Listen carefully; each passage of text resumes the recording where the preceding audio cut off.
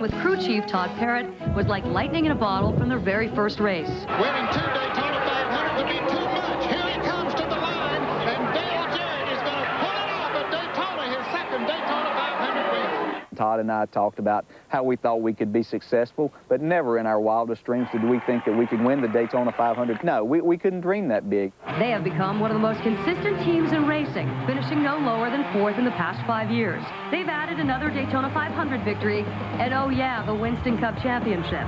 But it all came at a price, which explains the new addition to the Jarrett family. Yeah, it's very costly, it's expensive, but it's done almost out of necessity to do all the appearances, all the sponsor requests, and still be able to see my family. You know, my family gives up enough of their time for me to be able to do this, and these are just small things that we can do to make that time together.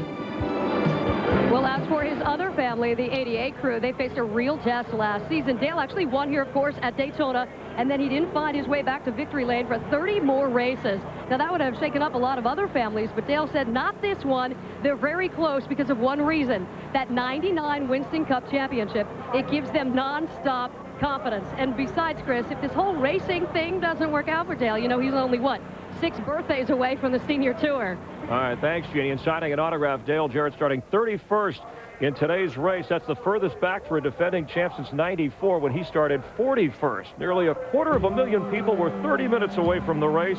Looks like Mardi Gras on wheels out here. More from Daytona on Fox in a moment.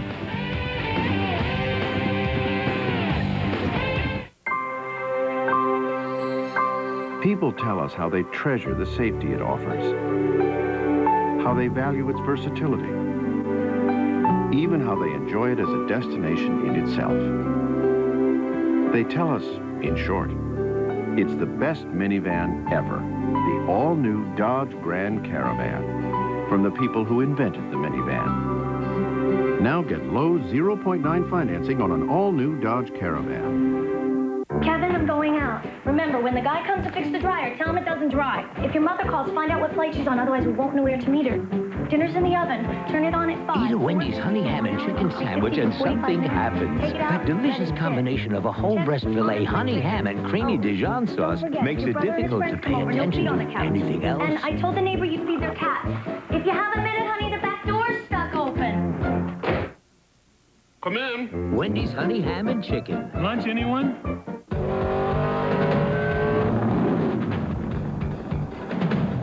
Push in the middle down there. Okay, we'll get on it. John Andretti appreciates the surgical precision of the technicians who keep his car running on the track and on the street. And he knows that the pros who work on family cars demand quality auto parts from CarQuest. How is everything, John? The car's great, but my back hurts. So now what, I'm your doctor? CarQuest Auto Parts, the professional choice. Fox Sunday explodes with all new episodes. Blow your mind with an all-new Futurama. Then Bobby becomes a ventriloquist. My son plays with dolls. There, I said it. He's a sissy. There, I said that. All-new King of the Hill. And can Sideshow Bob control Bart's mind? Bart's the brainwashed killing machine. So was I at his age. Kelsey Grammer guest stars and all-new Simpsons. Plus, how could Lois land in the Slammer? Hey, Mom, is this a bad time to tell you I got kicked out of shop class? All-new Malcolm. It all starts at 7, 6 Central tonight on Fox. Taking a NASCAR joyride at top speed at night isn't for everyone. I'd rather have hemorrhoid surgery. And all-new Titus at 8:30 Fox Tuesday. The Dodge Daytona 500 pre-race show has been brought to you by Dodge and nearly 3,000 dealers who invite you to come see what's different.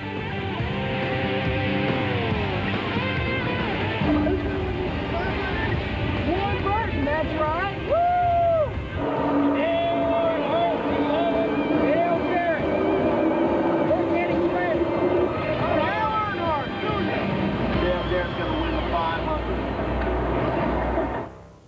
Those are what the fans think. Here's what Las Vegas thinks. These odds courtesy of the Hilton Racing Sportsbook and up-to-the-minute odds. All precincts reporting. Dale Earnhardt, the Intimidator, the favorite. You see Jeff Gordon, Dale Jarrett, despite starting 31st. Bobby Labonte, the defending Winston Cups champ, at 10-1. And before we get to Jeff and Ken's pick, you guys are concentrating, I know. Let's go upstairs. We're working on Let's go upstairs to the guys who will be calling the broadcast, Mike Joy and Larry and Darrell and his other brother, Darrell. Go ahead, Mike. Well, last Sunday, Tony Stewart could move his car anywhere he wanted it. And then on Thursday in the qualifier, he couldn't move it anywhere he wanted. So I think Tony Stewart's going to either come up hero or zero today. He's been fast all week. I could go with the obvious. He won the first 125-miler on Thursday. I like Sterling Marlin in that number 40 Dodge. Oh, no, okay, that leaves. I'll take Dale. Dale. Oh, great. There's 3 of them in the race. Dick Berggren? Here at Daytona. I'm going with the man who has won more races here at Daytona than anybody in history. Dale Earnhardt, the Intimidator, will pull into victory lane when the checkered flag falls. Steve Burns. Well, Dick, I'm going to go with a guy who's never won the Daytona 500. Rusty Wallace has been coming here since 1982. 0 for 18. Today it's 1 for 19. Matt Yoakum. Steve, the sentimental favorite would have to be Kyle Petty, but I think the man who is rumored to see the air, if he finds luck today, Dale Earnhardt, will see his second Daytona 500 victory at day's end. Jeannie Zelasco? Well, Matt, even the rookie knows in the past 20 years, only one driver's been able to win this thing when starting out of the top 10, but I say now we will have 2. I say a special UPS delivery to victory lane for Dale Jarrett. Chris? All right, thank you very much, Jeannie. Ken, you picked the Busch race, Randy LaJoie properly yesterday. You get to go first. Who do you like today? Now listen. Yeah. The last time television tried to pick a winner in a major race here in Florida last November, that was an unmitigated disaster. I'm not going to play this Too close to call? This is too close to call. Come on now, come on. That is shaky. No guts, and I'll tell you, this is the first time I've ever seen this event when it's too close to call. I can't believe a cowardly pick from the dean of NASCAR. You might say I'm sucking up. I don't care. But I'm going with the other Waltrip. I'm going with number 15, Mikey Waltrip. I'm telling you right now, I like what I've seen so far from him. I think he's got his head screwed on right. I know he's motivated. And believe me, he's got a man who can motivate you, and in his owner, Dale Earnhardt. I like Michael Waltrip. Right. Even Darrell didn't pick his own brother. I like Rusty Wallace. You know, he's a pilot. He's flown an F-16 fighter jet. It's going to be a fight out there today. A lot of passing, a lot of excitement. Look for the 2 car starting in the 12 spot. Rusty Wallace is my guess. And as Mark Martin said, hey, it's a show out there. We are going to put on a show today. The Great American Race coming up next. For Jeff Kent and everybody here, enjoy the race. And let's take one more look at the 2001 Race Odyssey.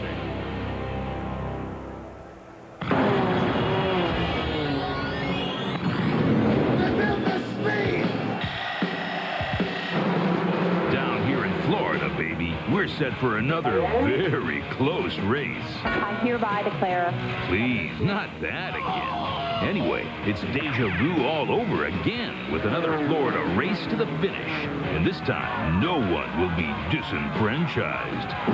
Can the Intimidator Dale Earnhardt bump his way toward another Winston Cup championship? Will Dale Jarrett score with Daytona win number 4? Or will Bill Elliott, not the boy ballerina, but today's pole sitter, get it done with his new Dodge? That's a very difficult decision for anybody to make. You ain't a kidding. Let's get the pistons pumping and the heart thumping. Gentlemen, start your engines. The Great American Race is next, right here on Fox. 16 ordinary people will come face-to-face with 4 real-life drill instructors in an outrageous competition that only one will survive. Boot camp, Fox style. A balloon sucker? Yes, sir. Get out of my face! They said they'd do anything to win a huge cash prize, but they had no idea what they signed up for. Save the drama for your mama and push. Boot camp, a new series coming in March to Fox. Viewer discretion advised. Nobody said smile. Get inside the live racing action with RaceCast. Any driver, every lap. Only at NASCAR.com. America Online keyword, NASCAR. You're watching the Daytona 500 on Fox.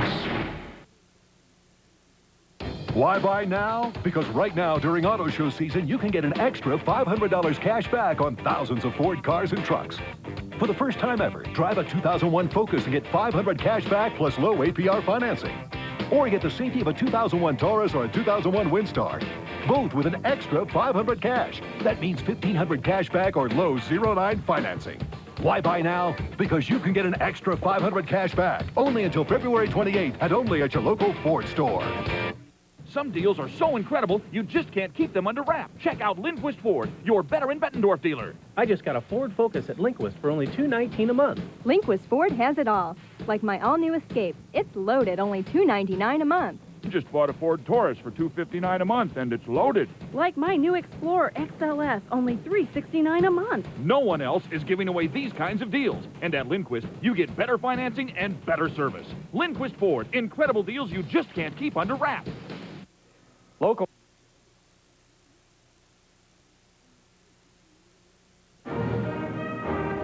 Why have over 200,000 people today filled Daytona International Speedway? Because minutes from now, 43 common men will fire their engines and become capable of performing uncommon deeds. They'll race these cars at 190 miles an hour, closer together than we dared apart. And at the end of 500 miles, $1 million and immortality await the winner.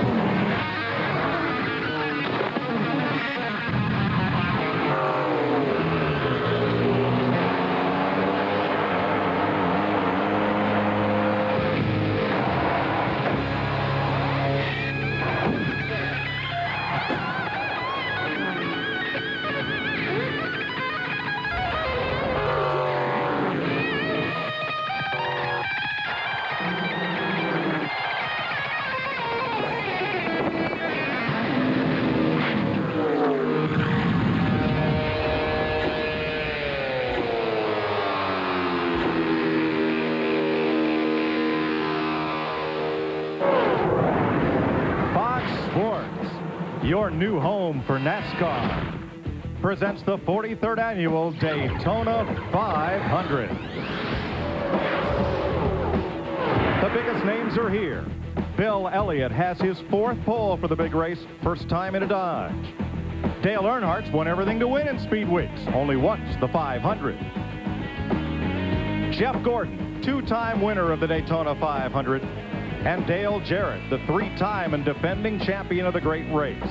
But the biggest name in Daytona remains Petty. Today, Adam Petty would have been the 4th generation to race in the Daytona 500. Great-granddaddy Lee won the first one in '59. Grandfather Richard is a record 7-time 500 winner. But 19-year-old Adam Petty lost his life in a practice crash last May.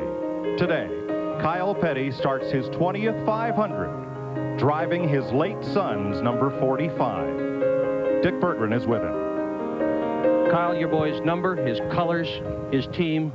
What does it mean to you to start this race in this car today? You know, I think it's like I said before, just to start this car, this is like the culmination of a dream to bring this team, the Sprint 45 team, to the Winston Cup level.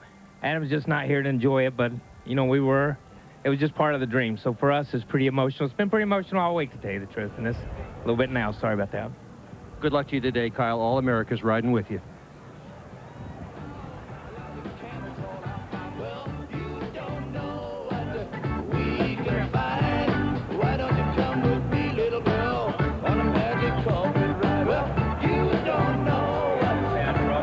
Let's go trackside for the opening ceremonies, beginning with the invocation.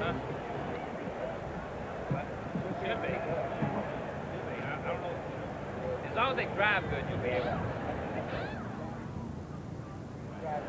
Check. We'll go back there momentarily. Now, ladies and gentlemen, please direct your attention to pit road or the gigantic screens around the track, and welcome back Daytona International Speedway President, Mr. John Graham. Would you please rise for the presentation of colors by the color guard of the Daytona Beach Police Department, and remain standing for our invocation by the Reverend Hal Marchman.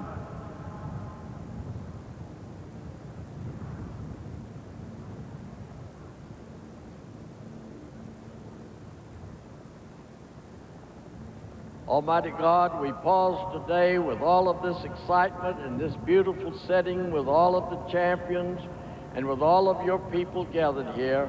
But we wanted to pause to give thanks that you're our God and we're your people, and may your blessings abide with us all this day. Shalom and amen.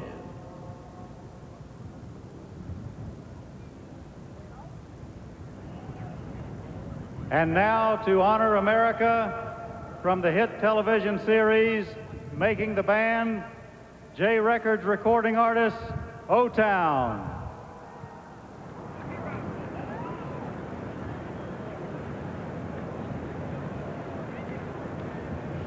Oh, say, can you see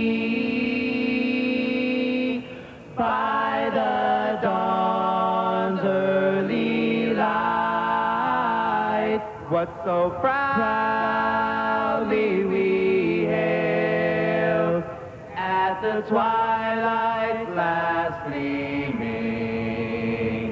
whose broad stripes and bright stars through the perilous fight o'er the ramparts we watched were so gallantly streaming, and the rockets' red glare, the bombs bursting in air, gave proof through the night that our flag was still there. Oh, say does that star-spangled banner yet wave o'er the land of the free and the home of the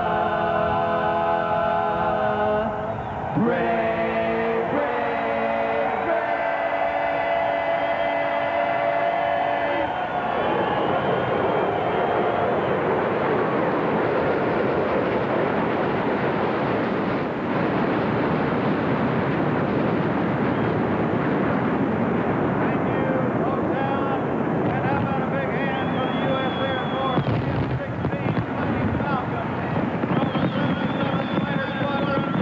Show Air Force Base, Flight Lead Lieutenant Colonel John Norman. And now for the most famous words in motorsports, the Grand Marshal of the 43rd Daytona 500, Chairman and Chief Executive Officer of United Parcel Service, Jim Kelly. On behalf of the 350,000 UPS employees around the world, gentlemen, start your engines!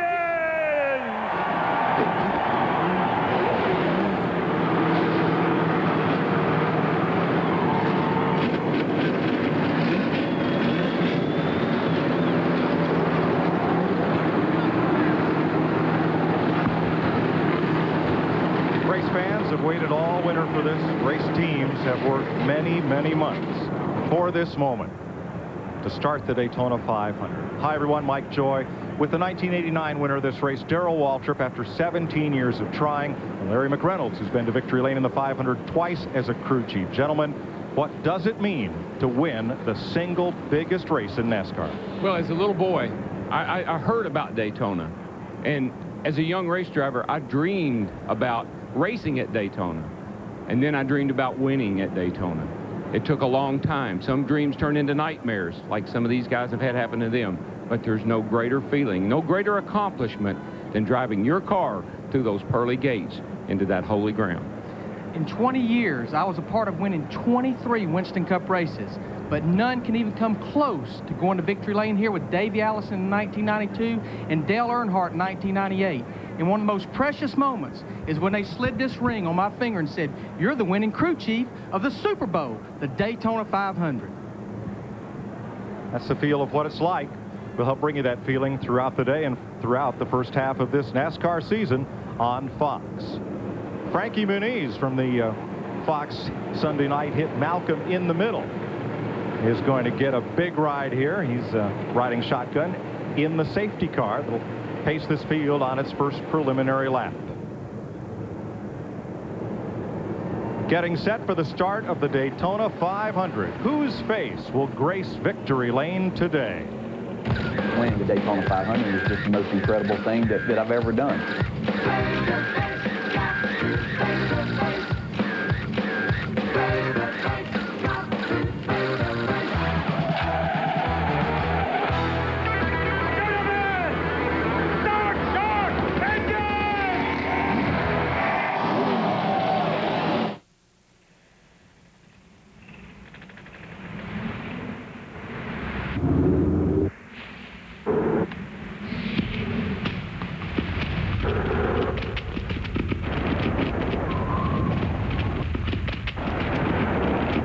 The new crop of vehicles from Dodge includes one really bad apple. Dodge, coming soon to a racetrack near you. Okay, sweetie, on your toes. Swing through the ball, through it. Eye on the ball, hon.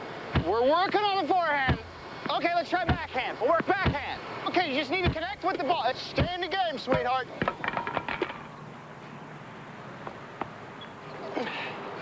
Now, don't be afraid to charge the net. How do you plan on financing your retirement? Conseco's annuities have tax advantages that can help. Conseco, step up.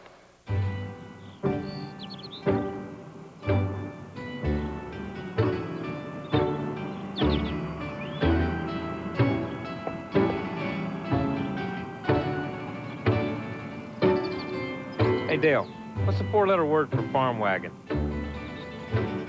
Need a ride? Pick up specially marked Coke and you can win a ride with one of the Coke Racing family drivers. Plus, race tickets and passes to the Coca-Cola Racing family reunion. This is a bucket of water. And this is Goodyear's new and improved AquaTread 3. At highway speeds in a downpour, a set of AquaTread 3 tires pumps away over 6 gallons of water per second. That's over 360 gallons per mile. With its 80,000-mile tread life limited warranty. That's a lot of water. Think about it next time it's pouring buckets. New AquaTread 3.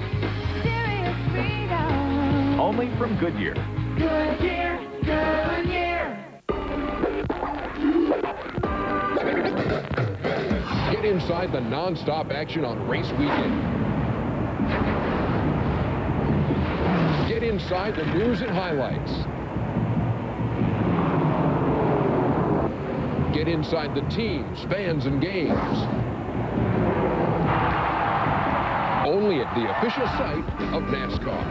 NASCAR.com. America Online keyword, NASCAR. How could a routine traffic stop land Lois in the slammer? Hey, Mom, is this a bad time to tell you I got kicked out of shop class? Malcolm in the Middle, all new at 8:30 tonight. You're watching live the Daytona International Speedway. Built in 1959. It's 2.5 miles around. Those corners, right there, turn 4. Banked a steep 31 degrees. The tri-oval you see right at the start-finish line where the cars are now is banked 18 degrees, just about like the roof on a ranch house. Let's have a look at the UPS starting grid for today's Daytona 500. Bill Elliott has his 4th pole for the great race. First time in a Dodge, and Stacy Compton, his first front row start ever. Row 2, two-time 500 winner Sterling Marlin, and Thursday's qualifying race winner Mike Skinner. Row 3, Jerry Nadeau having a little fun here. Last fall's Atlanta winner, and Dale Earnhardt Jr. a close second in the Twins Thursday. There's the Intimidator, Dale Earnhardt, the '98 champion of the 500 and last year's runner-up. Jeff Burton. Andy Houston is a rookie. Ward Burton, last year's Darlington winner, 05. In the 6th row, former Pepsi 400 winner Jimmy Spencer and Rusty Wallace, who's not yet won a restrictor plate race, maybe today. Row 7, Jeff Gordon, the 97 and 99 500 champ, and Ken Schrader, who has 7 top 10 finishes in this race. Jason Leffler makes his Winston Cup debut. He's out of USAC Midget Racing, and last year's Rookie of the Year, Matt Kenseth. Jeff Purvis in the big dance for the first time in 5 years, and Ricky Craven, who finished 3rd here in 97. Michael Waltrip, 5th in 1999, and Dave Blaney in his 2nd 500. Youngest driver in the field, Casey Atwood, age 20, and Mark Martin, 3rd in 1995, his best finish. Kenny Wallace just picked up a sponsor this morning for that car. 6th start for the veteran. And Tony Stewart, who won 6 races last year. Steve Park, last year's Watkins Glen winner. And Kurt Busch, the rookie from the NASCAR Truck Series. Mike Wallace, the middle of the 3 racing brothers from St. Louis. And there's Kyle Petty carrying Son Adams colors. Row 15, Buckshot Jones racing for the Petties. And Ricky Rudd finished 3rd way back in '81. Dale Jarrett is the defending champion of the 500. Joe Nemechek makes his 7th start in this race. Johnny Benson, who led last year until 5 laps to go. There, he's still saying, what happened? Terry Labonte, the Iceman, 2-time Winston Cup champ. Bobby Hamilton, 11th Daytona 500 start. And John Andretti, who won here in July '97. There's the Winston Cup champ, Bobby Labonte, 2nd in 1998. Jeremy Mayfield ran 3rd in that year's race. Robert Presley makes his 8th 500 start. And from Virginia, Elliott Sadler, his 3rd 500. Robbie Gordon made his Winston Cup debut here in 1991. The open wheeler joins truck champ Ron Hornaday. Finally, Brett Bodine gets the last provisional start, the 13-year veteran from New York State. Today, 43 cars will try to complete the 200-lap, 500-mile distance. Posted awards, $11 million. They can go 45 to 55 laps on a tank of fuel. And let's go trackside to Steve Burns. Mike, Jeff Gordon blew his Daytona 500 motor in the final practice yesterday. This morning at 6 a.m., the team had to decide between one of 3 motors. They agonized over the decision. We're about to find out if they've made the right one. Let's go to Matt Yoakum. Steve, Dale Earnhardt is the most prolific restrictor plate driver in NASCAR history. 11 wins and only 52 plate starts. He's chasing his 2nd 500 victory, looking to bookend what's been a legendary Daytona career. He was 2nd in the Bud Shootout, 3rd in his 125. Today, chasing his 35th total victory here in Daytona. Jeannie Zelasco. Well, Matt, 31st may be the farthest back a defending champ has ever started, but for Dale Jarrett, that's just fine. For him, this is not the Daytona 500. This is the Daytona 100. He plans on making his move in those last 100 laps. He just told me he expects trouble out in front. He has no problem hanging back and waiting to make that move. Keeping a close watch on how the rookies progress. It's the coolest day of Speed Weeks, Larry. 68 degrees. Track temperature, though, 97 on the asphalt. That's definitely a key number right there because the sun's out, and the more the sun stays out, the hotter the track gets slicker and greasier, and these cars won't stick. Yeah, I noticed as I'm driving around here that my car's slipping around already. I got stickers on. I'm starting back here in the back, and I had to buff them up a little bit, but car feels pretty good. I got all my switches up, gauges look good. Water's up to 180 right now. Got about 80 pound of oil pressure. Getting ready to come to the line, guys. Let's all have a good day. What do you say? All right, Ron Hornaday has our Conseco cam. Dale Jarrett, the UPS cam, starting 31st. Ricky Rudd, our Texaco Haviland on board, starting 30th. Tony Stewart, the Home Depot cam, sits 24th on the grid. Mark Martin, our Viagra Pfizer cam, from 22nd starting spot. Our Napa onboard camera rides with Michael Waltrip, going from 19th position. Our GM Goodrich cam from 7th place with Dale Earnhardt. And the Bud cam on board his son's car, Dale Earnhardt Jr., starts 6th. The Lowe's camera rides with Mike Skinner from 4th position and will ride with the pole sitter Bill Elliott in our Dodge onboard camera. Oh, man. Pace vehicle is in. The 43rd annual Daytona 500 is set to get underway. Terry Bradshaw waves the green flag. We're racing.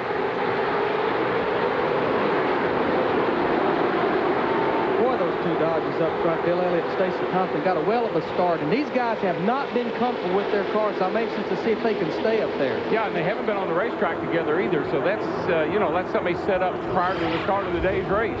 What happened to that second row? It looked like Sterling Marlin did not come up through the gears quickly. Boy, when somebody in front of you doesn't go, it really backs the field up right on a start like that. They're not wasting time. They're 3 wide, 4 wide down the back straightaway. There goes teammates Mike Skinner in the 31, Dale Earnhardt in the black 3. I think what we saw, same thing we saw in the 125s, getting a big jump on a restart is not necessarily an advantage. From 4th starting spot, here comes Skinner on the outside, trying to lead lap 1. He's past Compton. He's caught Elliott. Elliott drops low to lead the first lap. Sterling Marlin's right there, too, looking on the outside, and he's got Dale Jr. pushing him. I'm know Bill's intentions are to try to stay up front if he can. That's what his plan was. I talked to him earlier, and he said, if I can hold this thing out front, that's what I want to do. Boy, Earnhardt's back in the sucker hole early. Whew. Sterling Marlin on the outside for the lead. Well, maybe not. They're in no sucker hole yet because they're all over the place. 3 wide in the back straightaway. We heard Earnhardt yesterday say in practice that his car wouldn't pull up like it had been. And, Larry, we've got a tremendous headwind down the back straightaway today. And it'll make those guys think, hey, my motor don't seem to be running. I'm not seeing the RPMs, but it's because that wind is buffeting that car, and it's almost just like running against a brick wall. Sterling Marlin, the lead lap 2. We have every reasonable hope of a record number of lead changes for this race today. Talking about that wind up the back, what a driver looks at is his tachometer. When he looks down at his tach and he says, I've been turning 7,000 all weekend long. What have y'all done to me? I'm 6,800. This thing won't run.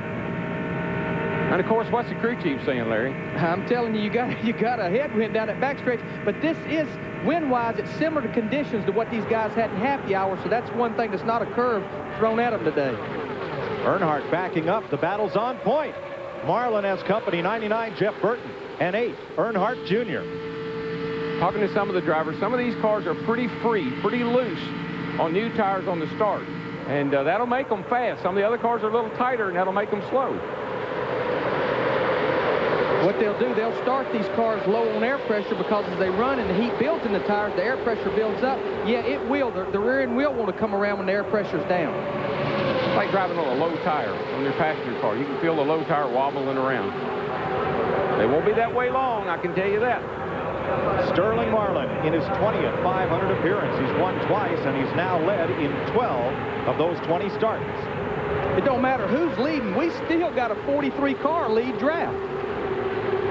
Jeff Gordon has fallen from 13th to 24th. Earnhardt from 7th back to 13th. Challenge up front.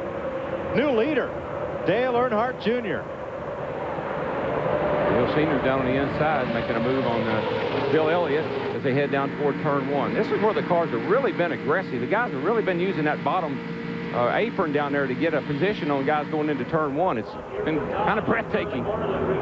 Even up here. Well, if I'd have been up here 2 or 3 years ago watching these guys, I'd have retired then. Drivers have tunnel vision. You basically see what's going on right in front of you, and it's up to the spotters and everybody else to tell you what's going on around and behind you, and they ain't been telling me the truth. 3 abreast. Elliott caught in the middle now. Marlin fights his way back to the front. Earnhardt is leading that high line around. Mike Skinner right behind him, and then rookie Andy Houston. And Sterling Marlin's back out front again, guys. That car, that proves one thing, that 125 win was no fluke. It wasn't all about just being in the right place at the right time. He's got a pretty fast hot rod there. Tony Stewart trying to climb the ladder. He's 19th right now. Pulls alongside Jason Leffler. That's Mark Martin just in front of him. Tony Stewart has patience written on his dashboard. They made it bigger for the race today. Takes up the whole dashboard today because he is not a patient driver. He's a very aggressive driver.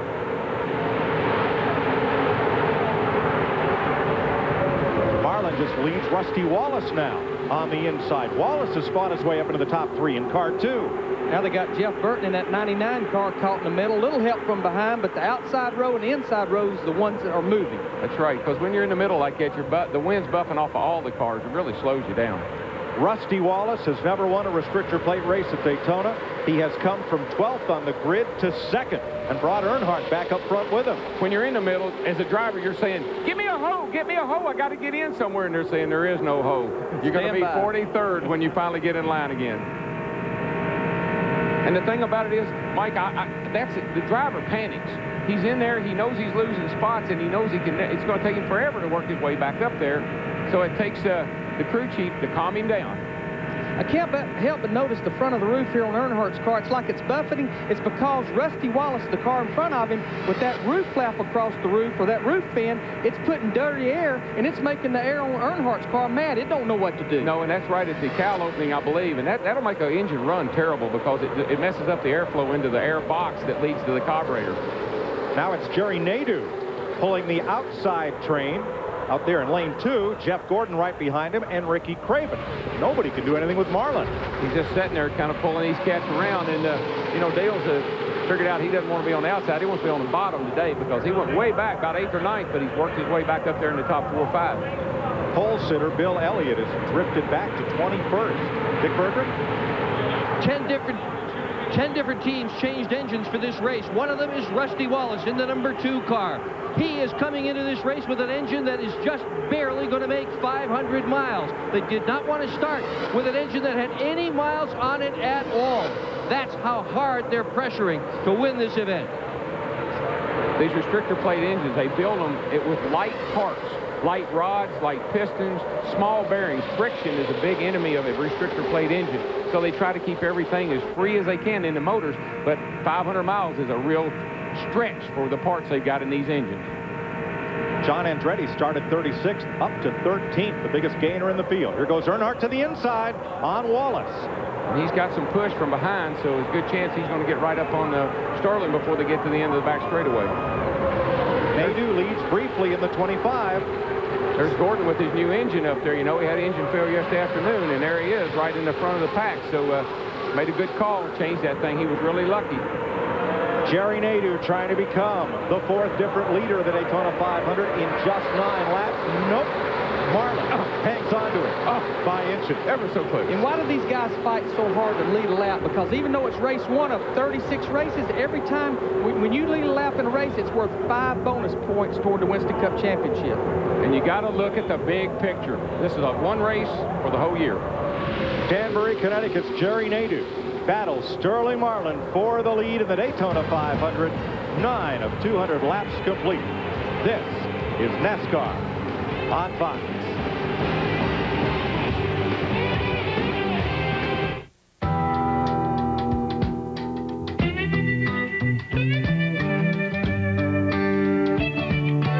Big green combine, edgy at the wheel, under a big sky, working in the field, harvesting hops in the early autumn sun, going round the clock until they get it done. This is from the people working hard every day, talking about the folks who get this bud my way. This bud's for you, and you and you and you. This bud's for you, and you and you and you. This bud's from 5 generations passing on their tradition with pride in the craft and pride in the mission. From the brewery crew to the lager-in man, get it to you fast and fresh as they can. This is from the people working hard every day, talking about the folks who get this bud my way. This bud's for you, and you and you and you. This bud's for you. I know you're a good driver. It's all the other people on the road. It's better to be safe than sorry. If a thing is worth doing, it's worth doing well.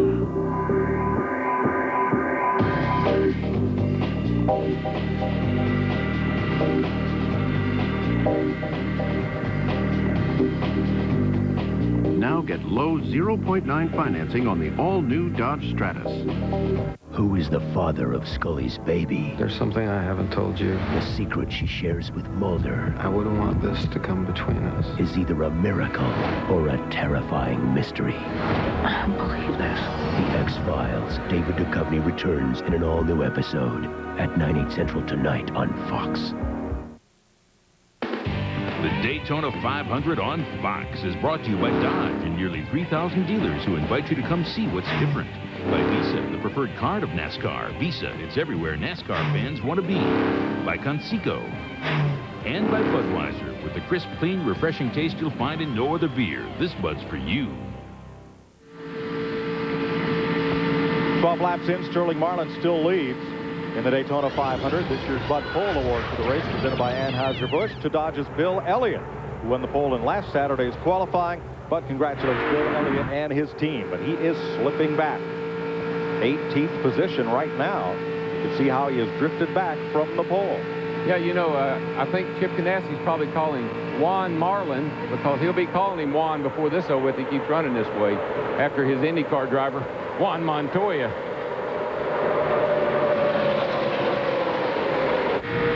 Boy, Ron Hornaday started 42nd and the two-time Truck Series champion has climbed to 5th place.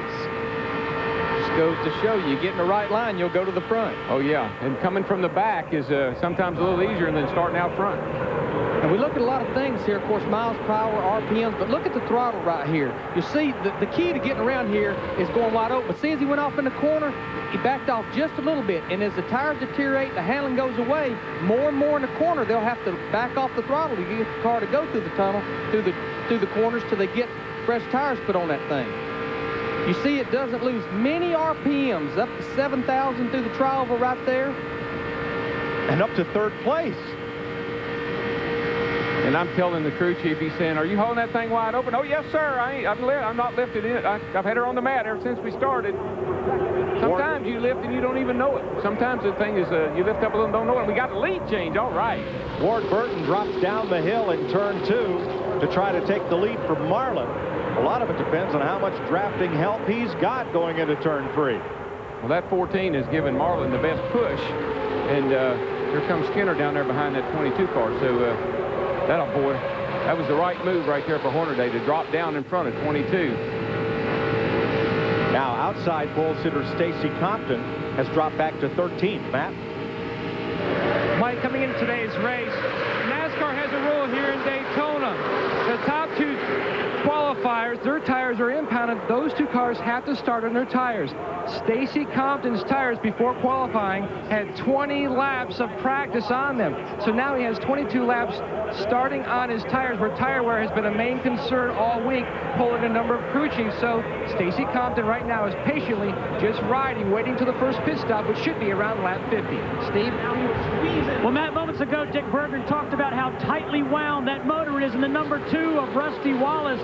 Rusty has a teammate in Jeremy Mayfield on the 12 and a partner in Robert Presley in the 77. Between those 3 teams, they have been through 9 motors during speed weeks. In fact, the motors have made 2 trips back and forth from Daytona to Mooresville, North Carolina to get worked on. Let's go to Dick Berggren. Ron Hornaday in the number 14 car, an incredible run this afternoon. He's currently running right around 5th position. That car was virtually demolished in a qualifying race here on Thursday. They flew a new door in. They flew in sheet metal equipment so they could rebuild it. The whole side of that car was redone here in the garage, repainted. They just crossed their fingers they got it right. Looks like they did, Mike. Hornaday looks pretty good, but he is about to become the meat in the sandwich. He got in the wrong line. He made all the right moves to get to the front, but it's hard to stay there, buddy. You go the wrong way. And he's an aggressive driver, and he didn't want to follow, and he made a move there that got passed. And now he's going to slide right on back to where he started. And I know for a crew chief, and it's got to be for a driver, people don't realize you have a millisecond to make that decision which line you want to get in. Sometimes it's right, sometimes it's wrong. It's like running into somebody in a hallway. You know, they're going one way, you're going the other, but you're doing 190 mile an hour and you don't know which way you want to go. That's what causes the cars to move around the way they do. You run up on the guy, you go left, go right. No, I can't go anywhere. Are Dale Jarrett and Bobby Labonte running 31st and 32nd? Are those cars off, or are they biding their time? I don't know. It's not like Dale Jarrett to bide his time, because sometimes you can get more trouble in the back. Jenny, what's going on with that 88 car? Well, very interesting, because early out on the track, Dale was complaining that the car was a little tight. They've been trying to talk him through that. But just moments ago, they said, hey, Dale, don't get too far away from the draft. And very confidently, he responded, look, I can get up there anytime I want to. He knows this track. He's confident, guys. Last year, he won the 500. The year before, he was in the middle of the pack. And before halfway, he got turned over. I talked to Bobby Labonte this morning. He said his car wasn't handling very good in the 125s. He said, but I couldn't even let off enough to stay out of the draft. It's just sucking him along so fast. Let's explain the word tight. What that means is through the corner, he's turning the wheel, but the front wheels aren't biting like they should. And a lot of times when you're behind the car, Darrell, it takes the front downforce off the nose, and the front end won't lift from an aero standpoint, so you can create 2 problems there. Yeah, pushing is better than loose. If the car is pushing, that means you got the wheels turned left, and that's the direction you want to be going in. And you can control that a little better with the throttle. But if you got somebody right up on your back bumper all the time and you lift out that throttle, guess what's going to happen to you? They're going to boot you in the rear end and turn you around. Dodges have led 18 of the 19 laps, including the first one from Bill Elliott. Last Dodge to lead the first lap of the 500, Buddy Baker, the pole winner in 1973.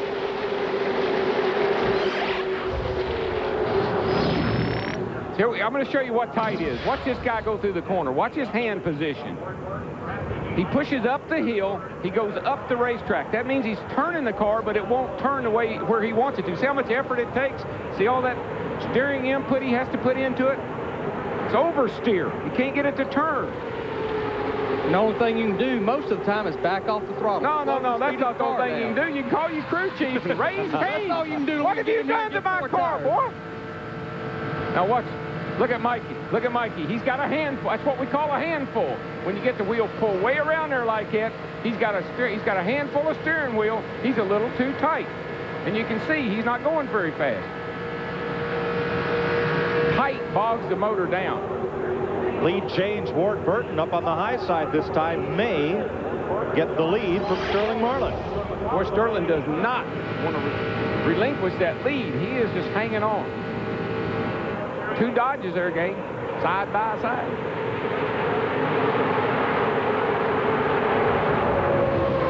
And old Jerry Nadeau just kind of slipping along. And we've had several drivers lead through turns 1 and 2. But official lead changes are only counted at the start-finish line, and each time, Martin has held off the charge and beaten them back to the line. Not this time. He's got the push. 22's got the push this time. Come on, baby. Oh? Yes. Yes. Ward Burton leads that lap. And first time he's ever led the 500. 4. That's 4 lead changes. Isn't that about as many as we had in the whole race last year?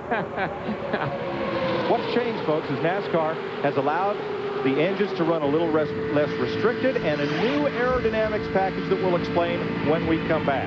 21 laps complete in the Daytona 500. Sterling Marlin out in front.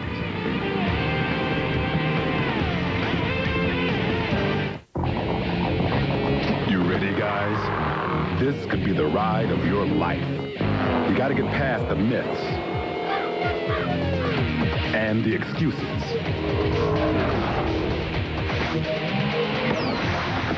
Erectile difficulty is a common problem. Effective treatment is available. Talk to your doctor. You might be surprised how easily you can get through it. We need a car? A minivan. No. An SUV. With leather. Blue. Green. Bluish green. Welcome to Autotrader.com. With 1.5 million used cars updated daily, it's the biggest, best used car site on the planet. Now we need insurance. And a loan. Autotrader.com. Your car is waiting. Play the Pep Boys 80th anniversary instant win game and win $80? No, $800. Oh, heck, $80,000. One of over 50,000 instant prizes at Pep Boys. Pick up your game piece today. Whether you drive a car, truck, van, or SUV, Pep Boys has your tires. Like 35,000-mile tires, 4 for only $99. And 55,000-mile Futuras, 4 for $159. Pep Boys, cars like us, people love us. I'll tell you what, on race day, you better get it right. You want a hands-on boss. Yeah. He Terry Labonte. Terry Labonte. Check the transmission and the drive shaft. He's involved in every detail. Right. Absolutely. Hey, if that makes me a perfectionist, 1 more pound. So what? There's a fingerprint on the windshield. Got it. Hey, I'm here to win. Blue. The nose needs to be bluer. Blue's good. Yeah, Blue's great. Very good. Race day wraps up with NASCAR Victory Lane. A full recap of all the day's action. Tonight at 9, Fox Sports Net. Welcome back to NASCAR on Fox, where next weekend on Fox Sports Net, you'll see Winston Cup qualifying on FX, the Busch Series. And NASCAR Happy Hour for the Winston Cup cars on FX Saturday. Then next Sunday, NASCAR This Morning on Fox Sports Net. The Winston Cup race from the Rock on Fox. And NASCAR Victory Lane every Sunday night at 9 p.m. on Fox Sports Net. Your new home for NASCAR. Look at the lead changes in this race as Earnhardt tries to make it another one. So far in this speed week, 45 lead changes among Winston Cup cars on the track racing. Last year in all of speed week, only 14. I was here one time. I had a car in 1988. It was so fast that nobody could pass it. Earnhardt to get up behind me like he is right now. I'd look back, and his hands would be smoking. There'd be smoke coming off that steering wheel. His eyes would be about as big as a pair of binoculars. His teeth would be showing. Nice incentive to keep out front. That's that look right now that he's giving Sterling Marlin. And here's all I can hear.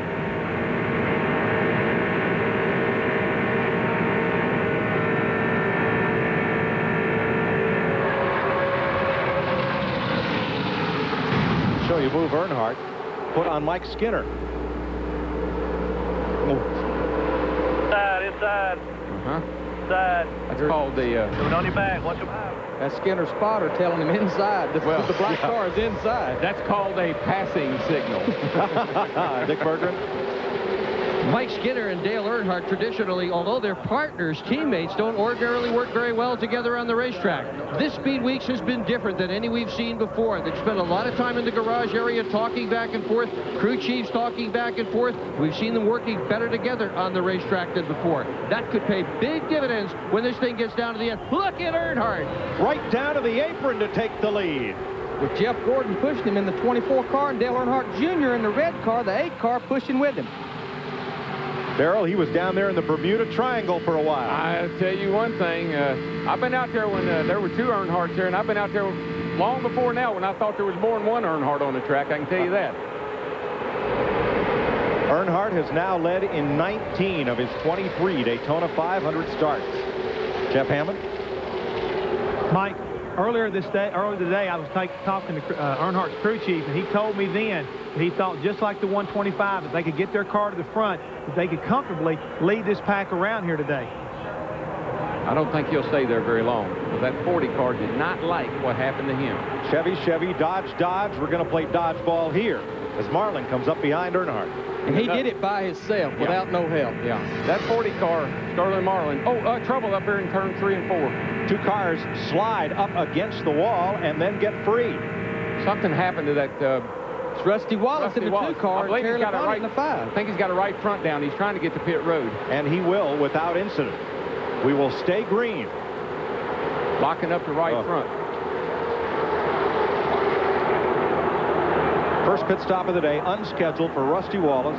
Right front tire, flat. Steve Burns. And Rusty Wallace off pit road. Smoke coming from the right front of that number 2 car. We understand he may have come down pit road too fast. 0 for 18 coming into the Daytona 500. 15-second penalty for Rusty Wallace. He's going to go a lap down with that. 15 seconds here. That's from here to eternity. Especially while they're out there under green. They're coming off 4 now, so he's definitely going to go 1 lap down, but you can't run faster than 55 miles an hour. And here they go by him right there, so he is 1 lap down, just 29 laps into this Daytona 500. But Larry, the good news is if he can get up to speed, he can catch onto the back of this car, this big draft right here. And if things work out for him, it's an early pit stop, but he can stay out longer than anybody else now. I'm glad as my driver, you feeling that way. We make this lap back up. It's the Daytona 500. Don't let me down now, baby. Keep me pumped up. But that's a tall order, because with the tall gear these cars run, it takes them more than a full lap to get up to full speed. Well, you saw he came out right there with them, and they're just, kind of blowing by him there. But he's got some cars to draft off of. I don't know if he got into the fence or not, or if he got into that car beside him. They made some contact, look like. And there's the damage to the tire, the inside of the right front on Rusty Wallace's car. Jeff? Mike, right now this is where Robin Pemberton is trying to get control of his driver once again and let him know that, hey, it's a long, long way before the end of this thing. Get caught back up. Everybody's got to make a pit stop and start cycling through. He still is not out of this race technically yet. He's probably trying to remotivate him. Steve? And interesting, several members of other teams, Dale Jarrett's team, Mike Skinner's team, the 28 crew members down here, they're all looking at the tire. They want to know if there is a problem here on this tire. 5 different teams down here looking. Listen, here's the Rusty Wallace is notorious for this. Low air pressure and too much camber. Too much camber with the radial tire. That inside edge will dig like a knife. So what you try to do is you run that thing as much camber on the inside that you can, but it destroys the sidewall of the tire. Low air pressure, too much camber. Here's what I'm talking about. This is an adjustment that they should have made. Larry, you explain the camber. Well, camber's how much the front tire is leaned in at the top. And the problem is right in here, that's on the inside edge all the way down the straightaway. It's what we call the footprint. It's running on the inside edge. But what you want to try to get is that full footprint in the corner on the ground, and that makes that car go through the corner because the whole tire is gripping the racetrack. Now, how do we fix that? Just a simple little adjustment. Put that spacer in there and lean that tire in there. But again, with these long straightaways, you can run on that inside too much, and that's what eats it up. And as we said, there's the tire. It says it's cut, and it is, but it's cut over in the side there where they got it covered up. Dale Earnhardt, Ward Burton, Mike Skinner, and Ron Hornaday has fought his way back to the front four, driving for A.J. Foyt. 32 of 200 laps complete, and Earnhardt is out in front. You're watching NASCAR on Fox.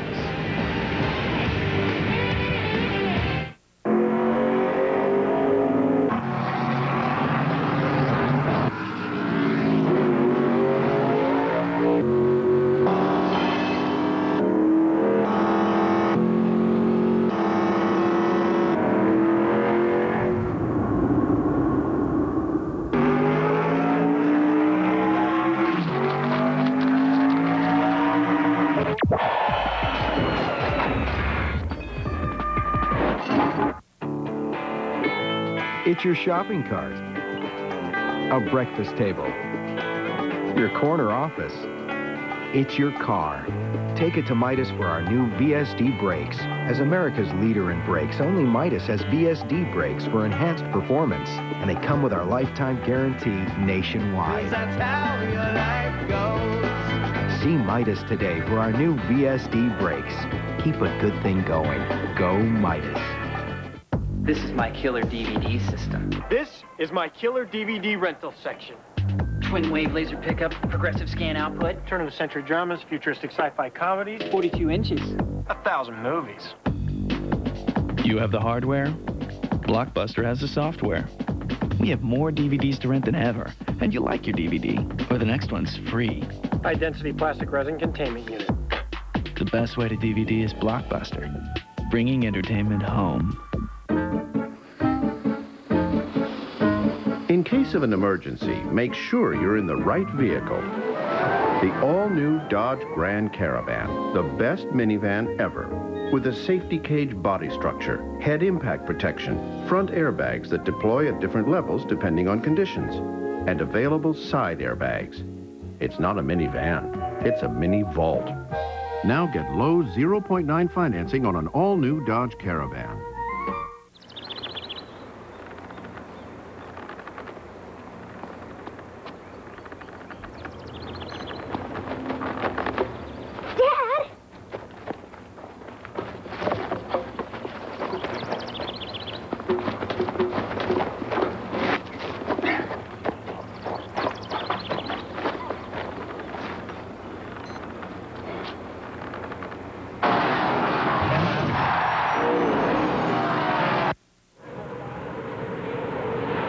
Dale Earnhardt leading after 35 laps of the Daytona 500. 1,000 feet above Daytona International Speedway, the Budweiser.com airship.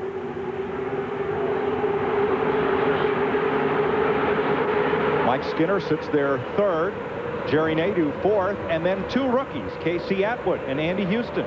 That blimp's got a pretty good view of the speedway, but folks, I'm telling you, this is where you want to be, right here. We got cameras everywhere. You can see every move these cars make. I've never been so excited about a Daytona 500. I hope I'm not overdoing it.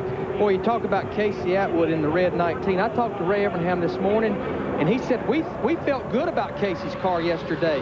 But Casey come in and said, Ray, this motor just didn't run. And he said, I started to question Casey. He said, but for 10 days, everything that kid has told me, he's been on the mark, and I wasn't going to doubt him about his motor. And let me tell you something else about him.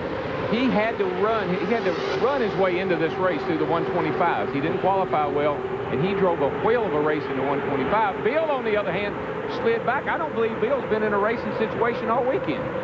Ward Burton's backed up. He's gone from second, now back to fifth, and the inside line is moving past him. There's a look at Bill Elliott, the pole sitter, who was all the way back to 42nd place, and just in front of him. Winston Cup champ Bobby Labonte in 39th and Dale Jarrett in 37th position. A lot of big guns running at the back of the field. Matt? And Mike, Jeannie Zelasco talked earlier about Dale Jarrett fading to the back. Actually, in the drivers' meeting, Dale, Bobby Labonte, and Johnny Benson struck a deal to, when the green flag dropped, to fade to the back and just let the race play out. Because of the new aero package with a strip across the top and the plate, they know they can get back up to the front. The one complaint, they are complaining about their cars being tight due to a crosswind off turn 2. Lead change, Mike Skinner, who won Thursday's qualifying race by 4/1,000ths of a second. He has gone to the front. 7 lead changes in 38 laps. Last year, only 9 lead changes in the whole Daytona 500. I made this statement a year ago. Got a little bit of trouble. They didn't need seats in the grandstands a year ago. They needed to put cots because everybody was going to go to sleep. This year, they don't even need seats because nobody's sitting down up here. A new aerodynamic package. Look from the back of Mike Skinner's car and look at the roof of Jerry Nadeau and see that strip that runs right across the top of the roof. And that's something we didn't have a year ago, but what that's doing, it's poking a bigger hole in there, and that's what's allowing these cars to pull up and make a pass. Also, they have 70 degrees of spoiler on them versus 45 degrees last year. A lot more drag in the car, a lot more downforce. Then under the hood, the plate is a 32nd of an inch bigger than a year ago. That don't sound like much, but that's about 25 to 30 horsepower. Hey, man, my kid there from Nashville is trying to get out in the front here. He was up there with Skinner. He's on the outside. He's running third. 20-year-old Casey Atwood. He's a rookie. Last year here in the Busch race, turned over. This year he's up there fighting for the lead in the Daytona 500. Mike Skinner, the reason he's moving back and forth, he's trying to see which one of those lines is going to come with him. He don't want to get suckered by the whole line on the high or the low. But, Dick, what's happening with the black 3? He's just called in, Larry, and he has said that the wind on the backstretch is just killing him. It bothered him last night as well during the final practice session. They changed intake, carburetor, and even the oil cooler on that race car. It didn't get the job done. Tonight. And also, Tommy Baldwin just talking to Ward Burton. They would like to pit around lap 50 to kind of get a gauge on their fuel mileage because last Sunday in the Bud Shootout, some teams were not getting the mileage they had hoped. Steve Burns. Matt, we just listened to Royce McGee, the rookie crew chief for Mike Skinner. Mike Skinner is complaining about the car being a little bit loose. They're going to add wedge to the car. They're going to pit in about 10 laps if this race stays green. Now, Rusty Wallace is right with that lead pack car, too. Fourth car on the bottom lane. He is 1 lap down due to the pit stop, trying to get back on the lead lap. And I think he can. I tell you why. These cars are starting, the tires are going off on them. They're starting to have to lift in the corners. It's backing everybody up. And Rusty's got fresher tires. He gets out front, he's back in the race. Now, Rusty wants to see here, we're about 10 to 12 laps before green flag stops. He wants it to cycle through. That way, when everybody pits, and I think we got another lead change. Sterling Marlin is back to the front of the field. Marlin just drove under Mike Skinner, and Marlin retakes the lead.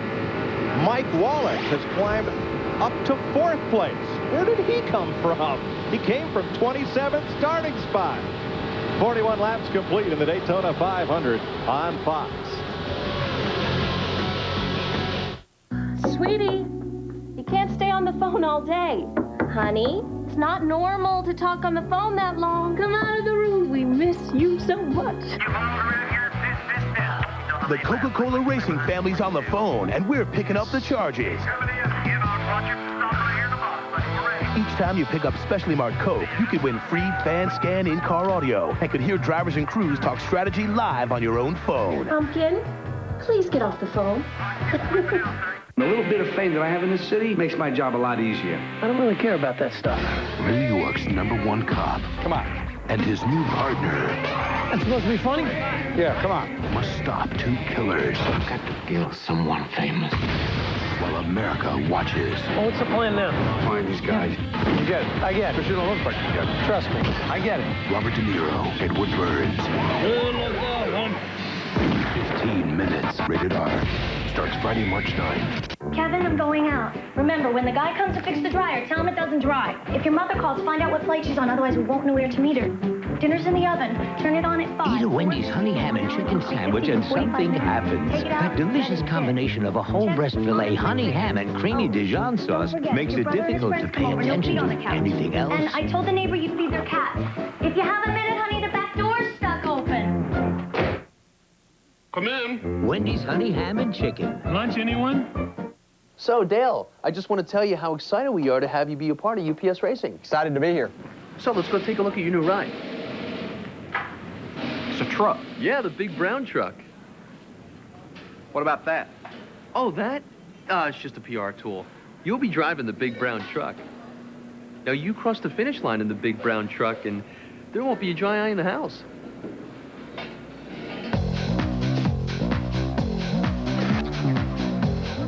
Can Sideshow Bob control Bart's mind? Bart's a brainwashed killing machine. So was I at his age. Kelsey Grammer guest stars The Simpsons, all new at 8/7 Central tonight on Fox. The Daytona 500 on Fox is brought to you by UPS, the official delivery company of NASCAR. We want to race the truck. People love the truck. Welcome back to Daytona, where Mike Skinner now leads 20-year-old rookie Casey Atwood, and another rookie right behind him, Andy Houston. Then Mike Wallace, who has pulled big brother Rusty up into the lead draft after Rusty had to make an unscheduled pit stop for a flat tire. Right now, everybody is really, really working hard because they're close to a pit stop. Tires are going off. The wind is pushing them like crazy up turn 2 over there. Jeff Hammond. Yeah, Mike, we're talking about Rusty Wallace. Rusty had a little bit of a problem early on. Cut a tire down, had to get up and get out of the way and make an unscheduled stop. But when he came down pit road, he's coming down so hot, he actually sped down pit road, even though he had a flat tire. As you see coming in here, got him all smoking. Couldn't get it slowed up quick enough. He got penalized 15 seconds for speeding on pit road. So therefore, Robin Pemberton, his crew chief, had to get back on the radio and let him know, look, cut a tire down, everything's okay. It's a long, long way to the end of this race. Just keep digging, baby. We'll get back in this race. And now you see Rusty's up with the lead pack. And if everything cycles through, he's going to get back on the lead pack, on the lead lap. Everything goes according to their plans. They may get a caution, and he'll be back in this race. And it looks to me like he's got a car that can be reckoned with. Mike? That's exactly. I put him in the position. It's like you're near the front now. These guys are going to be on pit road in anywhere from about 6 to 7 laps to get their tires. Once they all pit on the green, that puts them back on sync. Now, what Rusty needs then, though, he can run probably to about lap 75 to 80. He needs the caution to come out before then, where he don't have to be on pit road for a green flag stop. What I can't believe is Mike Wallace goes to the bottom of the racetrack, Darryl. There's still 43 cars in this lead draft. Nobody has lost the lead draft. Everybody's hanging right in there. But let me tell you a problem for Rusty. He's running the bottom of the racetrack. He's not going to pit. All these guys are probably going to pit about the same time. He has really got to be careful not to get caught up in cars turning into the pit. In the wall, Purvis. I think that's Jeff Purvis, who bounced off the wall coming off turn number 4. Caution is out. The caution is out. And I don't think the leader got it. Jeff Purvis. There's the damage to the right side of his number 51. And the field comes around to the caution, and the pit crews get ready to go to work for the first time today. The James Finch, number 51, Purvis. This is when Rusty Wallace is hollering on his radio, tell them to let me by, let me by, let me get back in the lead lap. Come on, guys, back off. The rule, though, is you need to be in touch with the leader to race him back to the line. He's coming. He's coming, but I don't believe Sterling and Skinner, those guys are going to let him beat them back to the line. If I'm Skinner's crew chief, I'm saying, look, Rusty Wallace has got a fast race car. We don't need to let him back on the lead lap. And they don't. They will take the caution flag and pin Wallace 1 lap behind the leader due to his unscheduled pit stop. Watch the white car right side of your screen. Here he comes. Here he is up here. It looks like he has a tire go down to me. It just looks like his car took off on him and bounced it into the fence. Looks like the right front may have gone on it too. And folks, they are not bad tires. We just do bad things to them. We either run low air pressure, which hurts them, or we run too much camber. And normally there's no warning when that tire goes away. Normally you hurt it when it's a new tire, but it don't show up till late in the run like on Jeff Purvis's car. Exactly. Well, this changes the complexion of things. And Jeff Purvis will be towed back to the garage. Dick Bergman. Earnhardt is going to take 4 tires when he comes in, all during speed weeks. That has been the fast way to do things. His crew here ready to go. Steve Burns. Well, Dick Berger, and everybody's at the ready here in the 31 pit of Mike Skinner. He's a little bit loose. They're going to take a little air out of the left front and add wedge. Let's go to Matt Yoakum. Both Burton brothers, the 99 of Jeff Burton and the 2204, are reporting their cars are tight. Both will take on 4 tires. It's going to be a wedge and air pressure adjustment for the 99 and just air pressure for the 22. Jeannie? Well, a bit of a development from the 88 car all along, talking 4 tires and even taking 2 pounds out of that right rear. But guess what? Now they're just going for 2 tires, a change of plans as they worked on that deal with Johnny Benson, working on a deal with the tires as well. Well, Buddy Baker can breathe a little easier. He holds the race record set in 1980. Average speed for 500 miles, 177.6 miles per hour. The first 100 miles of this race were run at 182.3. This Earnhardt just ran into the back of Schrader coming into the pits. I mean, he knocked the fire out of him. 41 cars will be on pit road, all but Rusty Wallace and Jeff Purvis. Let's go to the pits and Matt. Both Tommy Wallace and Tommy Baldwin changing tires are already on the left side of the car. They made an air pressure adjustment to the right rear to help loosen up this 22 car. They're getting the second cannon. He's down and away, Steve Burns. Jason Palmer and Sam Tubbs changing tires on the 31. But he's blocked it. He has to back up to get around Kenny Schrader. Oh, tight squeeze, but he does make it. Casey Atwood also has to be pushed out of his pit stall around Mark Martin. Not a lot of room there, Larry, when you're trying to get all that service done in a hurry. That's the only thing bad about pit stops under caution, especially this early in the race, because you've got 41 cars on there and nobody gets in their hole. It looks like Jimmy Spencer's day may be coming to an end. And Jeremy Mayfield, too fast down pit road. In the 18 car, they made some major adjustments there. I believe they took a bunch of spring rubbers out of that car. Dick Berger. Well, there is some damage to the front end of Earnhardt's car. The crew said don't worry about it, but that may be more psychology than anything else. The hood is pulled up just a tad.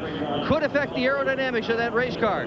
Could spoil his chances to win his second Daytona 500. Aerodynamics are so critical. These teams spend hours massaging the shapes of these cars in the wind tunnel, and then the drivers massage them out on the racetrack. Oh, yeah, and, you know, he heard Earnhardt complaining about the car didn't run that good down the straightaway because of the headwind, and that's going to make it worse. Jimmy Spencer is pushed behind the wall. The former NASCAR modified champion may be out of this year's 500. We're under caution. You're watching the Daytona 500 on Fox. Controversial gene research has led scientists to unlock the secrets of DNA.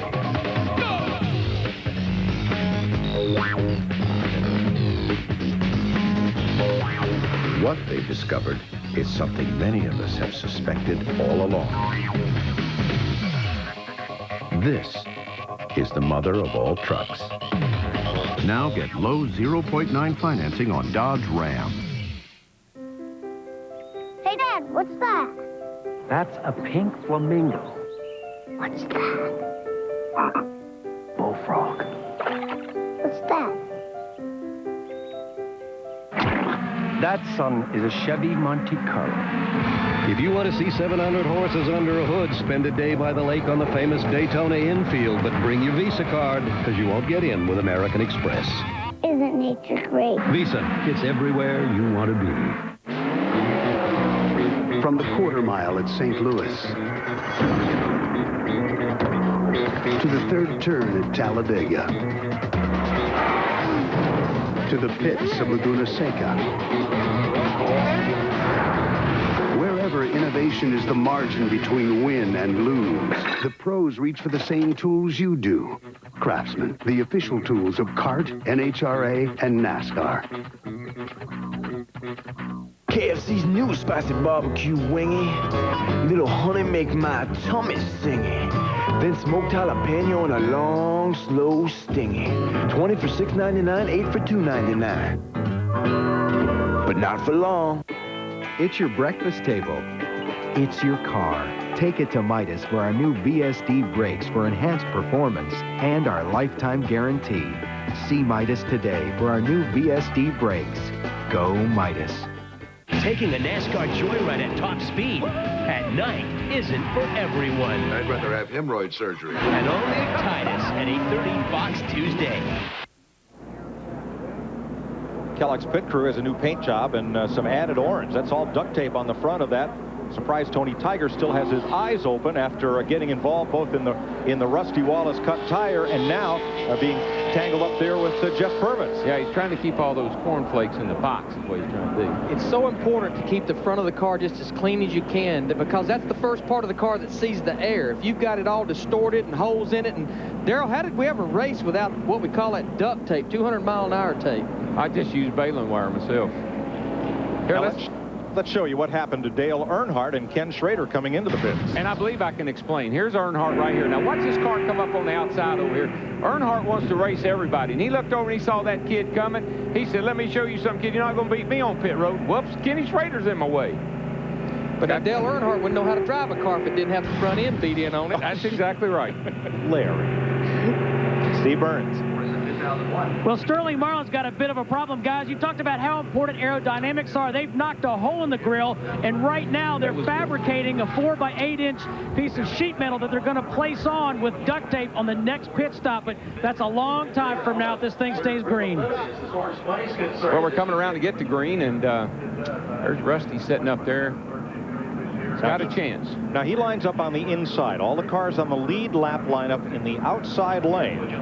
And the cars a lap or more down line up on the inside. Today's Pep Boys Trivia. Which drivers have won the Daytona 500 from the pole more than once? Give you the answer in a minute, as we're about set to go back to green. I know. But I saw the car. Andy Houston trailing Ward Burton. Mike Skinner is third. Dale Earnhardt is fourth. Jeff Gordon is fifth. Jeff Burton is sixth. Mike Wallace seventh. Sterling Marlin, rookie Kurt Busch, and Ken Schrader are the top 10 as we get set to go back to green. If Wallace can pass leader Ward Burton and stay in front of him and the caution come out, he gets a free pass around and he's back on the lead lap. Here we go. He's probably fast enough to get in front, but I don't think there's anybody going to let him stay there. He's going to have to hook up in there somewhere and draft his way along and hope that a caution comes out. Rusty Wallace in front of race leader 22 Ward Burton. A little more strung out on this restart. Yeah, Rusty would love to see the caution fly, something come off a car, some of that tape or anything right now. Just a little light caution, get him caught back up, be back in the race. Nobody moving with the rookie 96 Andy Houston. Everybody to the inside lane, and Houston will drift back. And you know, that's the worst feeling in the world. You say, I'm going to run high this lap, and you look back and nobody else has decided to run high. He's got a little bit of help coming from the yellow car, Kenny Schrader, but I don't think it's near enough. Well, right now we're going to let you enjoy some pure American NASCAR horsepower. Let the pictures tell the story, and if you're one of the millions of NASCAR fans with surround sound, here's your chance to crank it up.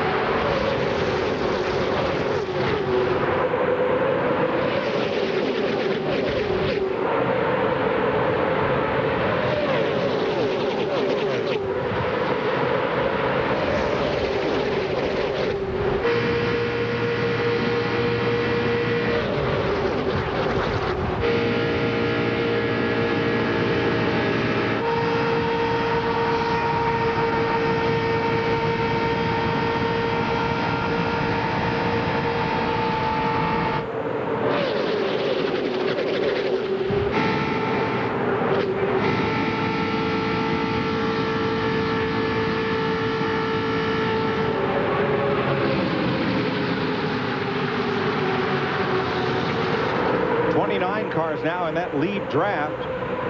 And a rookie, Kurt Busch, going for third place there behind Sterling Marlin. Got pinned in traffic. Earnhardt Jr. moves up to third behind Burton and Marlin wants the lead. And that Dodge is potent. When he wants to get that thing out front, he just goes up on the outside. He goes down on the inside. He just takes her to the front. Saw some sparks fly out of the 22 car.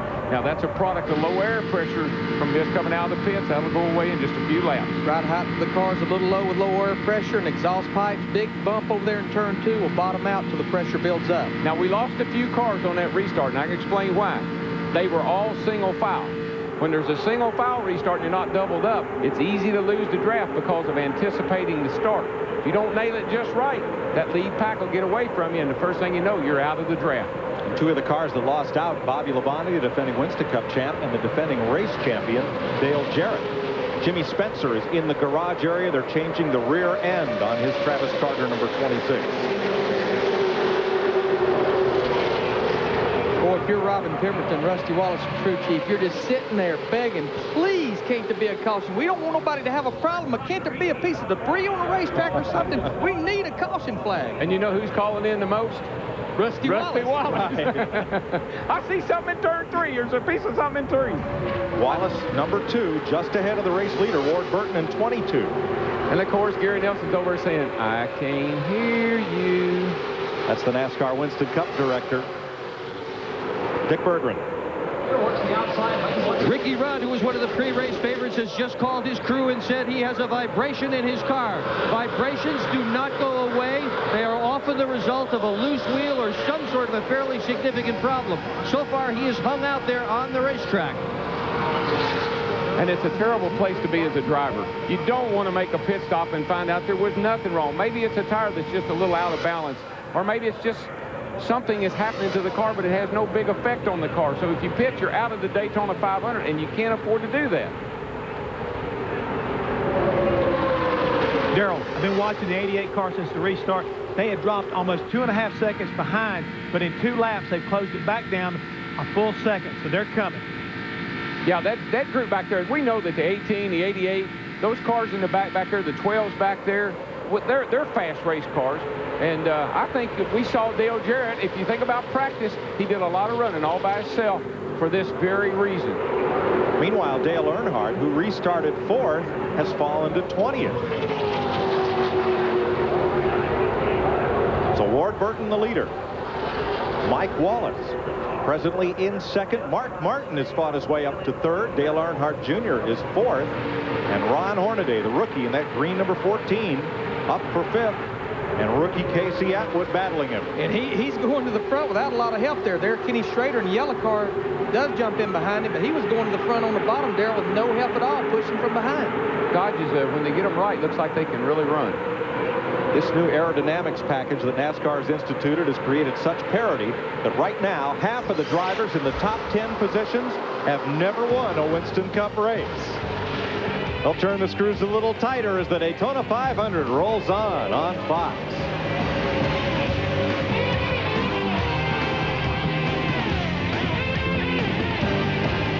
Whirlpool Gold, Even Cook, Easy Touch and Almond, Maytag Gemini, Frigidaire Speed Bake. That's all 250 of them. What was that 12th one again? All the name brands at a guaranteed low price. Lowe's, improving home improvement. Department. Pick up an aisle 2. See an appliance today? Take it home today. Why buy anywhere else? Lowe's, improving home improvement. We don't know which one you'll want, what color you'll want, or even what accessories you'll want. But we do know that now is the time to buy a new Kawasaki Vulcan Cruiser. Right now, during our Kawasaki Good Times giveaway, we'll give you $500 in accessories or 0 down and a low APR when you pick up any new Vulcan 1500 Classic, Drifter, Nomad, or 800 Classic.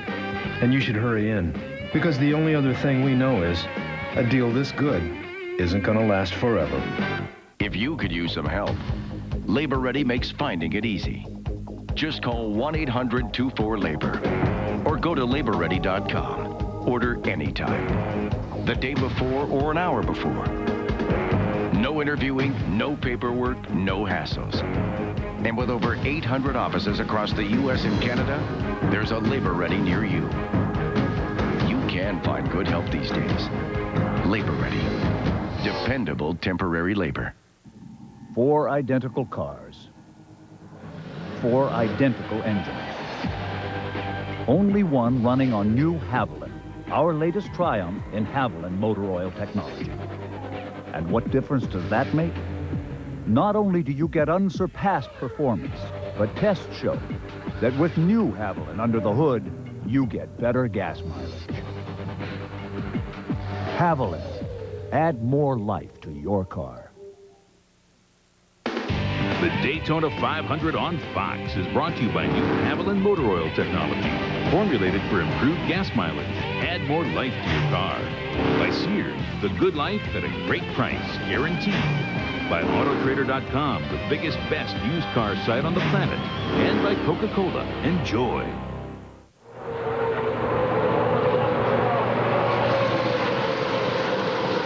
Welcome back to Daytona, where Ward Burton continues to lead, Dale Earnhardt Jr., and now Dave Blaney.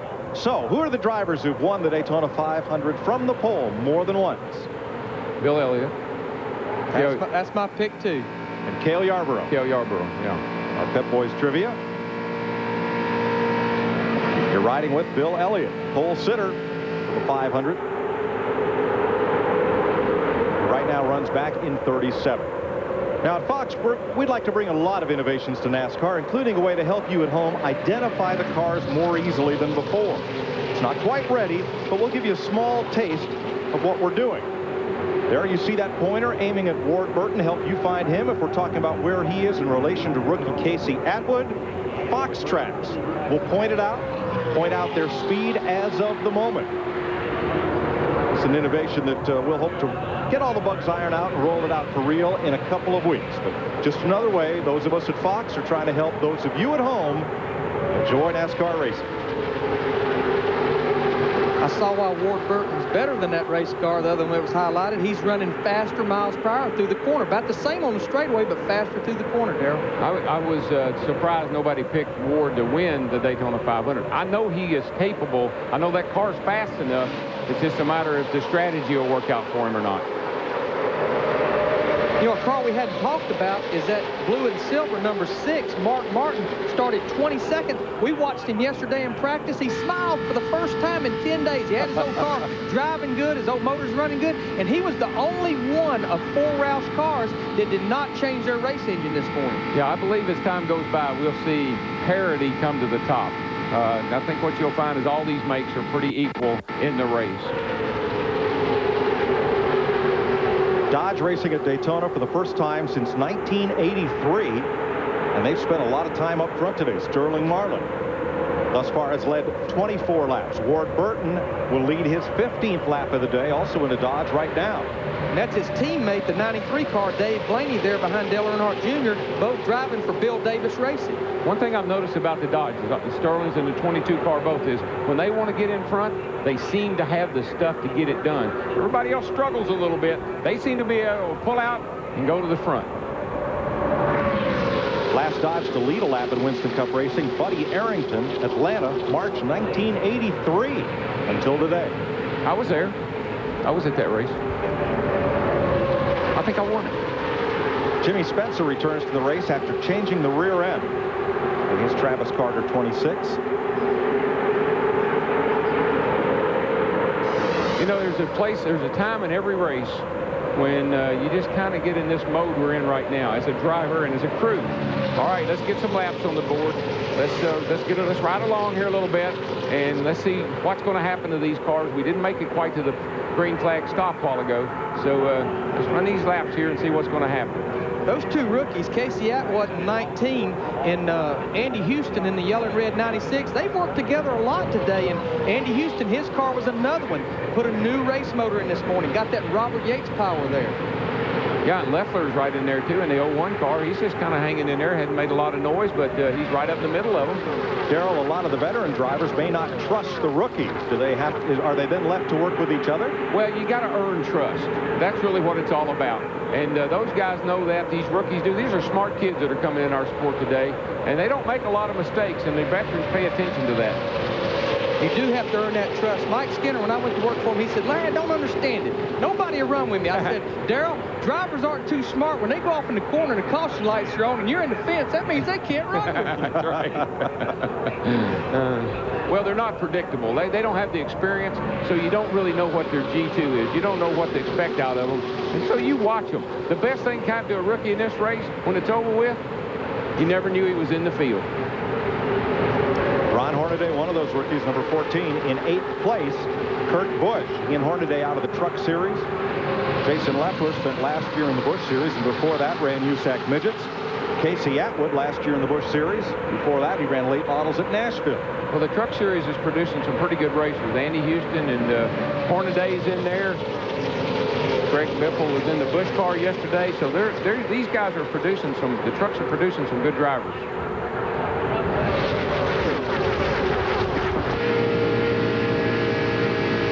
This is Mike Skinner, was up there leading before the caution. After the caution, remember they talked about his car being a little loose, going to make some adjustments. Sometimes you can over-adjust. If he was leading and he was telling me I'm a little loose, I might say, let's try another set of tires and see if that changes. He's all the way back at 27th position now and losing more. You know what? Every time I put wedge in the car here, added wedge to the car to try to tighten it up, it made it looser. Steve? Well, yeah, when the 31 came in, he complained of being loose. They were going to add wedge, take some air out of the left front. But he has not said a word to the team since he's gone back out there. All we hear is a spotter telling him about the traffic around him. But Mike Skinner has not said a word, Dick Berggren. Bill Elliott, who started on the pole, is all the way back to 38th right now, way at the tail end. I just spoke with his crew chief, Mike Ford, asked him what's wrong. He said, well, he's just kind of laying back. And I said, well, is there anything more in that? Ford looked at me and said, I sure hope so. There's last year's winner, Dale Jarrett, this year's pole sitter and 3-time winner, Bill Elliott. They're all hanging out back. Yeah, and I think what they're thinking is they're just going to drag everybody back to their level. If they're not going to run up front, I think everybody's just going to back up to them. I don't know. Tell that to Ward Burton and Dale Earnhardt Jr. as they bring this group around. 70 laps complete this time. 175 miles. And Ward Burton leads the Daytona 500 on Fox.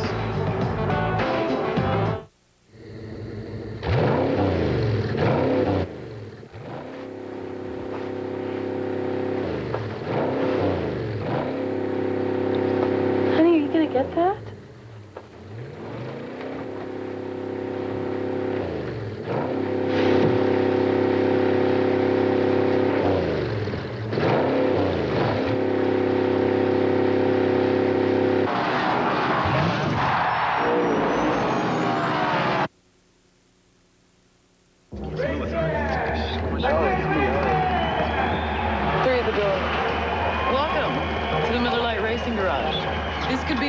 To win the ultimate race fan experience. Grab your Miller Lite Racing VIP hard card, and you could be the lucky winner who gets to race by day and party by night. We fly to Vegas and spend all day learning how to drive a stock car. And after a few laps around the track, you and your friends will get to hang out in the party pit at the Miller Lite Racing Garage. So pick up your Miller Lite Racing VIP hard card in the specially marked packages at Miller Lite. Taste the victory. It's Miller time. I just came out of a bad relationship. I'm not going to make the same mistake again. What I need in a relationship is reliability. I need to know you'll change as my needs change. I need to communicate clearly with you. And you can't just drop me whenever you feel like it. I mean, my last relationship was so expensive. Right now, get 1,400 minutes with free nationwide long distance for just $39.99 monthly access. That's 1,000 night and weekend and 400 anytime minutes. Where have you been all my life? Get into something good with Verizon Wireless. Many of you probably know that Dodge is making its first Winston Cup appearance in 17 years, but a little juicy tidbit that you might not know. A man named Dale Fishline, a local man from Davenport, he was one of the folks responsible for building Ray Evernham's Dodge. I will have this story coming up on Tuesday. He fought all the way to the top to find the truth. Tom Cruise, Jack Nicholson, a few good men. Today, following the Daytona 500 on Fox 18. It's Michael J. every day. Spin City. Tomorrow at 6 on Fox 18. Get inside the official gear of NASCAR. Apparel, collectibles, and more. Only at NASCAR.com. America Online keyword, NASCAR. 73 laps complete. Crew chiefs and owners don't just sit up in the box and drink cocktails. They're hard at work during a NASCAR race. They're on the horn. Larry Mack, what are they saying? Well, I've always related, but a crew chief is like a head football coach. You've been formulating your game plan all week. You come here with your game plan, but that old race car, it can throw you a curve early. You got to adjust your game plan. And Dale Earnhardt, they've been adjusting their plan. He's done worked his way, headed back to the front, that black 3. Yep, Earnhardt's back, and he's hunting the lead. Not a good place to be. Sucker hole. He's going to have to get back on one of those lines pretty quick. But he's getting some help. But you notice how he's dancing around in there? He don't like that. That's not something he likes. He's getting a good old push there from that green 14 now, Ron Hornaday. Yeah, that's his boss, ex-boss up there, you know. I'm sure Hornaday says, hey, remember me? Used to drive in the Truck and Bush Series for Earnhardt, now works for A.J. Foyt. But he just left his ex-employee hung out to dry in the middle. Well, he knows he can't stay in that middle very long. That is not the place to be. He'll be in the back in a hurry. Boy, Hornaday just barely got in front of Kurt Busch in the 97 car, and Kurt's going to say, hey, you're going to get in there, you're going to take my push with you. Right with him, John Andretti, who's moved up to challenge that top 10, and Petty's 43. Another rookie caught in the middle. There's the red nose of Andy Houston's car. And here comes Earnhardt down the inside. Under Marlin, 3 wide through the trioval. And he almost took the nose off Marlin's car coming back up. I believe Schrader led that lap. He did. Good man, Schrader. That outside line is on the move right now. They got a good run through the trioval. Got us another lead change there, boys. Yep, Ken Schrader becomes the 8th different leader of this race. That car has been strong all week. They hadn't made very many adjustments to that race car. They've just kind of fine-tuned on it. It's run good and it's drove good all week. Biggest movers of this race, Ron Hornaday, 33 spots ahead of where he started. John Andretti's picked up 23 spots. Mark Martin, Kurt Busch, Brett Bodine, who started last. Jeff Hammond. Mike Joy, I've been watching the wind from down here at my vantage point, and I'm telling you, it's really starting to kick up. And also notice that overall lap speeds are off considerably from practice as well as from the 125s, and I believe this wind's got something to do with it. That's a stiff breeze across turn 1. Yeah, and I believe those Dodges may have anticipated that because they seem to have a little bit better gear selection to me. They can really stretch out down that back straightaway. Sterling and the 22 car both. 4 top contenders are way out back. Bobby Labonte, his teammate Tony Stewart, as Mark Martin goes to the lead. Well, that's that old dog he said wouldn't hunt. He's been complaining about that car for 11 days. We talked about it earlier. He's done something that it takes to get the victory lane here at Daytona. You don't always have to be the fastest car, but you got to have the best handling car. And I know Mark knows more about cars than most of the guys out there. Here we go. That's another one. I'm keeping count right there. 16 lead changes now among 9 different drivers. It's funny how they ride along. Nobody wants to lead, and they just kind of, somebody stays there, and all of a sudden, here they come and start racing.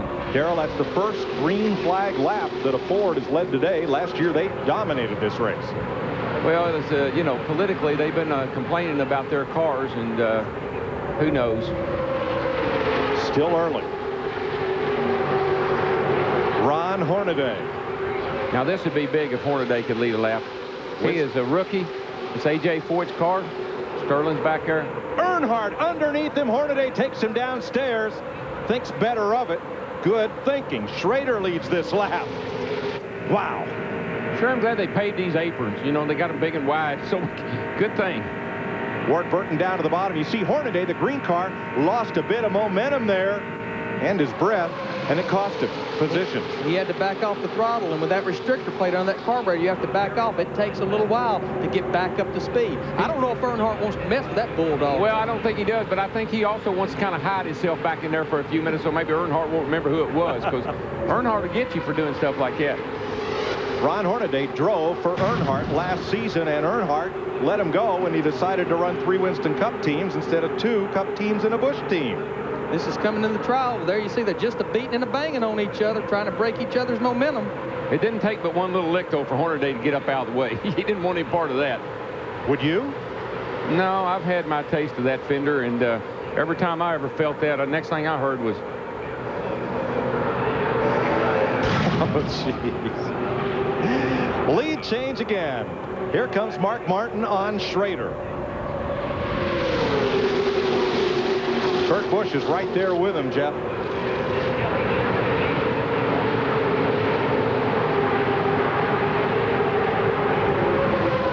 Mike, I'd like to add the young man you watching back in that 97 car, Kurt Busch, driving for Jack Roush. I worked with him about 7 races last year, and I got news for you. The kid is probably one of the sharpest drivers I've ever worked with, including you, Darrell. I'm telling you right now, the kid has got some talent. He's had a really tough 11 days here at Daytona, but Jack and the rest of the crew have worked very hard on the 97 car, and they've got him up there in the front right now. It looks like he's doing a very good job. Mike? Jack Roush told me 3 times this week, I said, Jack, what's wrong? Jack, what's wrong? And he said, DW, we're here for 11 days. You don't use all your stuff up till it's time. Steve Burns. Well, Kenny Schrader's having a great day here today.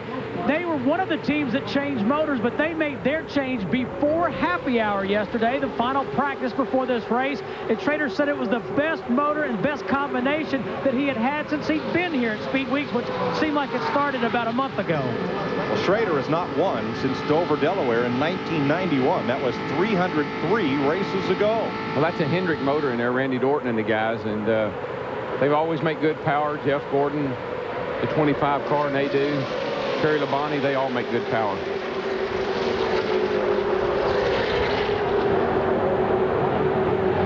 First 500 that Ken Schrader has led since 1996. 9 different leaders.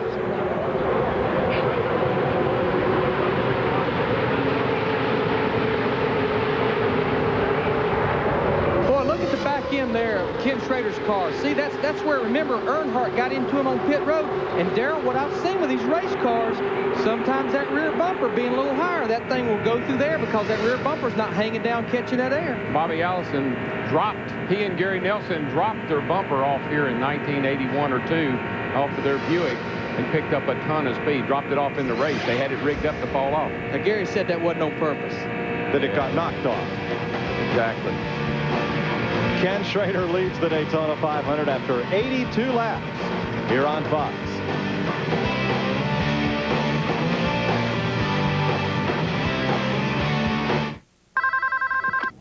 This is Brett. What are you doing? What are you doing? Just watching the market recap, drinking an import. That is correct. That is correct. What are you doing? What are you doing? Hey, Brett, who's that? Hey, Chad, pick up the cordless. Chad here. What are you doing? What are you doing? What are you doing?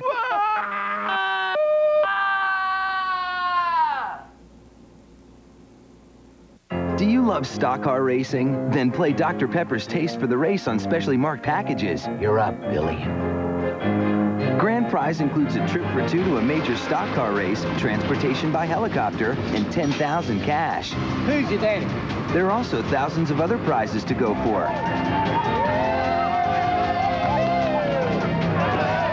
Dr. Pepper's Taste for the Race.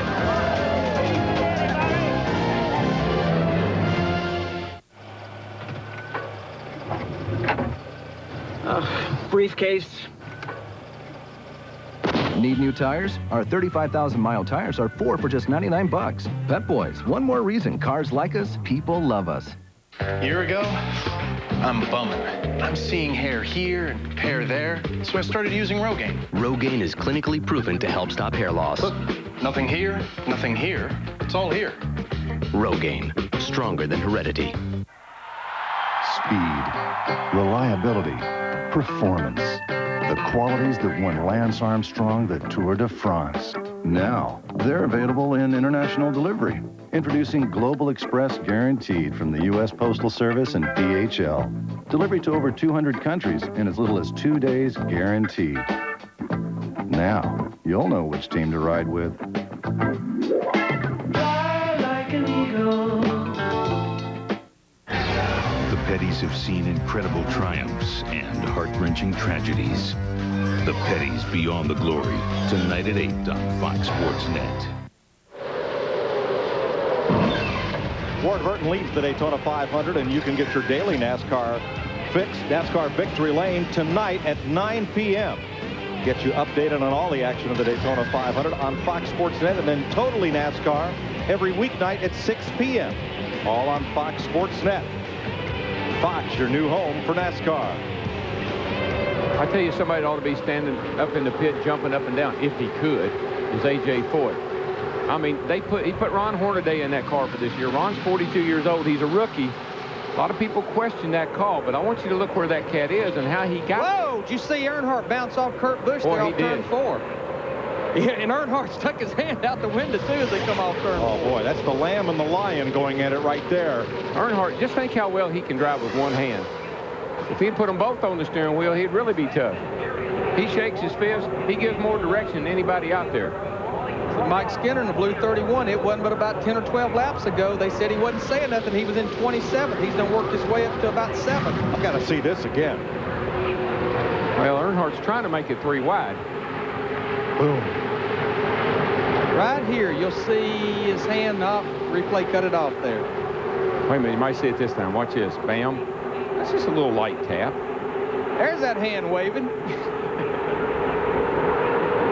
There it is. There it is. Kurt, you're number 1. You are. Teach them rookies something. Terry Labonte is on pit road. This is an unexpected stop. We've only gone about 35 green flag laps, and Labonte is in, the 2-time Winston Cup champion. I thought he may be having some problem with his the tape and stuff on the front of the car, but it looks to be routine. For more on Kurt Busch, here's Jeannie. Well, just a little love tap for the rookie, and interestingly enough, the radios were silent. This rookie is calm, cool, and collected, and even his crew chief, Matt Chambers, is surprised at this kid's age and his incredible approach to just planning the race. They talked about the first 150 laps. They were told to make friends, so I don't know if the 3 car is his friend now or not. Matt? A great drive today by Ron Hornaday Jr. in the 14 car. Started almost shotgun on the field. He's now up to 2nd. His crew chief, Felipe Lopez, has worked with rookies in the past, telling Ron, look, we have over 115 laps to go. Just calm down. Do not get too excited. Just follow the 22 car and learn, and just keep that car out of trouble. Every one of the 4 makes in this race has led today. Ward Burton has now led the most laps at 27. Hornaday looking inside. No. Time to get back in line. Man, he better not look. He better not move around very much, because that 40 car will be under him and gone. And what's going on? I'm sorry, go ahead. What's going on in pits right now? We're getting back down to possibility of green flag stops about 12 laps away. I'm sure deal making. You'll hear us talk a lot about deal making, because what you don't want to be on pit road by yourself. You want a partner. But Darrell, I always like to come in where I didn't have too many partners and pit road wasn't so jammed up. That's the biggest problem you got, is getting on the pit road. When everybody comes off turn 4 and they all decide to go in the pit at the same time, sometimes you can do like what happened to Earnhardt and Schrader. You run over each other. But look at the outside lane now. Earnhardt and Skinner, his Richard Childress Racing teammate, have hooked up. The Dodge is out there. He's going to have a hard time hooking up and going by. Plus Hornaday's Pontiac. Those are 2 strong race cars right now. Now the blue 44, Buckshot Jones, he's a lap down. He had a partner a while ago with the orange cars. They're also going to go by Terry Labonte. They was running together, but now Terry Labonte pitted, left Buckshot out there by himself. Larry, Darrell, been watching Royce McGee send a runner up and down pit road here on both sides to the Coors car of Sterling Marlin, as well as Kenny Schrader's and Matt Kenseth's cars. He's been up and down on pit boxes trying to make deals with the different crew chiefs and trying to find out when they're coming in. They're all kind of grouped together here on pit road. I think they're looking to come in together. Now McGee is the crew chief for the 31 of Mike Skinner. Yeah, this is his rookie season, and boy, Mike's getting a lot of cars going by him on the outside right there. Now that's is Dave Skove. This is his shot guy. This is Kevin Hamlin, Dale Earnhardt's crew chief. Of course, they want to try to get the pit road with each other. So green flag pit stops may be coming up. Ward Burton and Ron Hornaday fight for the lead in the Daytona 500. This is a bucket of water. And this is Goodyear's new and improved AquaTread 3. At highway speeds in a downpour, a set of AquaTread 3 tires pumps away over 6 gallons of water per second. That's over 360 gallons per mile. With its 80,000-mile tread life limited warranty.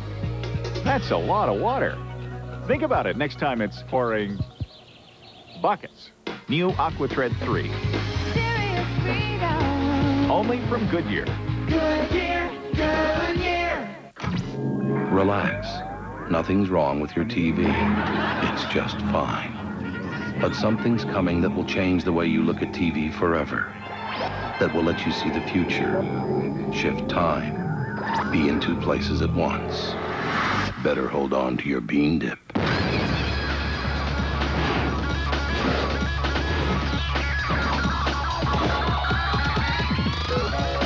Ultimate TV. There's a new star rising. The fans are raving. This one's going to be legendary. When you're the next big thing, everybody wants you. Even Kobe Bryant. Introducing the next big thing from McDonald's. It's the Big and Tasty.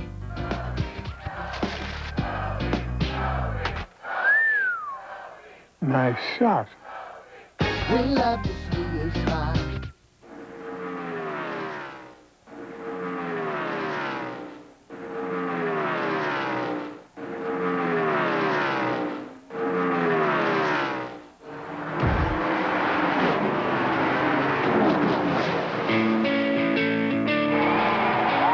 Pontiac's Wide Track Attack congratulates 2000 NASCAR Winston Cup champion Bobby Labonte. Wider is best.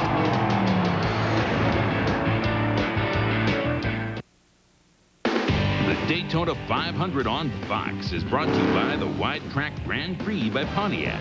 Wider is better.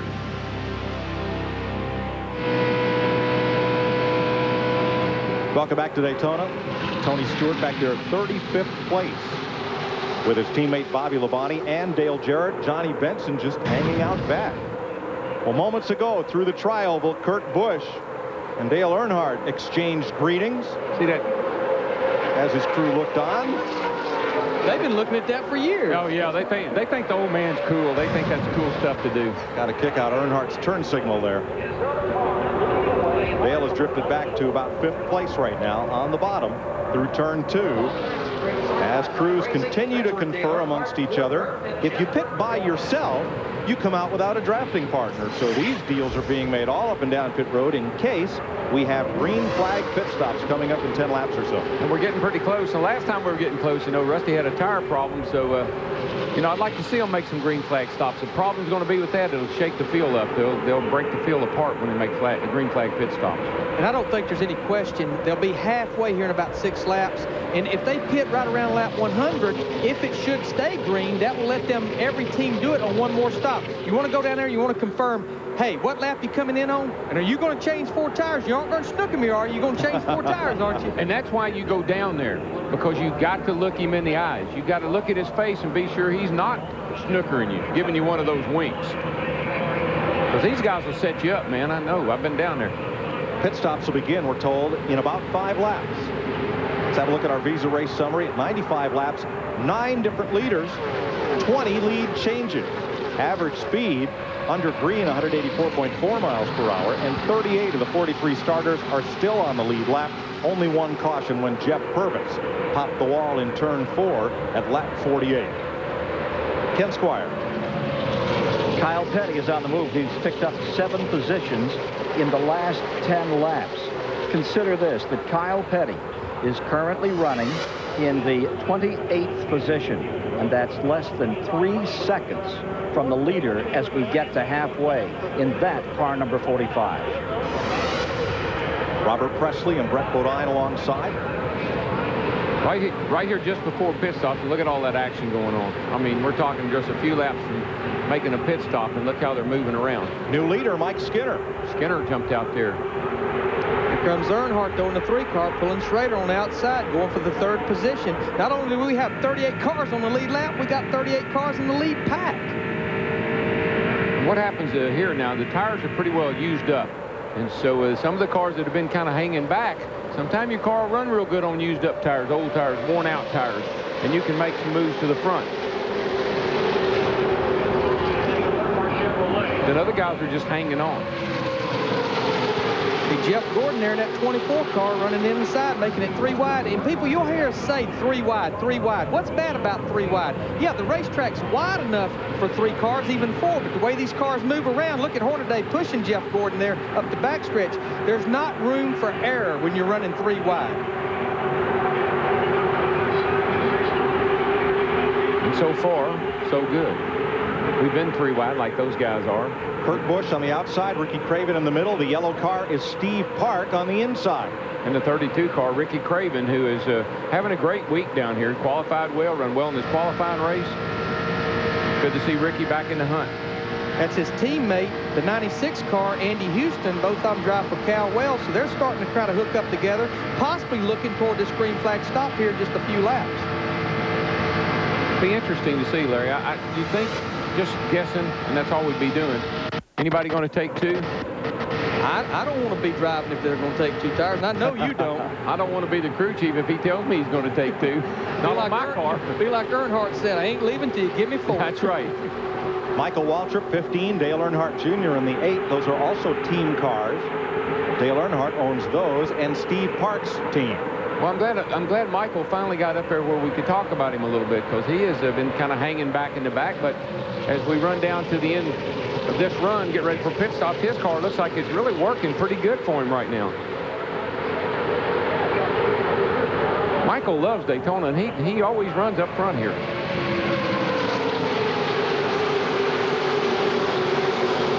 Michael Waltrip up to 9th spot. Darrell's younger brother. Jeff?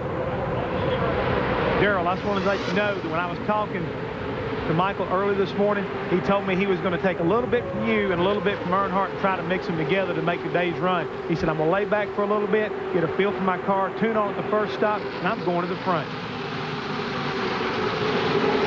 He's very confident. Earnhardt to pit. And Sterling with him. Hornaday with him as well. Here comes Hornaday. Halfway this time by. 5 cars are on the pit lane under green. Jason Leffler is coming in with them, and so is Stacey Compton. Jeannie? Well, Ron Hornaday will indeed take 4 tires, and the impressive part here, how'd you like to be doing all this stuff, the splash of fuel, clean the windshield, with A.J. Foyt looking on? Dick? Earnhardt will take 4 tires. Car owner Richard Childress is the guy who has made the call. That is all the adjustment you're going to see on the hood. One of the crew members just nailed it to Steve. Sterling Marlin's going to get 4 tires, Dick. They also took a tearaway off the windshield. They talked about making a wedge adjustment. 14 is out, 3's out. Sterling Marlin's out as well. It'll take them a while to get drafted back up, and the field comes off turn number 4. And here is another group coming onto pit road, led by Mike Skinner. Ken Schrader is coming in. There are this time more than a dozen cars in the pit lane. Kurt Busch, Jeff Gordon, Steve Park, Ricky Rudd, all making this pit stop. Kenny Wallace, Mike Wallace, both Bill Elliott and his teammate Casey Atwood, Dave Blaney, John Andretti, Kyle Petty, and Robbie Gordon are all in the pit. Steve? And Mike Skinner's in. They take a tear off the windshield as well. 4 tires. They do make a chassis adjustment to the right rear corner of the number 31. Left side tires now going on. Looks like a good stop for Mike Skinner. Let's go to Dick Bergeron. Bill Elliott, the pole sitter down on pit road. This crew is basically the same crew he worked with last year before he changed brands. He's out of here after a 4-tire change. Wow, this will jumble up the field. Ward Burton continues to lead. Jeff Burton, his brother, one's in a Dodge, one's in a Ford, and here they come to pit road. The Burton brothers lead this charge in. Dale Earnhardt Jr., Jerry Nadeau, Mark Martin, Ricky Craven, Andy Houston, Jeremy Mayfield, Matt Kenseth, and 8 more in the pits. Matt? The 22 is in his pit. He said his car was just a tick tight. His car was much better when out in front. The 99's also in a 4-tire stopper. Both cars are going to adjust the 22 slightly with air pressure. An air pressure adjustment on the 99. He's down and away. He beats the 22 off pit road. Bobby Labonte is also in, so is Dale Jarrett. Dick? Dale Earnhardt Jr. on pit road. They let the rear tire get away from them. It's lying out there on pit road there. A crew member finally goes and grabs it. Whoa, it almost rolled across pit road. They were lucky to grab that thing before it fell over. Green flag stops continue. Rusty Wallace comes in and brings Michael Waltrip with him. Buckshot Jones, Casey Atwood is coming back in for a second stop. And Jimmy Spencer. And I'm not sure if that is Dale Earnhardt Jr.'s tire, that NASCAR will not bring him back in for a penalty, because if your tire rolls across center line of pit road, it is a penalty. That was some of the wildest pit stop action I believe I've ever seen. Cars were everywhere, and we don't get to make that many green flag stops, Larry. Most time we got them under caution. Well, I talked about it earlier. What I like is that first group that pitted, there were 5 cars on pit road. It was total melee the next 2 times that cars was on pit road. Trouble, though, for Casey Atwood. He came back in to top off the tank and I think take a piece of tape from the grill. Going to be a penalty on Ron Hornaday for speeding down pit road. He'll come in to serve that penalty now. I always ask my crew chief, Larry, will you work with the team around us so there's nobody in my way when I come in, so I can get in and out? Hornaday stalled the engine on the exit a while ago, and it frustrated him so much that he sped down pit road. Robert Presley out as well, and there's 4-time Indy winner and 72 Daytona 500 winner A.J. Foyt, who owns Hornaday's car. What happens to a driver, guys, is when he's been out there driving, and he's got his right foot pegged, when he comes in, the clutch foot don't work so well. Jeff Gordon assumes the lead. Earnhardt chomping on his back bumper, cuts to the inside. And Skinner will lead this lap from Earnhardt by about a foot. That's the way it's been all day. Well, that's a car we hadn't talked about much. The yellow car there behind Earnhardt, he drives for Dale Earnhardt. That's Steve Park in the yellow #1. He's finally made his way up to the front. Well, Kyle Petty is back on pit road. Made a stop a couple of laps ago. Now comes back in for a penalty stop, and now Kyle is away. You know what? You can usually tell who have the best pit crews when you have green flag pit stops. You see how it broke up that front pack into about a group of 15 or so, and then another group of 15 or so. Mike Skinner came in first, came out third. Casey Atwood had to come back in to retighten lug nuts. That's put him back into 13th place. And we're told the penalty on Kyle Petty was because it is his tire that is sitting out in the infield grass. It got away from the crewmen on his scheduled pit stop. And you know what? They're going to leave it there, I think. They don't want anybody to know whose it is. We're just past halfway in the Great American Race. 105 laps complete in the Daytona 500 on Fox. So, what do you say? I'm not driving a truck. Of course you're not going to drive a truck. I mean, you'd look like a fool out there racing a truck. We want you to race the package car. It's a truck. Dale, you know, we could sit here all day and play word games, but that's not going to win us any championships.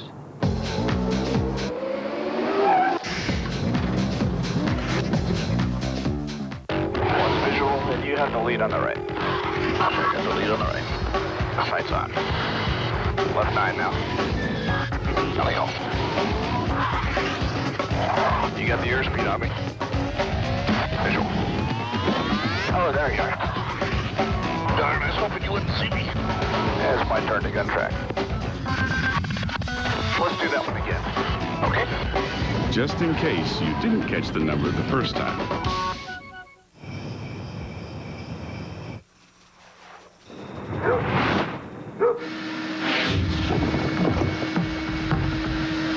My turn. The power and performance of rigid wet dry vacs. Built so heavy duty, they carry a lifetime warranty. Like our 16-gallon 2-in-1 vac that converts to a detachable blower in seconds. You'll find it at Home Depot's guaranteed low price every day. Rigid. Buy it at the Home Depot.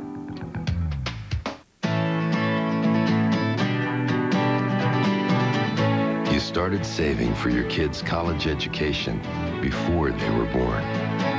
Your wife still thinks of you as her knight in shining armor. And the neighbors know your door is always open. So it comes as no surprise that your auto parts are AC Delco. When the right way is the only way. AC Delco Automotive Parts. You know them from the X-Files. Now they're out on their own. I gotta say, so far this job sucks. The Lone Gunman, coming this March to Fox.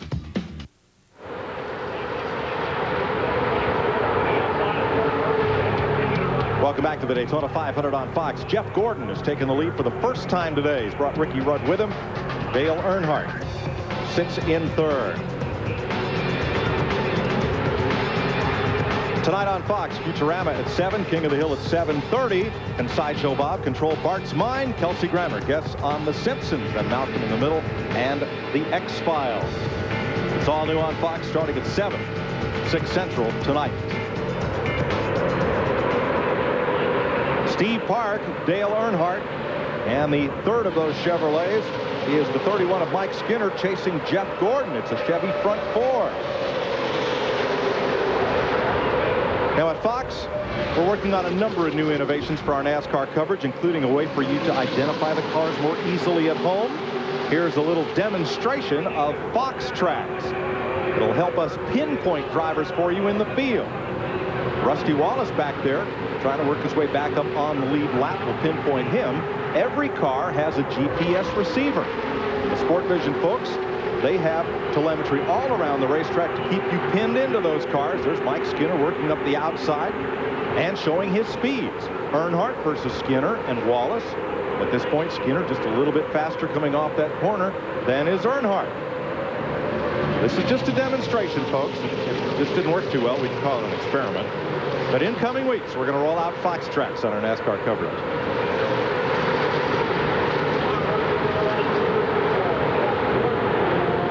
Don't need Fox Tracks to show you where Jeff Gordon is.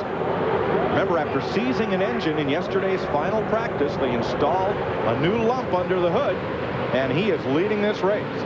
Rusty's car will really go down that back, but you got to realize he's back in the pack there, and he's getting help from all those cars that are in front of him. But you'll watch his speed fall off when he gets to the corner because he can't maintain that because of traffic. And that's the dilemma these drivers have. Get a run, you got nowhere to go. Right now, they got the black car of Ricky Rudd, the 28 car hung in the middle. Remember, Ricky had that vibration earlier, finally got the pit road under that green flag stop, and hopefully that vibration's gone away. Well, I tell you, you've got to protect that inside line. If you let a car get under you, that's what happens. Coming off the 4 and going down into 1, that inside line is really, really the way to go. A minute ago, Rudd was up to second. Suddenly, he's been kicked back to 10th. Matt Yoakum. Mike, when Steve Park was a rookie in the Busch Series, he went to the Dale Earnhardt School of Drafting. Earnhardt, in fact, one night sat down with Steve with a napkin and drew a diagram of Daytona and how he needed to draft around this track with other cars. He's obviously learned his lesson well. Last night in Happy Hour, the crew did make some changes, though. They went to a lower gear and a different shock package. Right now, the car is very comfortable, and he was very content riding behind the 3. The Long Islander, second-generation NASCAR modified driver, started 25th. He's up to 3rd. Look at Sterling Martin in the silver car below the 7 car Mike Wallace, making it 3 wide going into turn 1. Sterling's done that a lot today. Yes, he has. And the reason that's happening right there particularly, the wind is pushing those cars down into turn 1 really, really fast. From Ricky Rudd looking back. 182 miles an hour, 6,900 RPM. Mark Martin goes by on the outside, or pulls up on the outside. Right now, the tire's pretty fresh. See that throttle? He just flipped it just a little bit getting the corner. Sometimes you got to back off just a little bit to keep from hitting the car in front of you, though, Darrell. That's mainly what's happening. If we had a brake pedal on here, you'd probably see he's riding that brake a little bit, too. Telemetry also showing where he is on the track, going now through the tri-oval. 18-degree banking here at start-finish. This is where he's at on the racetrack. Ward Burton right behind him. Boys, there's some slicing and dicing going on now. Darrell, I don't think I've ever seen a Daytona 500 with this many cars holding up in that lead pack. And that second group that came out of the pit a little late has caught back up. So, like drivers have told me all along, you can't get out of the draft. Often green flag pit stops will spread the field all out. Here they're spread across the racetrack instead of the length of it. 4 wide for a moment.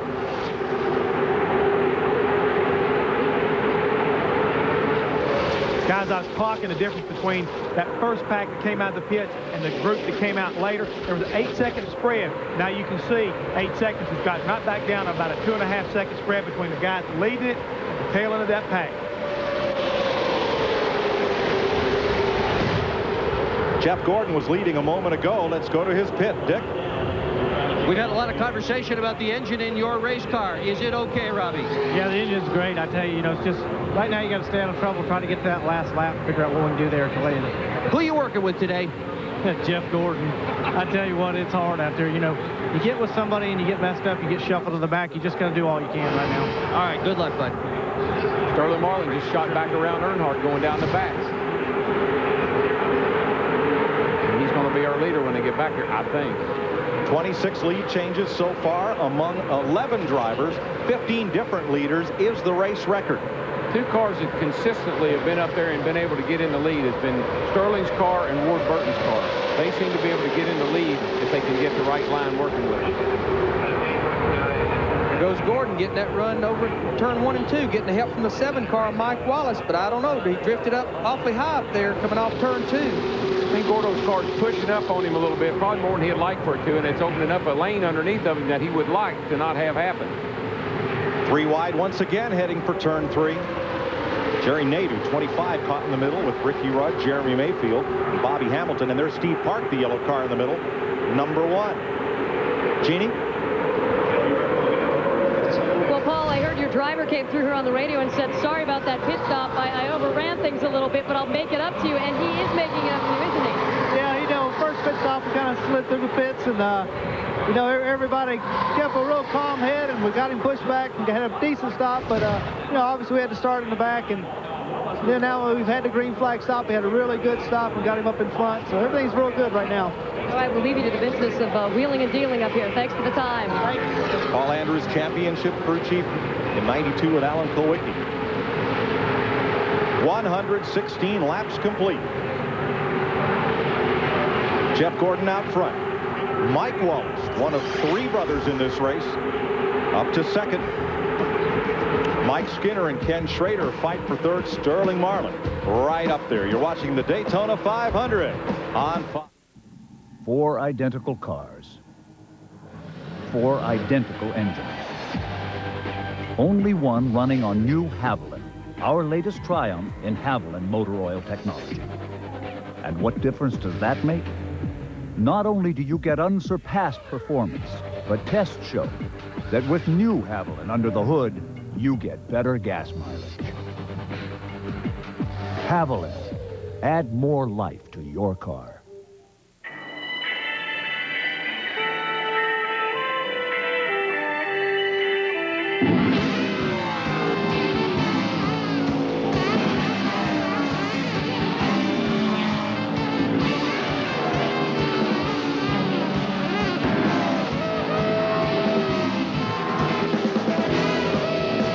Monte Carlo, the winningest car in NASCAR Winston Cup history. Yeah!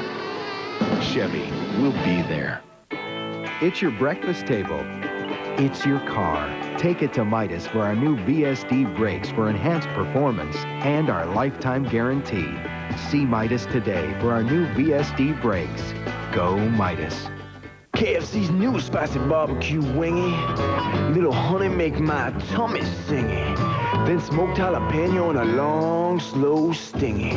20 for $6.99, 8 for $2.99. But not for long. You ready to play? Always ready to play. How much cash does it take? You wanted firepower? To go 3,000 miles to Graceland. Kurt Russell. Let's do it. Kevin Costner. I'll cover you.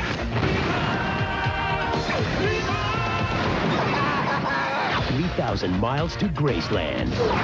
You almost hit me. Are you nuts? Probably. Rated R starts this Friday. How far will a principal go? 6 teachers quit? To change education forever. This is beyond irresponsible. The hit series Boston Public, all new tomorrow. This is the Daytona 500, isn't it? You bet. Don't tell me it isn't. I just want to celebrate another day of living. I just want to celebrate another day of life. He's going to make it. Dale Jarrett's going to win the Daytona 500. One driver today will earn $1.2 million, but look at the log jam he'll have to get through to get to victory lane. 80 laps to go. one more pit stop. Tick, tick, tick, tick, tick, tick, tick. Tony Stewart has come up toward that front pack for the first time today. Winner of the Budweiser Shootout last Sunday. Jeremy Mayfield in the 12th car, the blue and white car there. He has spent the entire 120 laps, I think, in the middle of this pack. Not on the outside, not on the inside, but in the middle. You know why? He hadn't been fast enough to go anywhere. He just kind of rides in the middle. He's struggled with that car, as bad as I hate to say it, all week long, because he's a buddy of mine, but he has struggled with that car all week long. 11 leaders today. 4 more will tie the record. Stewart's number 20 runs alongside the 99 of Burton. And here is Earnhardt filling up Tony Stewart's mirror. You can hear the change in the RPM of Earnhardt's engine off of 2 over there. That's the car just jumping around on him. Bad bump over there in turn 2. Really is. Especially down low. Down low, and then with the wind blowing, that's what gets them in trouble off of 2 over there. Passing Kenny Wallace, 27. Michael Waltrip, 15. And moving up on Mark Martin's number 6. Presley slide up right there. Again, that's the reason 3 wide will not work. And one car dives to the apron after getting shuffled out of line. That was Jerry Nadeau. Nadeau's got wheel marks all down the right side of his car. I feel that old clock ticking, boys, and it's getting louder. That's Robert Presley in the yellow 77. He is a lap down, but he keeps fighting up there with the leaders. Hopefully caution come out. He can make his lap back up. Well, he and Hornaday went a lap down. Hornaday's able to hang at the front of this pack pretty good. Robert can, and it's causing a little bit of a problem back in there. Meanwhile, Ward Burton went from 9th to 2nd in 1 lap. Some of these guys, I believe, are falling back and kind of seeing how long it takes them to get back to the front. The guys that I believe are factors, the guys that can win this race, they fall back to 15th or 20th, and then they try to work their way back up through there to see how long it's going to take them. See, Jeremy Mayfield, the 12 car, he may not be running good, but he's worked his way up to 5th position. Look at him, 3 by 3 by 3 by 3. Folks, and this is at 123 laps into this race, and it's just like we just started. This is a clogged drain right here. Pour something down and sort this out. At 190 miles an hour. Steve Burns. With Royce McGee, rookie crew chief for Mike Skinner. Royce, how can you look so calm with the action we're seeing on that racetrack? I'm pretty excited inside. Just gotta keep your patience, because if I get excited, it excites Mike a little bit. He's the one out there that got business to do, and with this low Chevrolet, we're just trying to do the best we can today. All right, let's go to Matt Yoakum. The 22 car has gone from the front to the back to the front to the back. Tommy Baldwin Jr. watching his car. Tommy, does your car work better out front or behind someone? Actually, it's been pretty good both ways. You know, we were about 4 laps ago, we fell back to 20th. We got a bad group of cars that made the car push a little bit. But, you know, I think we're pretty good either way. We're going to make a little bit more adjustments on this last stop in about 50 laps. But we'll be all right. We've got a lot of wind coming down the backstretch into turn 2, and it's making the car push real bad, especially when there's a lot of cars around. So we're trying to keep them calm, let them know it's the wind, it's not the car, and keep them focused. Polling a number of crew chiefs after happy hour said if you had one car that you wanted to work with the entire race, 80% said the 22. Interesting. Very calm driver. Ward Burton has just surrendered the lead. Dale Earnhardt Jr. Calm driver with a very aggressive young crew chief, Tommy Baldwin. Earnhardt Jr. up front, but for how long? Here comes Marlin on the inside. Getting a push from Jeremy Mayfield in the blue number 12. They're down on the inside. They're going to take over 1st and 2nd. This reminds me of when I play golf. I'm using every bit of the course, and that's what these guys are doing, boys. They are everywhere. And your lead goes by in the blink of an eye.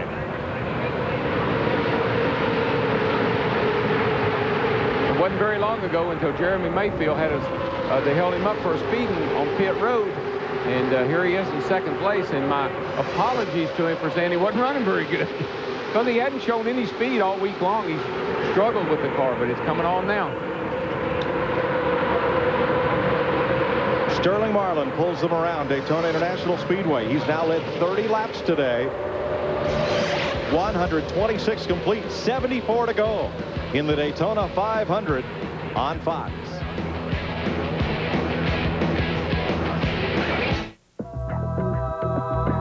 Those who ponder the natural order of things might be surprised that under Intrepid's sleek form lies a spacious cabin, and shocked to discover that Intrepid generates 200 horsepower from a mere 2.7 liters. So are Dodge engineers acting in defiance of natural law? Or do they just see things in a different light? Now get a $1,000 cash allowance or more on Dodge Intrepid. I can do this.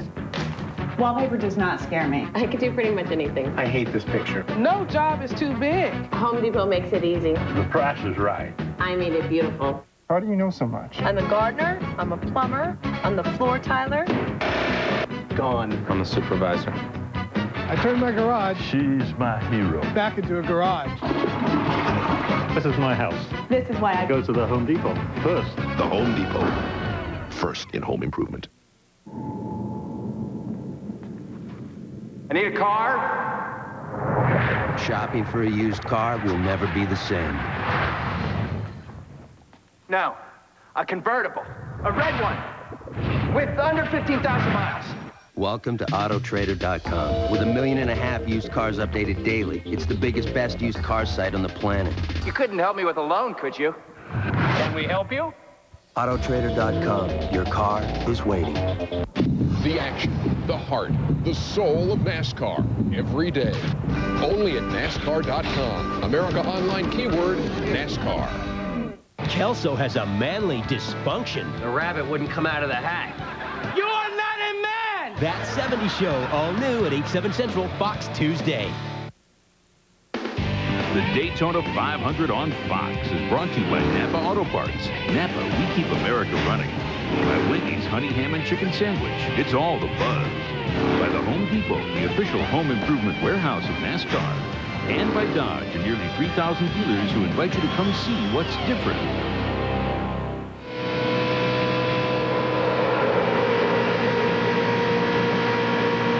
Ward Burton and Mike Skinner battle for the lead in the Daytona 500.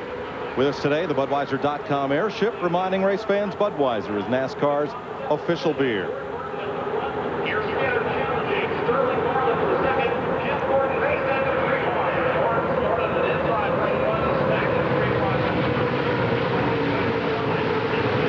Ward Burton pulls them around. Mike Skinner, Sterling Marlin, Jeremy Mayfield, Jeff Gordon right there, and Earnhardt Jr. And now here's Matt Kenseth by himself. I think something happened to the car, like he maybe lost his cylinder or something because he dropped way off the pace. Steve? Darrell, actually what happened was Matt Kenseth broke a right front shock on that number 17. The crew is ready. It looks like they're going to have to bring him in.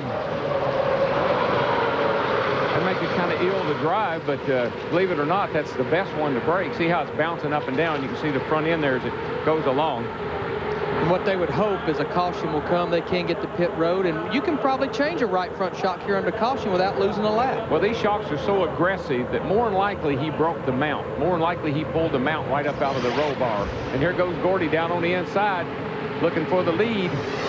Jeff Gordon taking Ricky Rudd with him. Remember, Rudd is trying to win his first 500 in 24 starts. How about the orange number 20 car there? He hadn't been in the picture, pulls right up on the back of Mike Skinner in turn 4, and here he is battling to get in that top 10 and get up there with the leader. Robbie Gordon comes underneath him, though. Look at Gordon on the left. He's been very aggressive in his march to the front. Got into the back of Ricky Craven a bit ago. Squirreled Craven up. And keeps coming toward the front. Robbie Gordon riding for Morgan McClure. They've been to victory lane in the 500. That yellow number 4. I got to believe if I'm driving that 3 car, I fell back to 20th place. I said, Richard, tell me how many laps it takes me to get back to the front.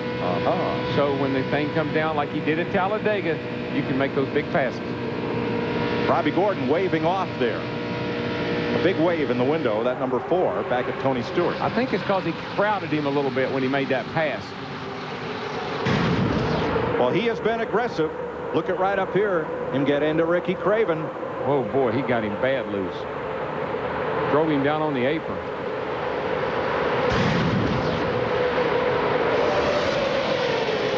Gordon spent a season in NASCAR with Felix Sabates, then started his own team. Now Larry McClure has put the IndyCar veteran behind the wheel of his number 4. He is a very talented young man. He can drive a race car if they can keep the bit in his mouth, keep him under control. David F. should be pretty good at that. He's worked with some hotheads before. Tony Stewart moving to the inside, bringing Joe Nemechek with him in the 33 car, and they're going to make the pass going into turn 3. I was referring to myself, by the way. But you know, Darrell, it's a whole lot easier to pull that rope than push it. Oh, yeah. Mikey Waltrip getting squeezed in the middle. Man. And Skinner right down to the apron to try to work past Kurt Busch. 31 is Skinner. Busch got kicked way up high, and Skinner pulls right up on Earnhardt's bumper. There's such a difference in the way these cars are handling right now. Some can run wide open, some can't. And you're getting that big draft pulling up. The closing rate is really fast when you're in the back there. Somebody's going to run over somebody here before long. Darrell, turns 1 and 2 are in shade, 3 and 4 in heavy sun. Big difference? Well, a lot of difference. The thing about the 1 and 2 is we got the wind blowing about 20 miles an hour right down toward that corner. We got a headwind up the back, so it bundles them up, boxes them up into 3. Then they all get strung out, and they make a big run down toward turn 1. Chesapeake, Virginia's Ricky Rudd started 30th. Laid in the back of the pack for a while, and now he's up there in 3rd. Or is it 4th as they come across too wide? Now, you can see looking out that windshield, I'd be telling my crew, on that stop, I need a tear-off pulled away. I need to take a layer of that tear-off so I can see the sun starting to bother me. Also here in Daytona, at these high speeds, because we're near the beach, the windshield actually gets sandblasted. And you can't clean it, but again, that's the reason we run the tear-offs, pull off, and it's like a new windshield. A tear-off, folks, is a piece of Lexan, a thin piece of Lexan that glues to the windshield, and you can pull it off like a tear-off on a helmet, like a dirt track driver would use. Matt Kenseth, they're going to go under the hood, Steve. Mike, and they're looking at that right front shock that we said was broken a while ago. Hood up. This is going to cost incredible time for Matt Kenseth in the bid for this 43rd annual Daytona 500. There's not a whole lot they can do right now. They're going to jack up the right side of the car to see if they can get at it, but again, he's dead in the water right now. As is Dave Blaney, coming down pit road very slowly. One of those Bill Davis Dodges, Ward Burton is the other. He's headed toward the pits, so he thinks maybe they can fix it. Burton, his teammate, leads. The South Boston, Virginia driver, one of 3 brothers, all did a little bit of racing, and now Ward and Jeff compete in Winston Cup. Sterling Marlin trying to get his little group together there on the high side in the 40 car. Matt, what's wrong with Dave Blaney?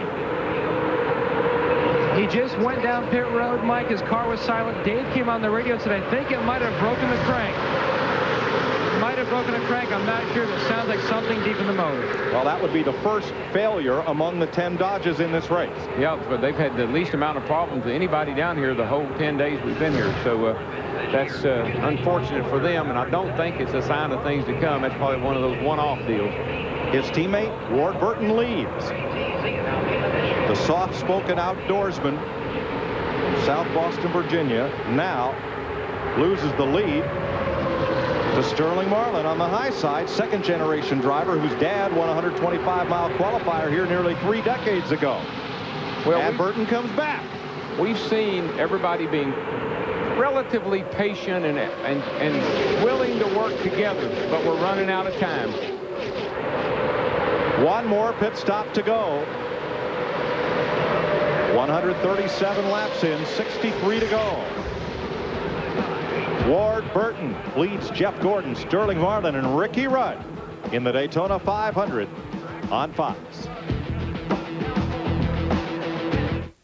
Sweetie, you can't stay on the phone all day. Honey, it's not normal to talk on the phone that long. Come out of the room. We miss you so much. The Coca-Cola Racing family's on the phone, and we're picking up the charges. Each time you pick up specially marked Coke, you could win free fan scan in-car audio and could hear drivers and crews talk strategy live on your own phone. Pumpkin, please get off the phone. Hi, I'm Michael Waltrip. What are the 5 keys to building a great Winston Cup team? Number 1, find a great sponsor. Number 2, get together a top-notch crew. Number 3, build a really fast car. Number 4, sign up a really fast driver. Number 5, don't let the sponsor make suggestions. Honey, the one thing I need you to do today is open an Ameritrade account, okay? Yeah, okay. 293.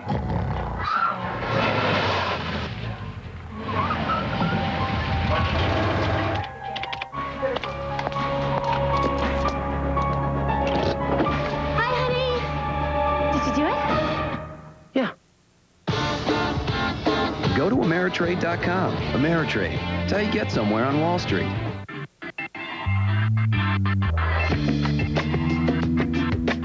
While most Dodge Dakota owners use their truck to haul stuff here and there, a certain forward-thinking California town has found a different use for their Dakota. They use it to haul down speeders. Dodge Dakota, different. Now get low 0.9 financing on Dodge Dakota. How could a routine traffic stop land Lois in the slammer? Hey, Mom, is this a bad time to tell you I got kicked out of shop class? Malcolm in the Middle, all new at 8:30 tonight.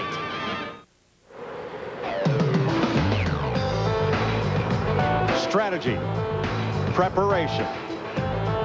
All up and down pit road, crews are preparing for what could be the final fuel and tire stop in this Daytona 500. Terry Labonte's in. Mike Wallace was in 2 laps ago. Ward Burton, Sterling Marlin, 2 Dodges and a Ford. Kurt Busch, the rookie from out of the NASCAR Truck Series, likes to go to Major League ballparks on his off weekends. He's not going to have any of those this summer. He's racing Winston Cup. Boy, look at Ward Burton getting to run up the middle right there, right beside Sterling Marlin coming off turn 4 right there. Mike Wallace calls that. He's going a lap down right there, and it gave him a little suck on the inside there. One thing I think everybody needs to pay attention to, a lot of guys that run in the back earlier are flexing their muscle and trying to get to the front. Reason being, this may be their last pit stop coming up, so they need to know what they need to do to their cars and get them just right for the run to the finish. Mike? Thanks, Jeff. They're going to lap past Terry Labonte, who also just made a green flag pit stop as things cycle through. Sterling Marlin has gone back up front. He's led 31 laps today. Ward Burton has led the most, 44. Mike, question.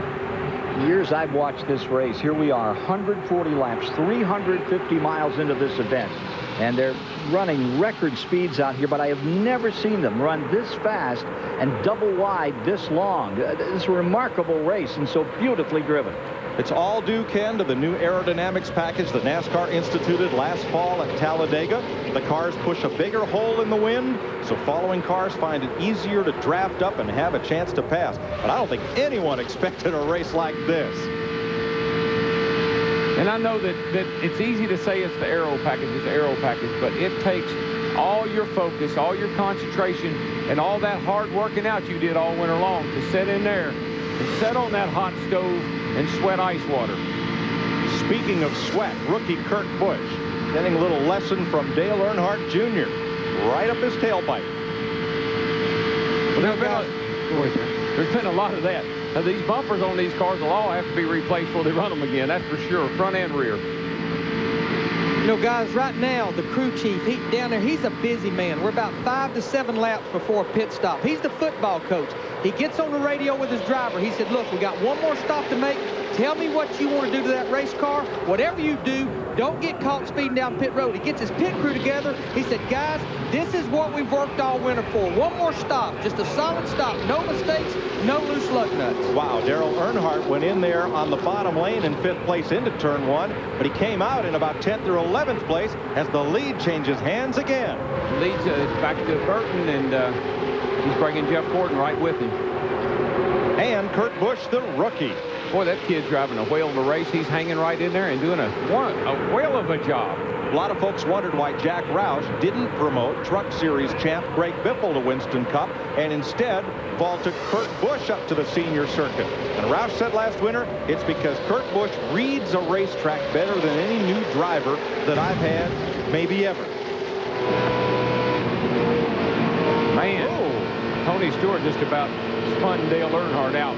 You heard Tony have to back completely out of the throttle. He jumped out of it. He had a run on Dale.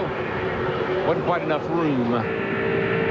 Pit stops coming up in 5 to 7 laps. And before they do, we'll take a pit stop for our Fox Racing coverage. Ward Burton leads Jeff Gordon in the Daytona 500.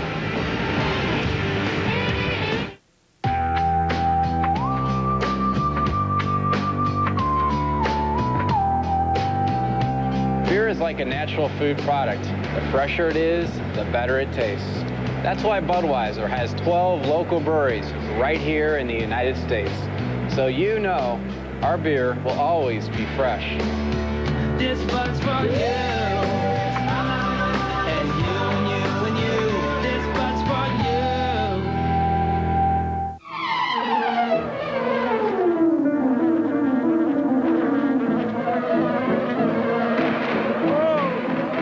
At Wendy's, we'd like to make an important announcement.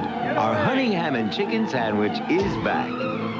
With its big whole breast filet creamy Dijon sauce and 2 slices of honey ham, it makes a delicious sandwich. And you can thank Dave if you ever see him again. Wendy's honey ham and chicken. It's all the buzz.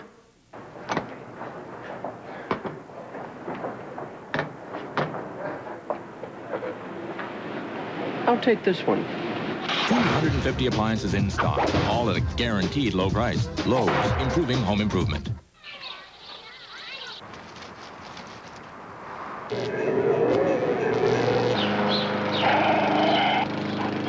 We'll not only install your new appliance, we'll haul away your old one free. Lowe's, improving home improvement. Who is the father of Scully's baby? I wouldn't want this to come between us. Is it a miracle or a terrifying mystery? There's something I haven't told you. I don't believe this. The X-Files. David Duchovny returns in an all-new episode tonight. The Daytona 500 on Fox is brought to you by Lowe's Home Improvement Warehouse. Lowe's, improving home improvement. By Goodyear, serious technology, freedom from worry. By Warner Brothers' new motion picture Driven in theaters everywhere this spring. This film is not yet rated. And by Pfizer, where life is our life's work. Jeff Gordon and Dale Earnhardt may have just bumped coming through the tri-oval. They're now in the back straightaway without further incident. They may have. It wasn't a may have. They did. Earnhardt's car is going. It looks like it's been running Martinsville. He's got every corner on that thing beat up. How did anybody cut him a lot of slack today? Let's show you what happened 1 lap ago. He gets a rundown on the inside there. Gordo doesn't want to let him go, but I'm going. Look, did you see him work that wheel? He was a busy man in there. Man, oh man. Look through the windshield. Watch his hands right here. Running 190 mile an hour coming through here. Yeah, this isn't like bumping in the parking lot. Gordon just braced like he knew it was coming. Earnhardt had his hands working, I tell you that. He had a handful. Notice the guys behind him, they see it happening. They ain't even thinking about backing up. And look at them stack up as Gordon and Earnhardt each lost a little bit of momentum. Back live. And both of them aged a little bit, too. A lot of gray hair in that Cup garage. Races like this are one reason why. 2 Dodges lead 3 Chevrolets and a Pontiac. You want to know what it feels like in a Winston Cup race? Let's give you a chance to check it out. The pictures will tell the story while you feel the power. And if you got surround sound at home, just crank it up. Strap your TV down.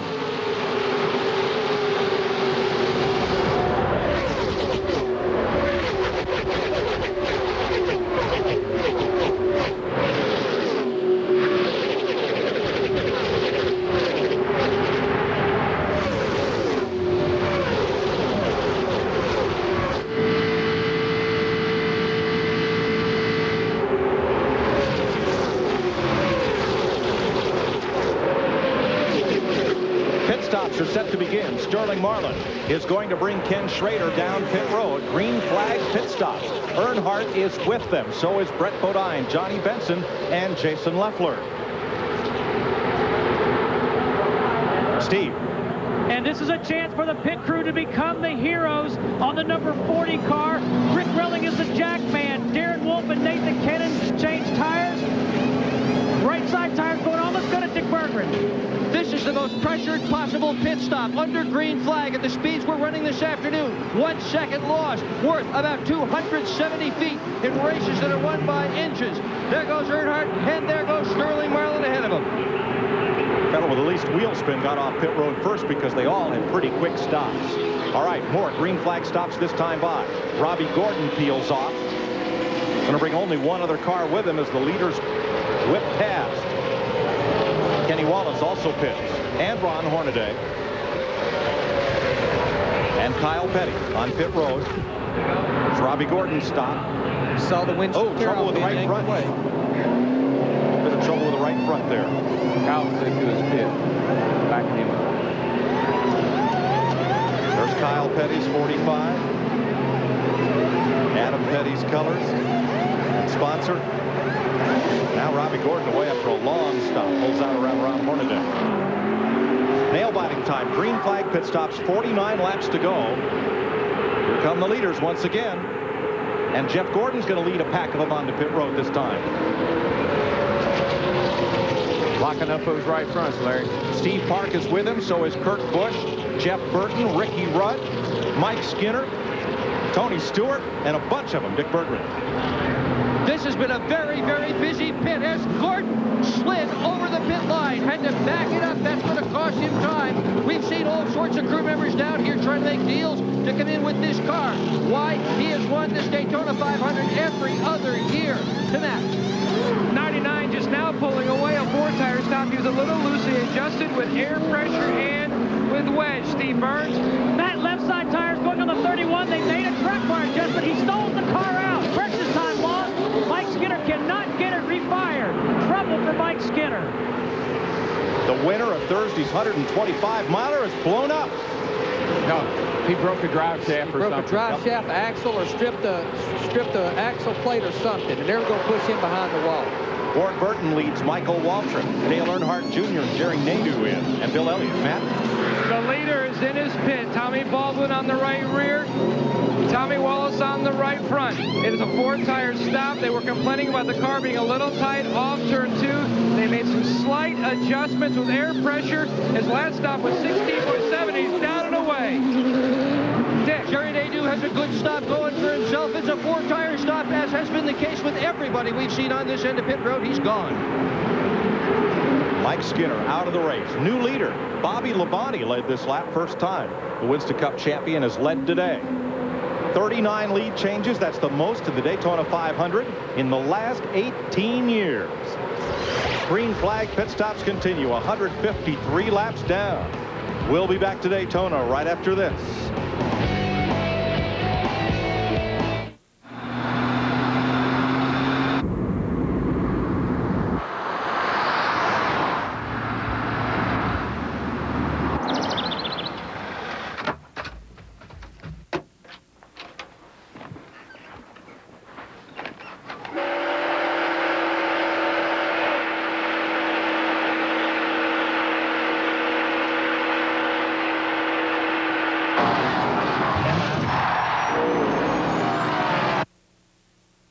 Why buy now? Because during auto show season, you can get an extra $500 cash on thousands of Ford cars and trucks. A 2001 Ranger with an extra $500 means $1,500 cash back. Or a 2001 Explorer with an extra $500 gets you $1,500 to $2,500 cash back. Or choose low 0.9 financing. Why buy now? Because right now, you can get an extra $500 cash back. Only until February 28th and only at your local Ford store. America's only as strong as the people who build it. People who understand a dream and have the courage to fulfill it. So from the floor to the ceiling, you can sense that special feeling. For all those hard-working builders, building America together. There's Alexander Lumber and Home Center. I used to love cigarette ads. The cowboy on his horse, rugged, independent. It was beautiful. Then the cowboy died, got lung cancer from smoking. His name was Wayne McLaurin, and he was my brother. I'm Mac McLaurin. The tobacco industry used my brother in ads to create an image that smoking makes you independent. Don't believe it. Lying there with all those tubes in you, how independent can you really be? Local Man builds Bill Elliott's Dodge Tuesday. Get inside the live racing action with Racecast. Any driver, every lap. Only at NASCAR.com. America Online keyword, NASCAR. Bobby Labonte has just given up the lead by making his green flag pit stop, and so has Dale Jarrett. That'll put Sterling Marlin back in front of the Daytona 500. There's Jarrett still trying to get up to speed after his pit stop. Now before the pit stop, here's a look at Jarrett. And you can tell see what he can see. He doesn't see so hot. A lot of glare. Oh, a lot of glare in that windshield. He's going to have to get one of those tear-offs.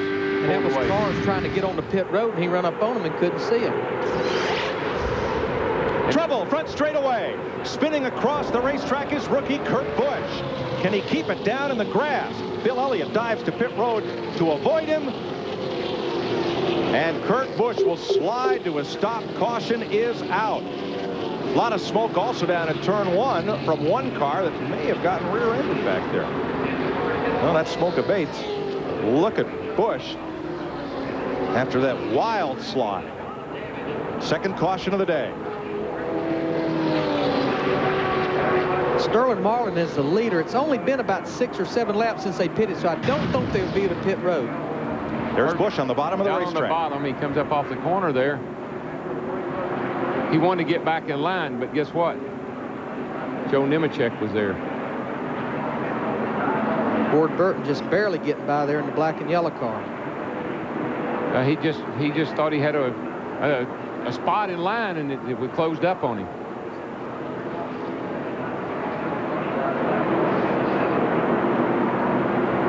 Kurt Busch's car slid some 2,000 feet before coming to a halt. There's the damage to Joe Nemechek's car. Not only has he got the damage on the left front from Kurt Busch, but he got up into the wall on the right side, and he's got damage on both sides. Only the second caution of the day. I'm thinking everything is cycled through the pits, though. I don't think this affects anybody as far as... You know who I think it does affect? Is Rusty Wallace and Robert Presley. Rusty, after going a lap down at lap 28, I think he has gotten his lap back. He may very well have, because he could have stayed out a little longer than some of the others did. And there he comes. So I think you're probably right, my friend. Indeed. Presley and Wallace are now back on the lead lap of the Daytona 500. A race that Wallace has tried now for 19 years to win. We'll be right back. This is NASCAR on Fox.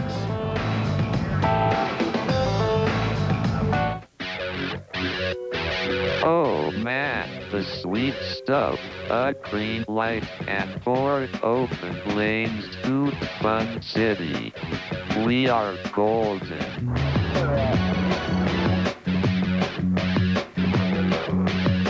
No time to talk cheap.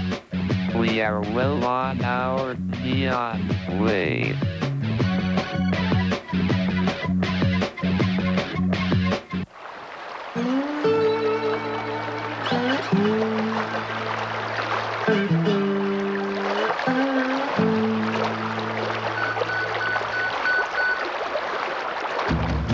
When you call your Bryant dealer, he'll be there. So whenever you need help with your heating, wherever you need it, your Bryant dealer will get it to you, whatever it takes. Great place. Well, thanks.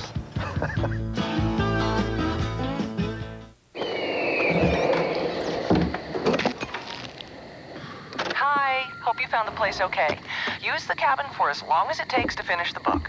You'll find plenty of toilet paper in the closet, 400 pounds of dried beef in the cellar, loads of canned goods in the pantry, and that should do it. Oh yeah, there's a 5-year supply of light bulbs in the top left drawer. The Philips Marathon bulb. Good for 5 years, guaranteed. Philips, light bulbs that last. This is a bucket of water. And this is Goodyear's new and improved AquaTread 3. At higher speeds in a downpour, a set of AquaTread 3 tires pumps away over 6 gallons of water per second. That's over 360 gallons per mile. with its 80,000-mile tread life limited warranty. That's a lot of water. Think about it next time it's pouring buckets. New AquaTread 3. Only from Goodyear. Goodyear, Goodyear. Taking a NASCAR joyride at top speed at night isn't for everyone. I'd rather have hemorrhoid surgery. And only Titus at 8:30 Fox Tuesday. The Daytona 500 on Fox is brought to you by Dodge and nearly 3,000 dealers who invite you to come see what's different.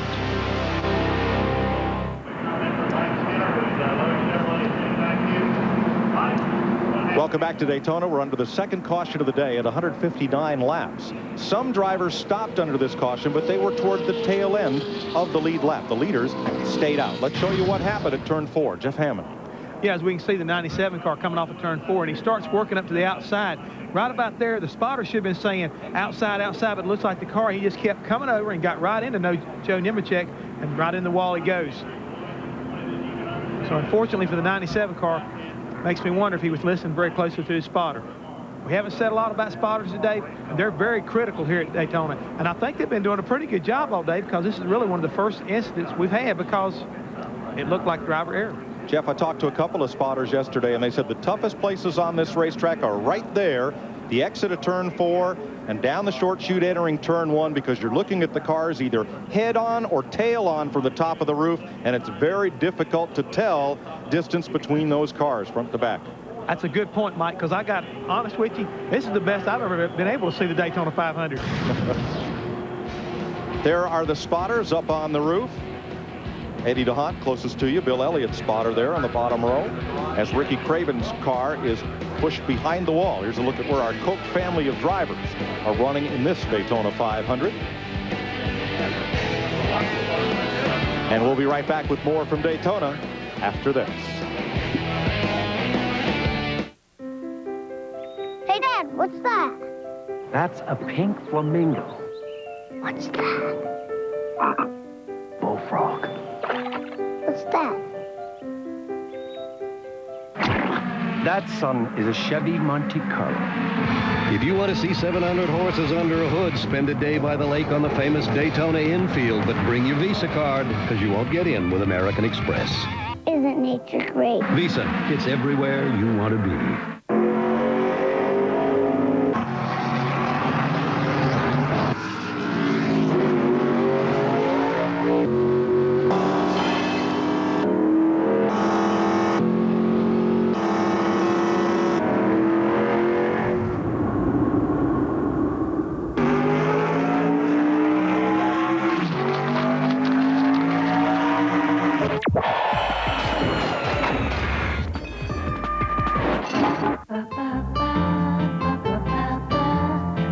If you buy one of those huge new SUVs, you might want to plan on a new garage, too.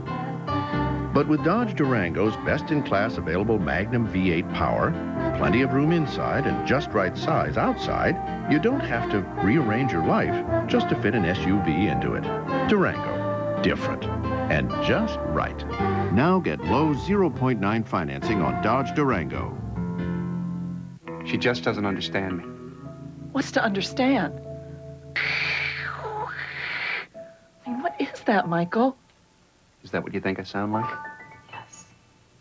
Mr. Doyle, do you use a cellular phone? What's come between you two is static.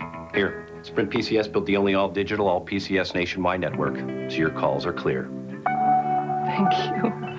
Sprint PCS, 2,000 minutes, all with nationwide long distance. Where's Max? Prepare yourself for a journey beyond imagination. Dark Angel, all new Fox Tuesday. Getting set to go back to green, Sterling Marlin leads the Earnhardts, junior and senior. Speaking of senior, Kevin Hamlin, Dale Earnhardt's crew chief. This is Larry McReynolds with Fox. I know there hadn't been a lot of strategy, having to pit about every 50 laps. I'm not going to ask you, can you win this thing? That's like trying to predict the weather. But what has Dale said about that thing all day? He hasn't said a whole lot of anything, Larry. To tell you the truth, he said that earlier in the day that the wind down in turns 1 and 2 was a little bit hairy if he got caught into the middle, but said he had his hands full doing that. Other than that, the Jim Goodyear and Surf Plus Monte Carlos run pretty decent all day. You know, he bashed in the nose a little bit coming into pits there that first stop, running to the back of Schrader when they all did a brake check. So that, arrow-wise, that's hurt us maybe just a little bit, but all in all, I think it's been a pretty spectacular race so far without many incidents. And, you know, Daytona is the world's greatest race, and I think they've even somehow made it better. All right, Kevin, I'll let you go back to business. Sterling Marlin, our leaders on pit road to the flat tires. We go back racing, Steve Burns. Now, we just heard Sterling Marlin say he's got a tire going down. Terrible break for Sterling Marlin. He's led so much. They're up on the wall, the tires. It is definitely on the left side for Sterling Marlin. Rear tire off, front tire back on. Terrible break for Sterling Marlin. Finally back down pit road. Best thing could have happened, Steve, is the field is not up to speed. Marlin will not lose a lap with this tire change. Casey Atwood back on track after a broken shock mount. And up front, here comes Earnhardt Jr. Well, I tell you what, I've ridden around under a caution like that and get a little buildup on my tires. And when I get ready to go, I say, I got a flat tire, when in fact it wasn't flat at all. It just had built up a lot of rubber on it. So I hope that's not the case for Sterling. Boy, this time, Darrell, it's really split out into 3 different packs. Those single file restarts, so many cars on the lead lap, and the front guys go before the back guys do, and you get separated. That may cost Bobby Labonte and Dale Jarrett their shot to win the 500. They are in that 3rd pack, well back. Race record, 15 different leaders. We've had 13 today.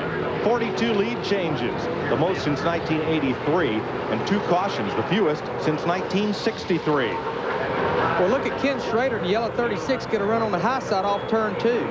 Look at Ward Burton all the way down to the bottom of the back straightaway there by himself. Moves around Steve Park's number 1, and Burton is trying to climb the ladder without any drafting help. That Dodge is strong. Yeah, the 2 strongest cars I've seen all day has been the 40 car and the 22. And you can see the 22 has got what it takes to get to the front. And now he's got somebody to help him. That's all he needed, was somebody to jump down there with him. Now it's shuffled off into 2 big packs of cars. Oh, man, Earnhardt just took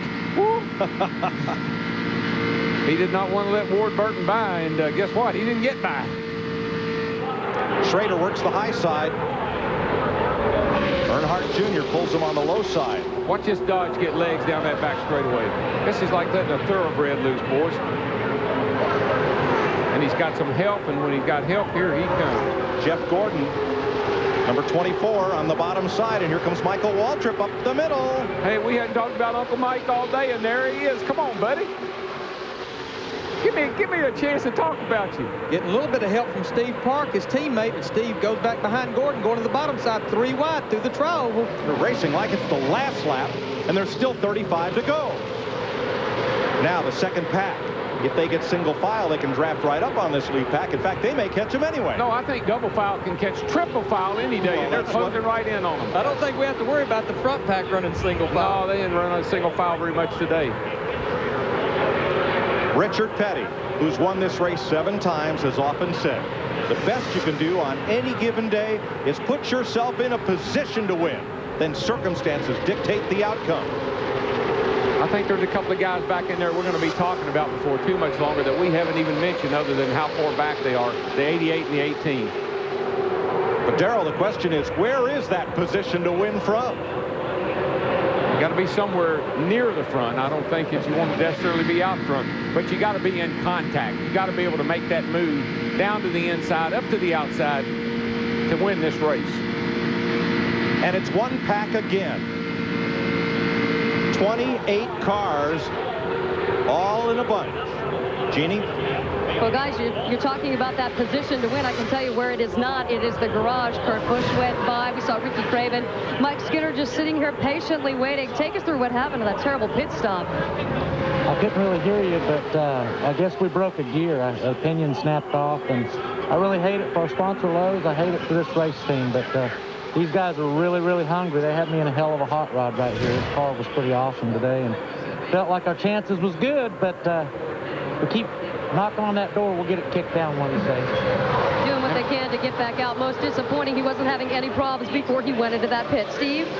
Well, Jeannie, here is the problem for Sterling Marlin. It may cost him the Daytona 500. Left front tire off of his Dodge. Puncture hole. Goodyear tire engineer says it went all the way through right there. New leader, Steve, Michael Waltrip. There's a Waltrip leading the Daytona 500. All right. Jeff Gordon right there with him. Go, Mikey. Go. Come on, baby. You my man. Let's go. Come on. This is fun, isn't it, Jeff? I'm telling you, I'm pulling up on another Waltrip here. Come on, buddy. We got to go. Come on. Put your foot in it. Let's go. This is the best. I told you he had a good race car, guys. The man is hungry. His last name may be Waltrip. Don't hold that against him right now. He's a good boy. He's going for the front. Let's go. Oh, man. This is great. 3 Chevys and a Pontiac lead the 500. Here comes Jeff Gordon on the outside. He's going to take Steve Park with him, number 1, and Ken Schrader's 36 Pontiac. Well, we may not be in the lead now, but we got out there for a little while, and it shows he can, and that's important to him, I know.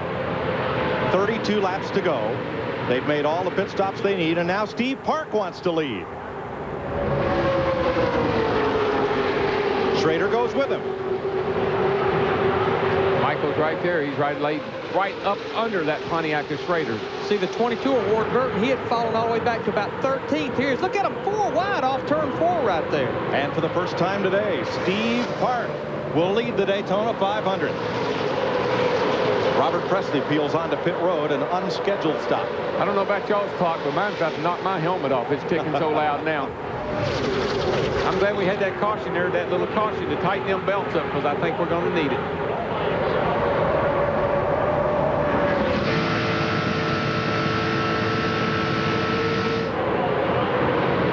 Michael Waltrip battling Steve Park. Park got his first Winston Cup win at Watkins Glen last year.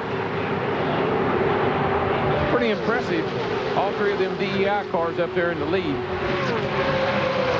1, the 8, and the 15, all 3 of them. And guess who's right behind them? The owner, Dale Earnhardt Inc. That's what DEI stands for. And here's the boss in 7th place. Johnny Benson on pit road, driving the car he came within 5 laps of winning the Daytona 500 with last year. Unscheduled stop for Benson. Clear there. He's going to have a run. Johnny Benson's problem is under the hood, Mike. He has lost not just 1 cylinder, he has lost 2 cylinders in that number 10 automobile. A Hendrick engine powering Benson's Pontiac. Yeah, Junebug's laid up in there giving Michael a good push down the back, going to push him right out into the lead. And for the 3rd time today, Michael Waltrip has the lead. That black 3 is going to follow him. And they're going to come right on with behind him. That inside line seems to be the place to be, and you got to protect it. Left their teammate up there in the top groove all by himself. Well, he's got company, Ken Schrader and all, but there goes the lead. Waltrip, Earnhardt Jr., Earnhardt Sr. Watch that yellow and black Dodge, number 22, Ward Burton, and Ricky Rudd is coming up there with him on the inside.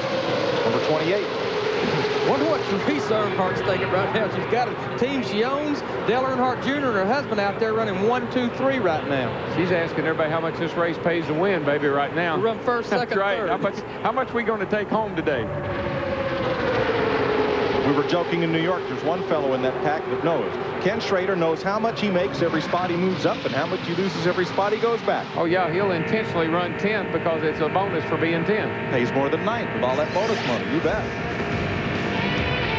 29 laps to go. Michael Waltrip leads Dale Earnhardt Jr. and Sr. in the Daytona 500 on Fox.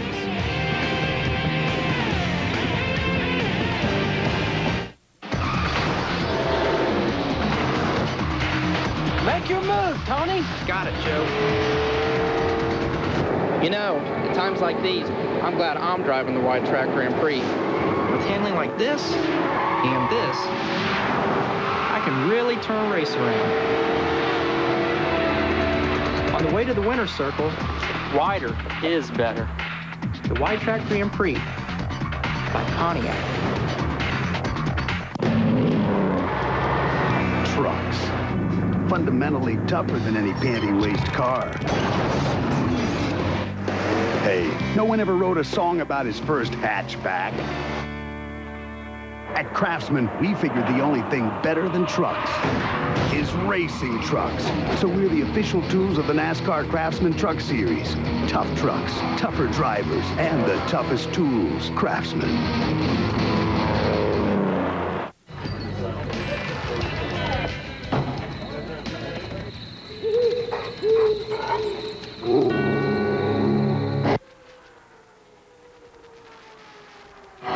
Welcome back to Daytona. It's the big one, gang. It's the big one. It's what we've all been fearing. This kind of racing is going to happen. A horrible crash on the back straightaway that began when Tony Stewart got turned sideways against the backstretch wall number 20. Jason Leffler all torn up. The defending Cup champion Labonte. Stewart, there's fire underneath the hood of Bobby Labonte's car. He's out. He's okay. This is the view. You see Tony Stewart moving inside his car. Steve Park's car demolished. And Stewart's car flew and then had a car land on it. In front of his car, the roll cage is down on him. I tell you, and that doesn't look good. They're running in with the safety crew. There's Robbie Gordon, and I'm not so sure that car there didn't have something to do with the start of it. It looked like a yellow car got against the outside wall to me. Ward Burton, perhaps the fastest car here, torn up. Robbie Gordon, damage to Jeff Burton, Kenny Wallace as well. They have made it back to pit road. Dale Jarrett, here he comes down pit road, tore all the pieces. I think we could tell it, say it easier. I only see about 7 or 8 cars out there that does not have damage. Steve Park pounding the roof of his car in frustration. And Jarrett, for the second time in 3 years, is caught up in a melee. Here's Mark Martin, all torn up. Let's see what happened coming off turn 2.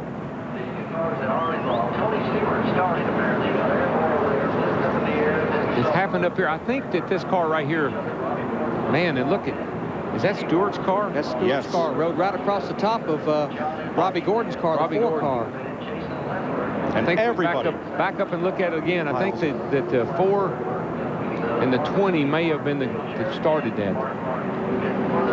Stewart was the first car sideways. Here's see why. Here's the 4 got into the back of Ward Burton, I believe.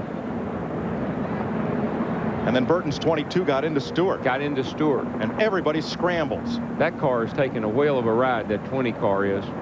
It's getting hit. It's upside down. It's hit on its roof. It's on fire. And here's another angle. Coming off of turn 2 where we've said that it's the wind. Somebody got into the back of that car right there. That's Ward Burton right there. You saw a puff of tire smoke, and then everything let loose. I think that's what started. Somebody got back of Ward Burton off turn 2. I'm pretty sure the 4 car got into the back of Ward Burton, turned him into the 20 car, and God help all of them because there's no place to go. And you can't see.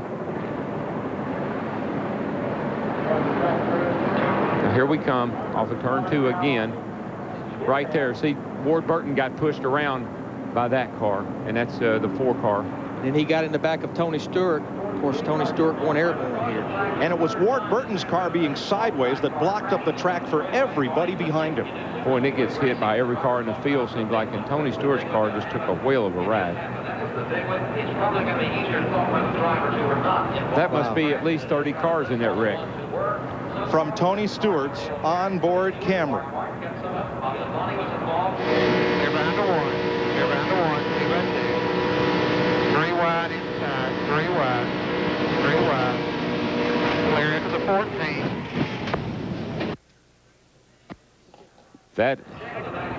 That is something a driver never wants to hear. 64 times, I made it through. I flapped out the tire, I made it through. 10-4, bud, we'll put 4 on. Here's one more angle from Mark Martin, whose car is now all torn up.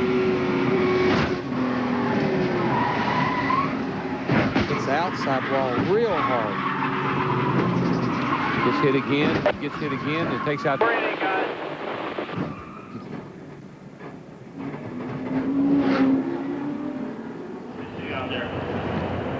And Tony Stewart goes for one of the wildest rides in recent memory at Daytona. Kind of looks like the Richard Petty crash here, back when Richard crashed off turn 4 down here, standing on Look, he's got Bobby Labonte's hood. It was hooked to the back of his car as he was in midair. Both Gibbs's cars rolling to a halt there. Let's give you the cars involved in numerical order. Number 2, Rusty Wallace. Number 4, Robbie Gordon. Excuse me, number 1, Steve Park. Number 5, Bobby Labonte. There is Jerry Nadeau walking back. Number 6, Mark Martin was involved. Number 01 was Jason Leffler. 18, Bobby Labonte. Number 6, Mark Martin. 20, Tony Stewart. 21, Elliott Sadler. 22, Ward Burton. 25, Jerry Nadeau. 43, John Andretti. 44, Buckshot Jones. And 88, Dale Jarrett. Tony Stewart is out of his car, and all the drivers involved have to take a trip to the infield care center. That is mandatory. There's Tony, helmets off, talking to the folks there. He's talking to Bobby Labonte, his teammate, as he gathers himself together and prepares to get out. But great news that he is okay. The red flag is out. The Daytona 500 has been stopped to clean up the carnage on the back straightaway. NASCAR on Fox continues from Daytona after this.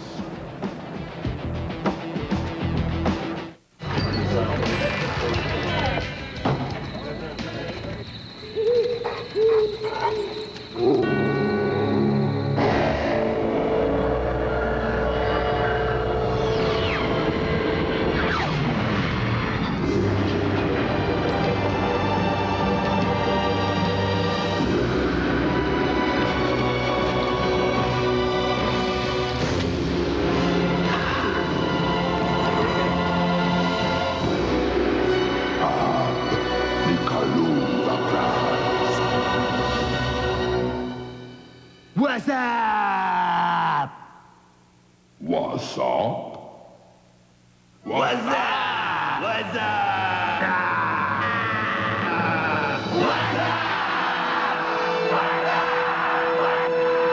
Oh man, we are not alone. The Daytona 500 on Fox is brought to you by Budweiser, with the crisp, clean, refreshing taste you'll find in no other beer. This Bud's for you. Take the time right now and call her right. The Daytona 500 has been halted for a devastating crash in the back straightaway. Andy Houston walking back. It was really over before it started. He and Jeff Burton, Dale Jarrett, Buckshot Jones, John Andretti. There's Joe Gibbs going to check on his 2 drivers. Jerry Nadeau. Jeff Gordon was involved. Ward Burton's car wrecked. Elliott Sadler. There's Tony Stewart's car destroyed. Bobby Labonte demolished. Mark Martin, Terry Labonte, Robbie Gordon, Rusty Wallace, Steve Park, and Jason Leffler were all involved in the back straightaway. 17 cars, and add Kenny Wallace, 18-car crash. Here's another look as they came off turn 2. Pretty sure that the 4 car got into the back of the 22. Darrell, I got to ask you here. What is, and I know it's happening so fast, but what is Tony Stewart feeling, and what is he hearing while this is going on? Well, probably he wasn't knocked unconscious, so he's having to deal with the whole thing. And when it gets silent, that's when you know you're in big trouble. It doesn't stay that way very long, but you know you've gone airborne, and you just hold on with all your might so that your arms don't go flying all over the place. Can't say enough about the integrity of these Winston Cup race cars, though. They've got that 095 inch and 3/4 roll cage surrounding them, and it looks like everybody's going to walk away from this crash unscathed. We'll have updates from the care center when they are available. Mark Martin's car came to a rest on pit road, and he abandoned what was left of it. They're going to haul that to the garage. Another look off turn 2. You know, I'm not looking at it from that angle. It almost looks like the 22 car got loose off of turn 2, and that's what caused Robbie to get into him. I'd like to know what the 2 drivers have to say. That car did turn sideways awfully quick.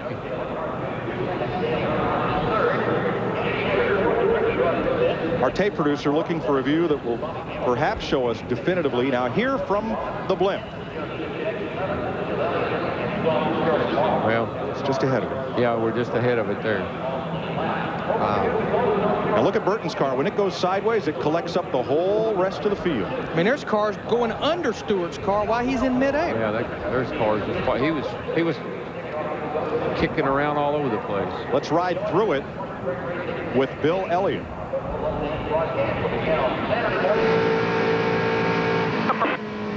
Right in front of you. Stay low, stay low. He has no We're idea. in this. He has no Hang on, idea. And no vision. He has no idea if there's anything in his way or not. Go left. There you are on the pavement. Dale Jarrett. There's their target. Really tight. Really tight.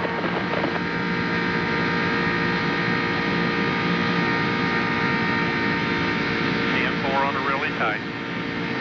Slowing up here a little bit. Slowing up. Come on, come on. Get back together.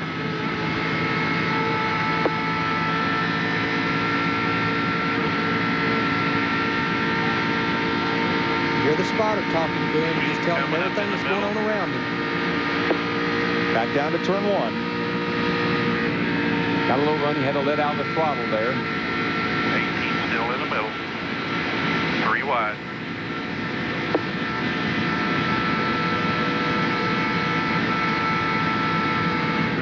I got a spin here. Got a spin here. Slow down. Come all the way down. Come all the way down. Oof. All right, DJ. Go down, but there was no down. The whole racetrack was blocked. Talk to me.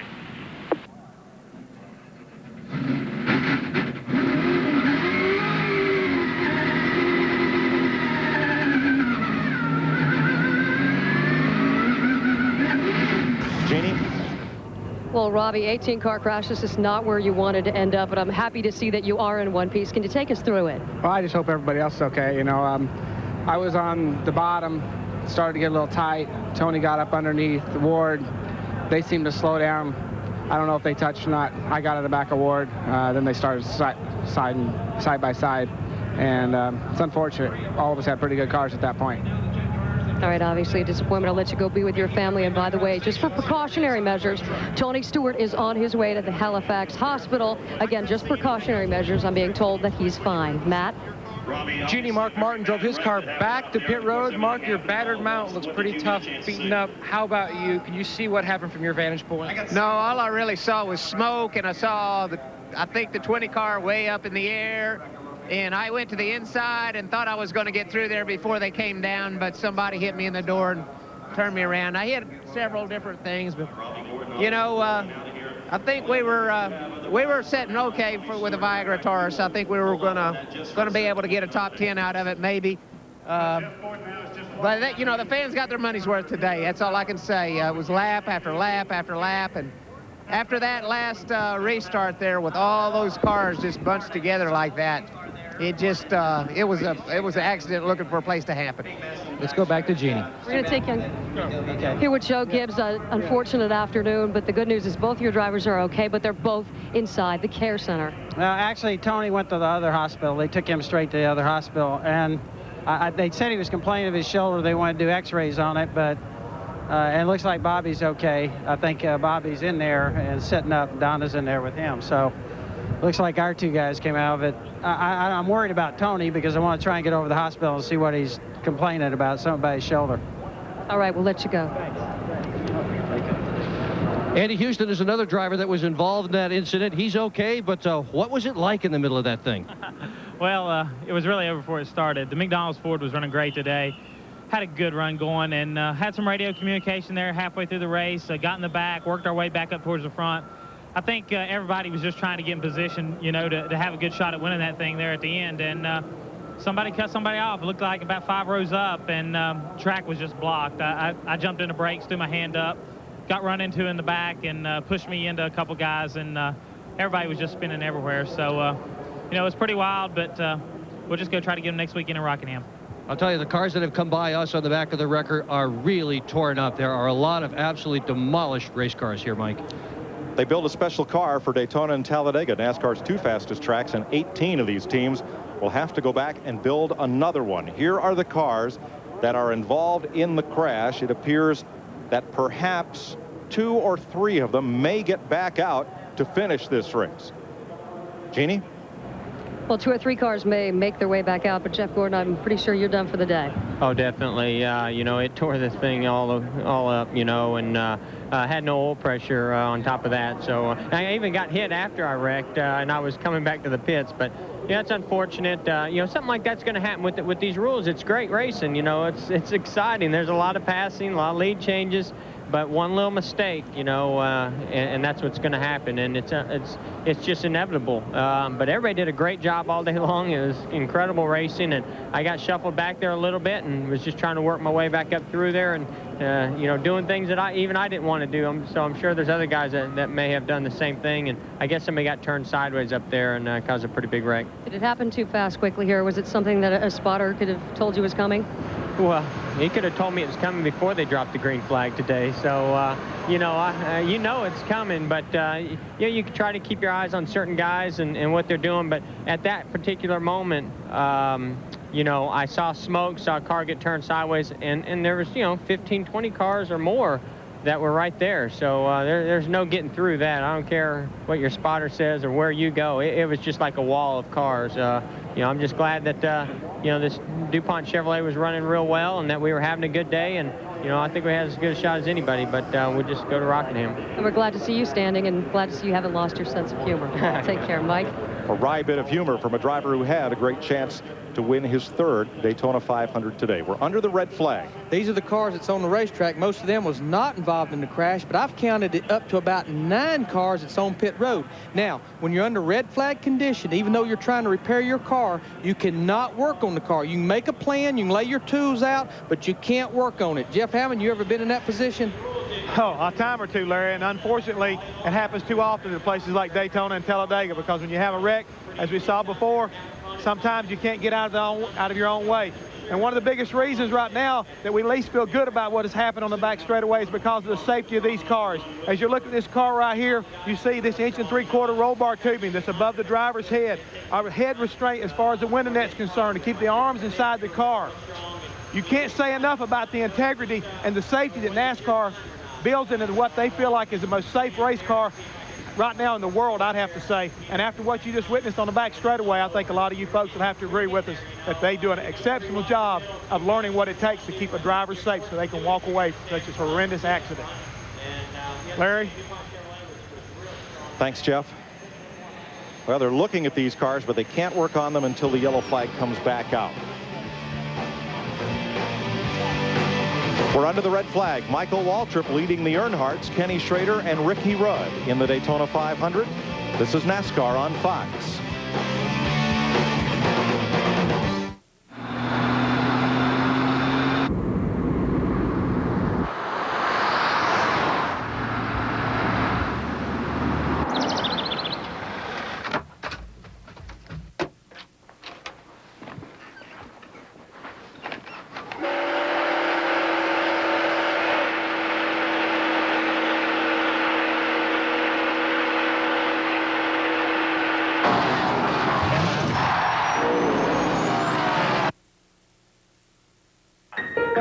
My heroes don't catch touchdowns. They don't slam dunk. They don't hit home runs. They don't score goals. They don't give smackdowns. My heroes burn rubber. They fight steel. They bleed octane. They risk their life in every turn, on every track, in every race. My heroes race cars. Fast cars. Cars have changed over the years. The services needed for cars have also changed. At Jack's Brake and Alignment, we've grown to meet the ever-changing needs of your car. With over 35 years of service to the Quad Cities, we've shown honesty and integrity. Jack's Brake and Alignment services just about any kind of vehicle, including trucks, heavy semis, and RVs. So as we progress into this new millennium, and it comes time for your next brake and alignment checkup, look to Jack's Brake and Alignment. Entertainment. XFL is cooking. This week, will it be a rage party or will the guests leave black and blue? The undefeated Orlando Rage battle the hard-hitting New York Hitmen. The XFL. Tonight at 9:30 on Fox 18. Caitlin's X is back. Show me what New Yorkers do with full leisure. Leisure. It's a hard E this side of the pond, Ringo. Next Mid-City. Monday at 6 on Fox 18. You're watching KLJB-TV Davenport, the Quad City's own Fox 18. Inside the official gear of NASCAR, apparel, collectibles, and more. Only at NASCAR.com. America Online keyword, NASCAR. What might have been the fastest Daytona 500 in history has been red flagged. They've just refired engines after an 18-car pileup on the back straightaway. Jeannie? Well, the good news from the pileup is that Ward Burton, you're standing here with me and you're feeling okay. Would that be a true assessment? Physically, obviously not mentally. Yeah, I'm fine. Just disappointed. Can you take us through what happened out there? I walked over here and you kept saying, did the 4-car hit me? I know you haven't seen the replay, but from what you can remember.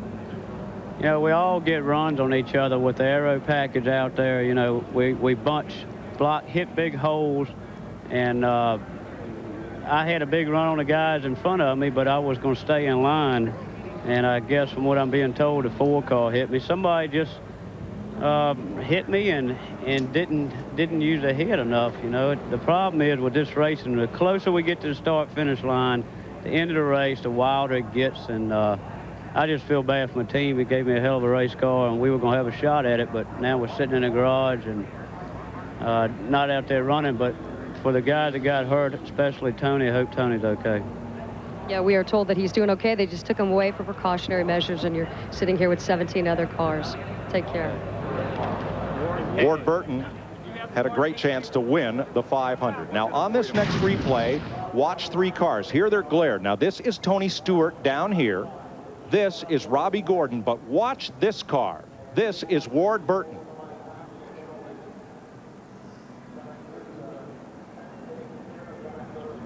And what happened was Tony Stewart got into Ward Burton, and he got Ward loose, and you can't correct it right there without losing the back end. It comes around, and he just... Here's another look at it.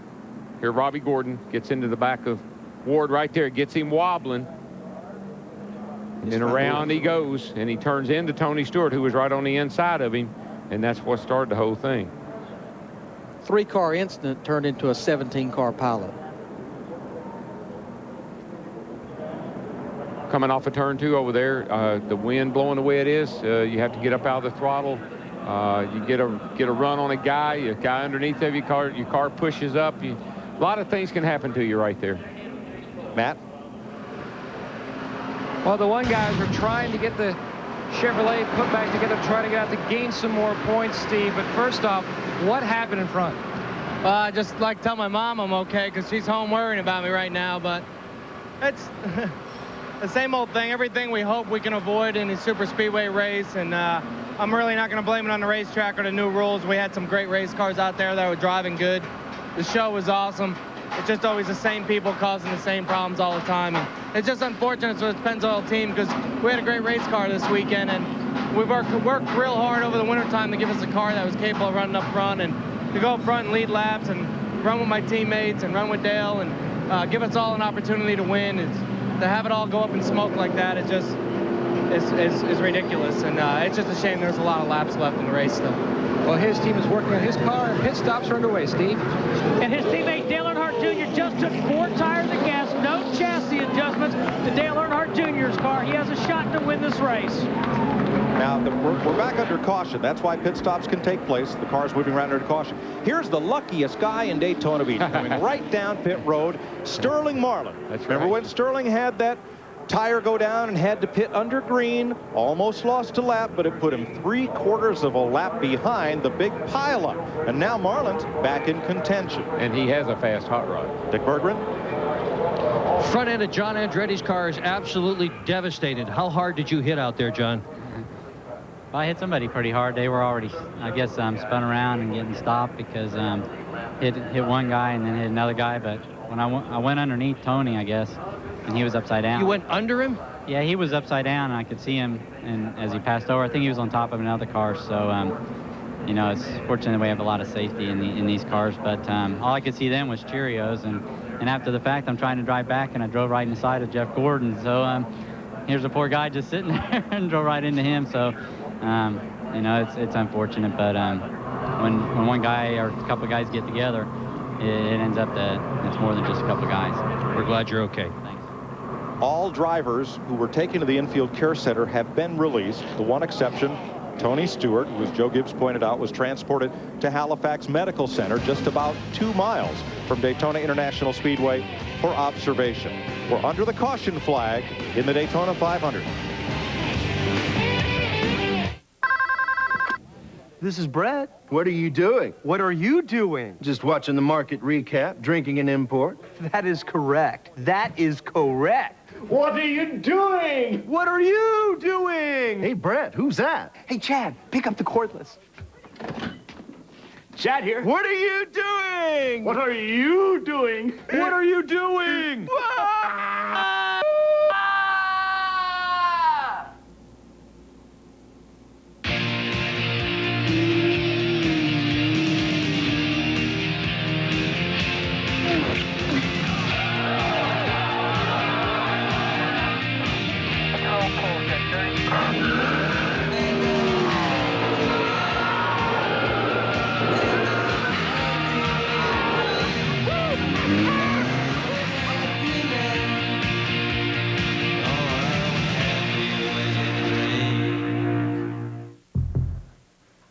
3 minutes from now, a heart attack victim will be rushed into this emergency room. Medication will be injected. IV fluids will be needed. The patient will be protected from infection. Breathing will be assisted.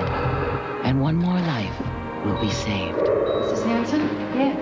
I'm Dr. Moore. Her husband's doing fine. Oh, I'm so glad. Thanks to advanced medical techniques and a material we call plastic. Play the Pep Boys 80th Anniversary Instant Win game and win $80? No, $800. No, heck, $80,000. One of over 50,000 instant prizes at Pep Boys. Pick up your game piece today.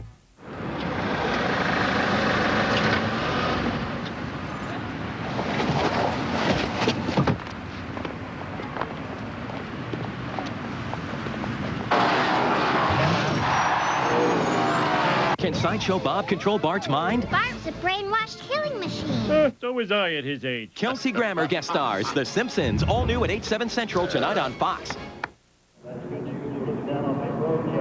Here's the way they're running under caution at 177 of 200 laps. Dale Earnhardt Jr. leading Ricky Rudd, Earnhardt, Waltrip, and Mike Wallace. We're pleased to announce the winner of the UPS leaderboard sweepstakes, James Wilkins of Florence, Alabama. Sitting home watching Dale Jarrett, the number 88 on Fox Sports. Congratulations, James, from UPS. Working under the caution flag, and we'll be right back to Daytona. You're watching NASCAR on Fox.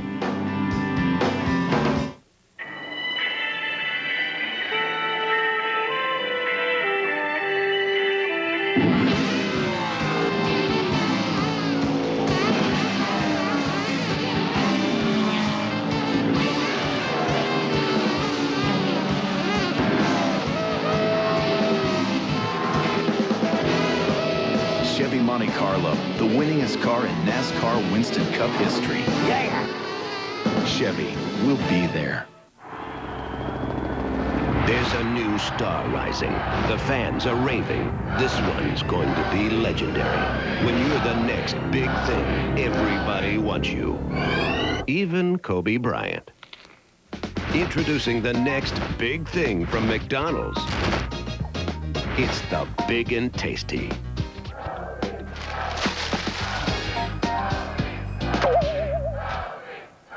We love to see you smile.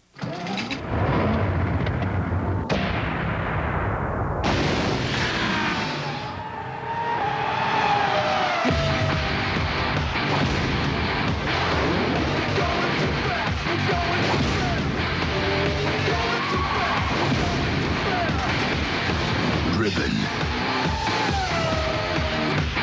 This film is not yet rated. Starts Friday, April 27th. It's the day the Earth stood stupid, when brain-sucking aliens invade an all-new Futurama. Stop acting stupid! Then, Bobby becomes a ventriloquist. My son plays with dolls. There, I said it. He's a sissy. There, I said that. On an all-new King of the Hill. It all starts at 7/6 Central tonight on Fox. Oh. The Daytona 500 on Fox is brought to you by Team Monte Carlo. The cars more champions depend on. Chevy will be there. By Pep Boys. Cars like us. People love us. By Kellogg's. The official breakfast food of NASCAR. And by Coca-Cola. Enjoy.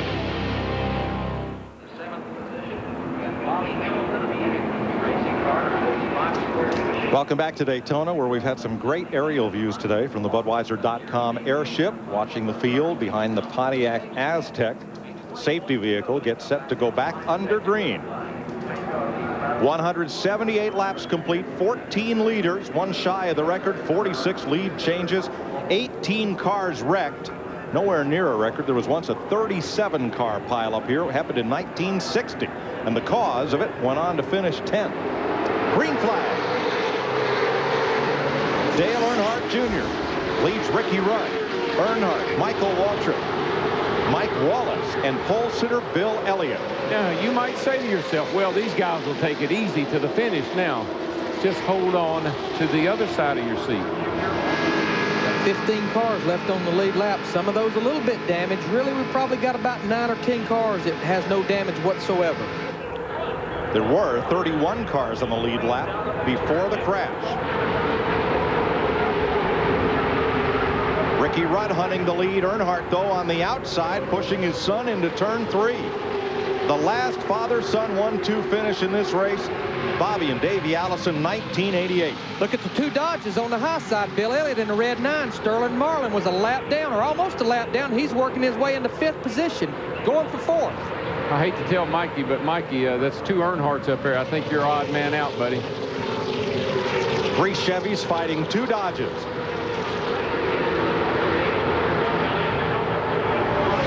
Jeannie Zelasco is with the defending Winston Cup champ.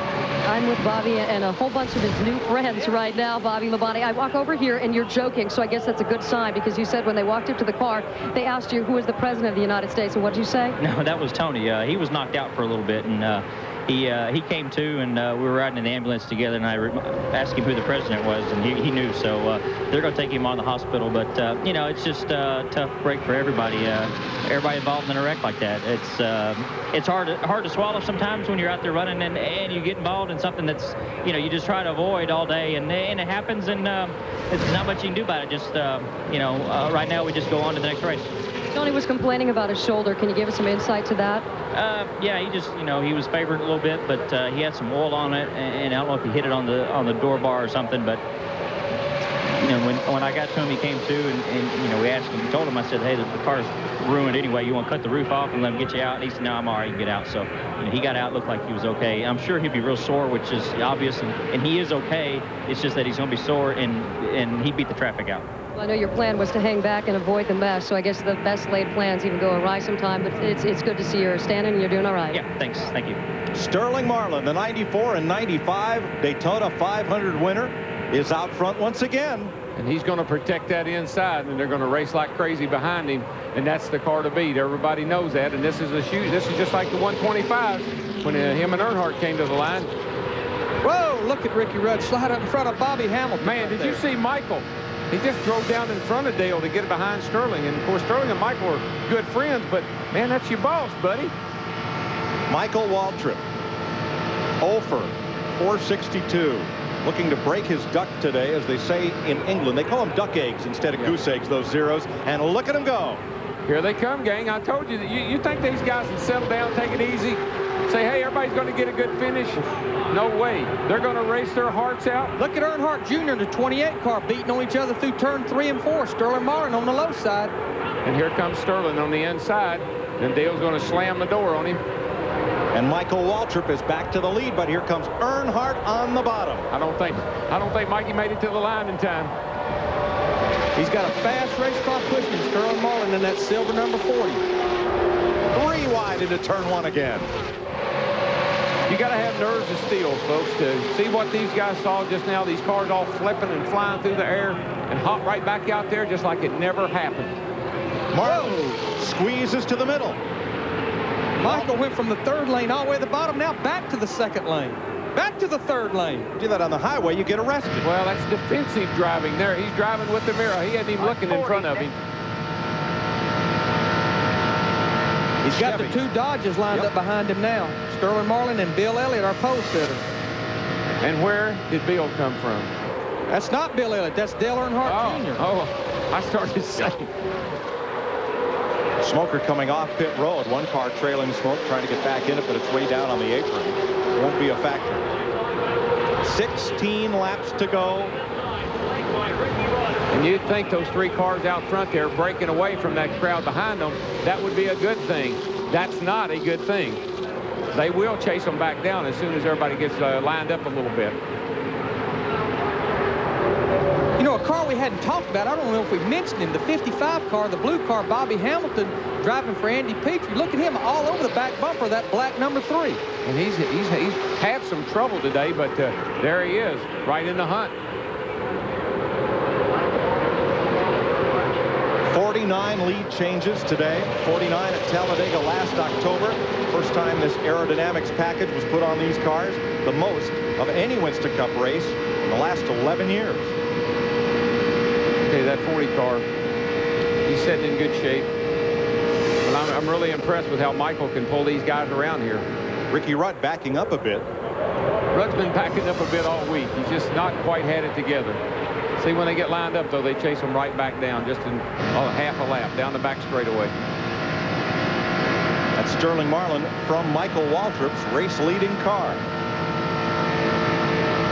You see the thing on the front of Sterling's car that don't look like it belongs there. It looks like it's a paper bag or something. You wonder if it's over the radiator opening right there. There he comes, right over the back of Michael Waltrip, going to the outside. He's down low. I tell you, he better make that pass or he's going to fall back several spots. He needs some help to make that happen. And none of those 4 Chevys on the bottom lane want to help him. Michael wants to win a race as bad as anybody out there, worse than anybody out there, and he's not going to give up that lead without a fight. I don't care if it is Dale Earnhardt as boss. Right now, the car behind him is his teammate, Dale Earnhardt Jr. Michael's in a bind. If he lets Earnhardt by, I'm going to kick his butt. And if he don't let Earnhardt by, Earnhardt's going to kick his butt. So he's in trouble. Terry Labonte and Johnny Benson have just driven their cars to the garage and out of the Daytona 500. 3 wide off turn 4, right behind this group. It's still very dicey. Darrell, I'll just take the butt kicking from Dale Sr. I'm going to get my $1.2 million. Well, you know, Park cost Dale a shot at $1 million over at Richmond, and I thought Dale would be upset about it, and he said the boy did what I paid him to do. Exactly right. Sterling Marlin getting a little group there on the high side. Got Kenny Schrader, Ricky Rudd lined up, trying to make a run back on these boys, going for 4th place. All right, Darrell, if you're on the horn to younger brother Michael leading this race, what do you tell him? I tell him don't give up the lead. Don't let them get under you off of 2, and keep the door closed going into 1. Guard the inside, make them go around you on the outside. And he's fixing to get some people up there on the high side because them boys is ganging up Sterling Marlin in the silver car. For more on Sterling's car, here's Steve. Well, guys, you can see on the nose of that car, it looks like paper or some kind of a wrapper. Remember, he knocked a hole in the grill early in the race, and they fabricated a patch to put in that hose to help the aerodynamics. They put that on there early in the race. Thanks, Steve. Jeff Gordon is back in the race. Ugly car. Oh, man. Not much left of it, but he's out there to pile up some points. There it is. Folks, you don't have one in 1/24th scale like this, and you don't want one. The biggest problem he's going to have is going out there and trying to maintain a minimum speed that NASCAR requires with all that sheet metal going. Well, I don't know. There's several cars riding around like that. As long as they don't get in the way, they might be all right with just as few laps to go. But here comes Sterling on the outside. Marlin's got the lead coming out of turn 4, and the Pontiac of Ken Schrader is lined up with him. And the Ford Thunderbird of Ricky Rudd, the black car right behind him. There's Bill Elliott. Darrell right there behind Ricky Rudd in that Dodge. Red number 9, Elliott, the pole sitter. You're with him. That's the closest he's been to the front since the race started. Matter of fact, he's supposed to be to the front all week long. Didn't run well in his 125-mile qualifying race. Had the lead for a little while, then fell back to the tail end of the line. Those old veterans to get up on the wheel when it counts. Michael Waltrip has won NASCAR's All-Star race, the Winston, but he's never run won a Sunday Winston Cup race. And you know what? I believe Dale Jr. and Dale Sr. both are doing all they can to help Michael make that happen. That would be a good call. Everybody said, why did Dale put Michael in this car? Folks, here's why he put him in there. Great driver. Michael Waltrip leads the Daytona 500. Sterling Marlin in the fastest Dodge. And those two Earnhardts are right behind him. And outside pole sitter Stacy Compton, 92, is in that pack as well. And the laps wind down. 10 to go. Michael Jr.'s car is actually a little bit better through the corner. Dale seems to be able to pull back up on the straightaway, but those two cars in front seem to be a little freer through the turn right now. And I think that's the problem Sterling Marlin's got. Ken Schrader can pull up on him in the straightaway. Sterling's so strong through the corner, he actually yards Schrader in the corner, and Schrader can't push him on by him. In 24 of the 42 previous 500s, the driver leading with 10 laps to go has gone on to win. A lot of lap traffic up in front of these guys. Cars that's running about twice as slow as they're running. Michael sniffed a draft off the Buckshot Jones, but boy, he's got company. There's Michael's wife, Buffy. Will that 0-for streak end today? I don't know, but I feel like she does. I can't watch. This is what we prayed for. It's what we've all talked about. In 63, Tiny Lund got his first Winston Cup win, the Daytona 500. Mario Andretti, 67. Pete Hamilton, 1970. Derek Koch, 1990. Sterling Marlin in 1994. They each won the big one for their first ever win. And how many laps you got to go? Man, we're down to 9 to go. 8 when they come back. 8 to come. I'm telling you, boys. Michael, you're in the best place you ever been in, bud. Hold her there. That's a good place when you got two teammates right behind you. I can tell you that. And they want one of those cars to win, and he's in the front.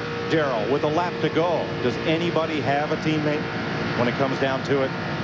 You know, it's hard to say with the aero package what's going to happen. I was concerned that Sterling was going to be the guy that would mess everything up. But right now, I'm telling you, this is the best setup he could have. See the slow car there, he's getting a draft off anything that's out there moving. Guys, one thing we need to make sure we understand here, that spotter on top of that building could be Michael's best friend right now, helping him get through this last few laps. In the 125, they had a big part in how that finish came out. Just don't get overconfident, Mike. Protect that inside, buddy. Just don't let them lull you to sleep. Keep looking in the mirror. Come on, let's go. Let's go. Come on. It's getting close. I mean, we're down to 7 laps to go, man. 7 laps to go in the biggest race in the world, the greatest race in the world, the Daytona 500. 4 Chevrolets. My baby brother's leading it. 4 Chevrolets lead 3 Fords, a Dodge and a Pontiac. Darrell, your first ever race on Fox. You think it'd be like this? I have experienced everything unimaginable. I mean, we've had rain delays, we've had big wrecks, and now we got my brother leading the race with 6 laps to go. Look at the 2 Wallace brothers. Rusty Wallace in the blue 2 car. His brother, Mike Wallace, right behind him, moves down on Bobby Hamilton right there. They moved into fighting for 4th position. Well, Rusty's car's got a great big old gash in the side of it. I don't know how he's hanging in there the way he is. Look at that right front corner there. He doesn't even have a fender there. Darrell, we got 6 laps to go. Take a deep breath and wiggle them toes, man. Oh, man. Take a deep breath and wiggle them toes now. My poor mama, she's going to be having a fit. You can help Mikey out here. Come on, buddy. Come on, Mikey. Let's go. You're my man. You're my man. Just keep looking in that mirror. Here comes somebody. Who's that up on the outside there? Well, Marlin's lost his partners. Here comes Hamilton, 55, towing Rusty Wallace, number 2, toward the front. Oh, man. I didn't have any idea TV was going to be like this. I thought it was going to be a lot of easy work, fun. This is hard work. Well, it was until about 30 laps ago. 5 laps to go. Leading the Daytona 500 with 5 laps to go. Look at Sterling below the apron going into turn 1. Ducks back in the line just in time to get there. He run with him. Schrader got kicked back to 6th place. Let me tell you, that's the best thing that Mikey's got going for him is those 2 cars behind him. You got to pass 2 cars to get to him. And those guys are smart enough to know Dale Jr. and Dale Sr., they cannot pull out. Darrell Waltrip won this race in '89 after 17 years of trying He and Earnhardt perhaps best know of everyone here the frustration that builds when you've tried so long and so hard to win one Winston Cup race, let alone the biggest of them all. Junebug getting a little antsy there, but they're getting heat from the back. Sterling's all over Dale Sr. Dale Sr. is trying to keep him back so they can't get to the two team cars in the front. This is a chess match at high speed. 4 laps to go. Single file around lap traffic. Man, those guys didn't need to be there. They should have got down out of the way.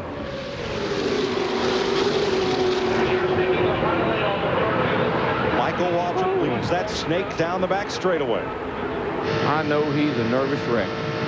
Well, maybe he isn't. He's probably as cool as a cucumber. I'm the one who's nervous. Come on, buddy. He finished 5th in the 599. This is his 15th try. He thought he was going to win that one, and he just got shuffled out right at the end. Whoa! Look at Earnhardt. Sterling got into Earnhardt. Dale is doing everything he can to keep Sterling behind him because Dale knows that Sterling's got a fast car. Here comes Schrader on the outside that yellow car. Remember, Schrader's not won in 10 years. He's got the help there, Bobby Hamilton in the 55. Michael wants to see these guys just all over each other behind him. The more they do that, the more leadway it gives him. Yeah, they're not going to ever make it up on the outside, I don't believe. They can get a run on him, and they can get up there to him, but I don't believe they can pass him. Every driver dreams of winning the Daytona 500. Michael Waltrip dreams just of winning this race, any race, to break that big 0 for streak, 0 for 462. I don't know if I can stand this or not. Come on, buddy. You got 2 to go. Come on, don't give up now. Outside of 3. Just stay under him, Dale Jr. Just stay under him, buddy. 2 to go, bud. 2 to go. Out of the way. The calm voice of the spotter. Look at Chuck Dale. Joyce reassuring Michael Waltrip. Dale has done. Sterling has beat the front end off that old Dodge trying to get around Dale. Sterling, is there room between Earnhardt and Schrader? Yes, he gets to the outside. Then drops back in line. All right, here we go now. This is when it's going to get tense, boys. This is when we're going to find out. We're coming around for the white flag. 4 Chevys, a Pontiac, a Ford, and a Dodge to fight it out 3 miles to the finish of the Daytona 500. If he can survive this run, he'll be okay. Nobody's doing anything. They're all holding in. Go get him. Come on, buddy. 1 to go. The last lap. 1 to go, buddy. Keep it low, Mikey. Keep it low. Don't let them under you. Make that back straightaway wide, buddy. Get all over the place. Don't let them run up on you. Come on, man. Come on now. Watch the mirror. Watch it. He's going to make a run inside. Block him. Block him. Atta boy. 3 wide behind them. You got him, Mikey. You got him, man. You got him. Come on, man. Come on, baby. Come on. Get him in the 4. You in the 8. Get him in the 4. The 3 cars out. Oh! Big trouble. Big wreck behind them. Beat him back. Come on. To the flag. Come on, Mikey. You got it, man. You got it. You got it. You got it. You got it. Mikey! All right! Yeah! All right! Michael Waltrip wins. All right! That's a television dream come true. Right. Oh, man. Woo! How about that? All right. How about Dale? Is he okay? Schrader has climbed out of his car. He and Earnhardt have crashed together between turns 3 and 4. Look at Buck. You may have got me on Saturday, but I got you on Sunday. Darrell, is this better than winning it? No, it's better. This is great. I just hope Dale's okay. I guess he's all right, isn't he? Oh. Michael Waltrip takes off the helmet, drops the window net, and he's about to get the best ride in racing. Man. The Daytona 500 Victory Lane. My daddy would be so happy. Man.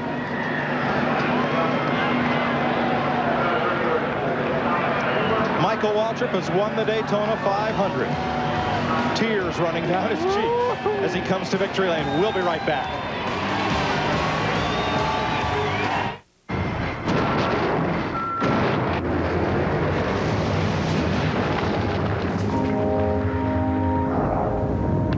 This is the all-new Silverado Heavy Duty. The most powerful heavy-duty pickup you can get. And the 2001 Motor Trend Truck of the Year. Silverado Heavy Duty. More truck from Chevy. I'll tell you what, on race day, you better get it right. You want a hands-on boss. Yeah.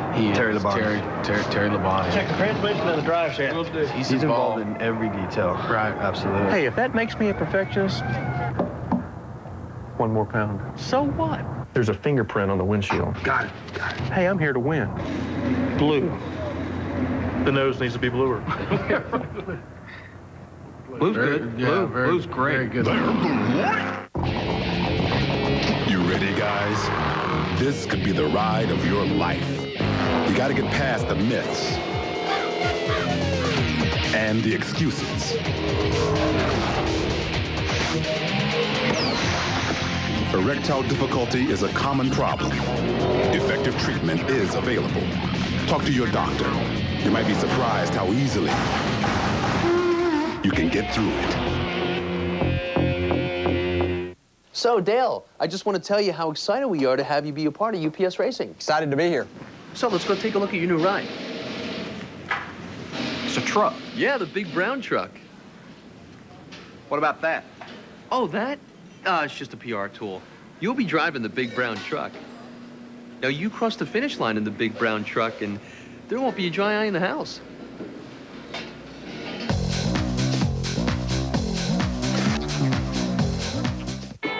It's your breakfast table.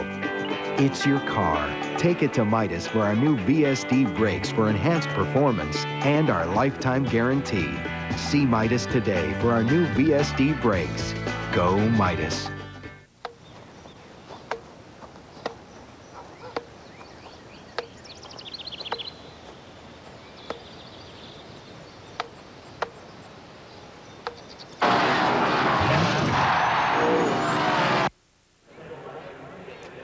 We're back at Daytona. You're looking inside turn 3 where Ken Schrader has climbed from his car and where rescue workers are helping Dale Earnhardt to get out of his car. Dale Earnhardt Jr. at a dead run toward the track's infield care center. So while his car owner, here's what happened up in turn 3. Oof. Oh, this is huge because you go head on. And that TV does not do that justice. That is an incredible impact head on. Throws you forward in the car.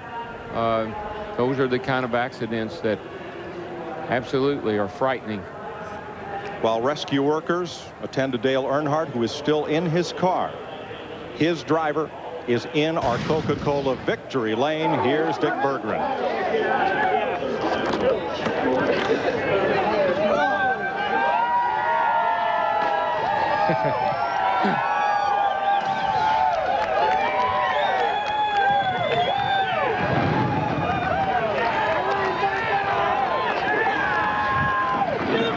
Michael Waltrip, 462 green flags, finally a checker. Does this feel as good as you had hoped?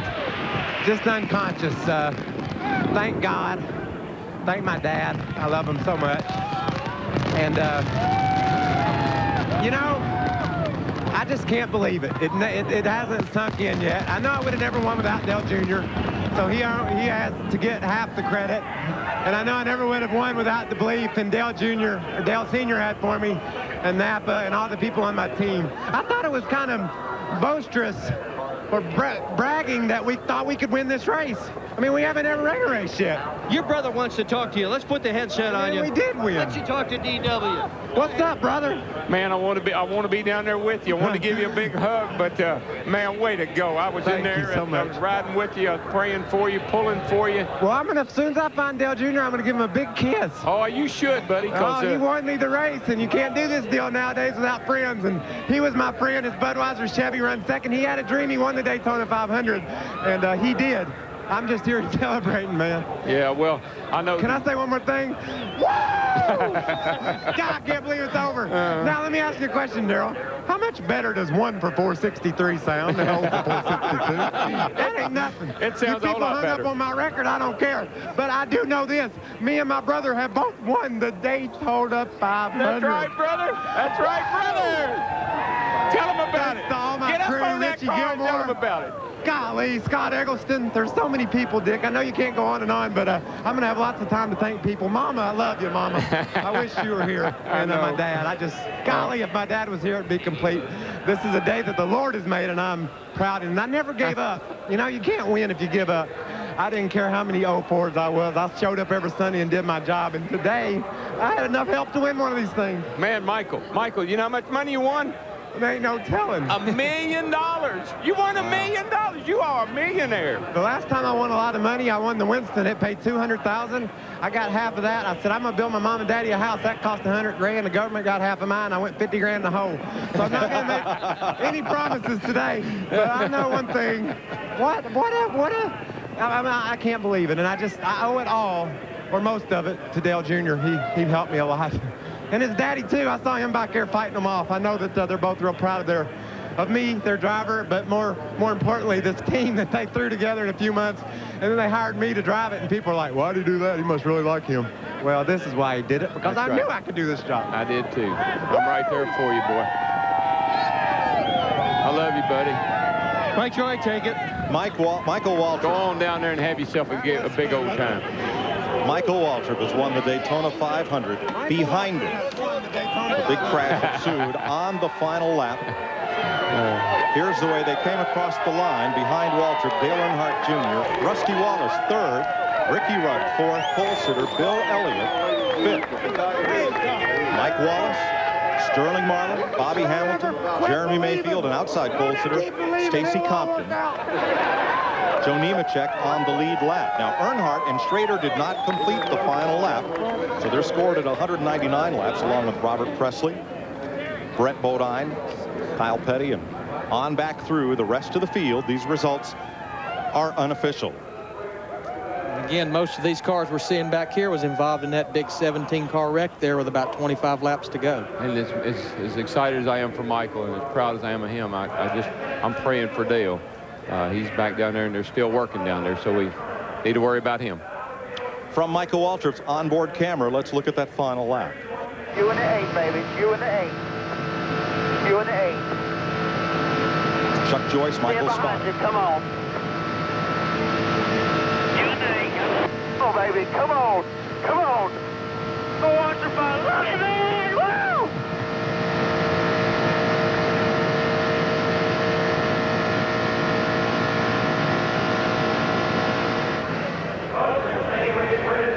That's Buffy, and we'll be right back to Daytona with more after this. You're watching NASCAR on Fox. Play the Pep Boys 80th anniversary instant win game and win $80? No, $800. No, that's $80,000. One of over 50,000 instant prizes at Pep Boys. Pick up your game piece today. Whether you drive a car, truck, van, or SUV, Pep Boys has your tires. Like 35,000-mile tires, 4 for only $99. And 55,000-mile Futuras, 4 for $159. Pep Boys, cars like us, people love us. 4 identical cars. 4 identical engines. Only one running on new Haviland, our latest triumph in Haviland motor oil technology. And what difference does that make? Not only do you get unsurpassed performance, but tests show that with new Haviland under the hood, you get better gas mileage. Haviland, add more life to your car.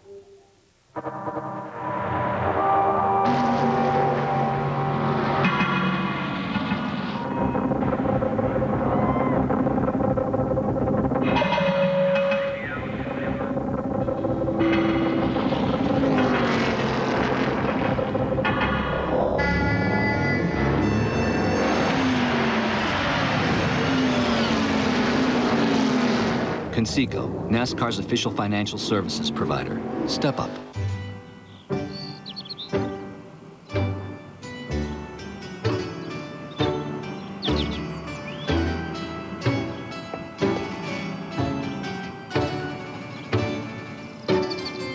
Hey, Dale, what's the 4-letter word for farm wagon?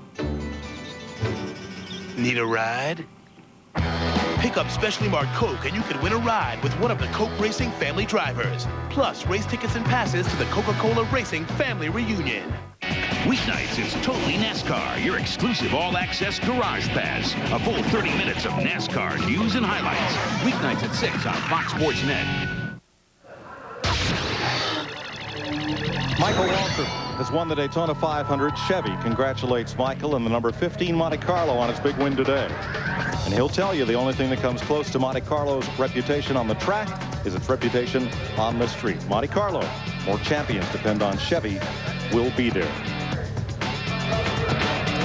Ken Schrader climbed from his car after that turn 3 crash.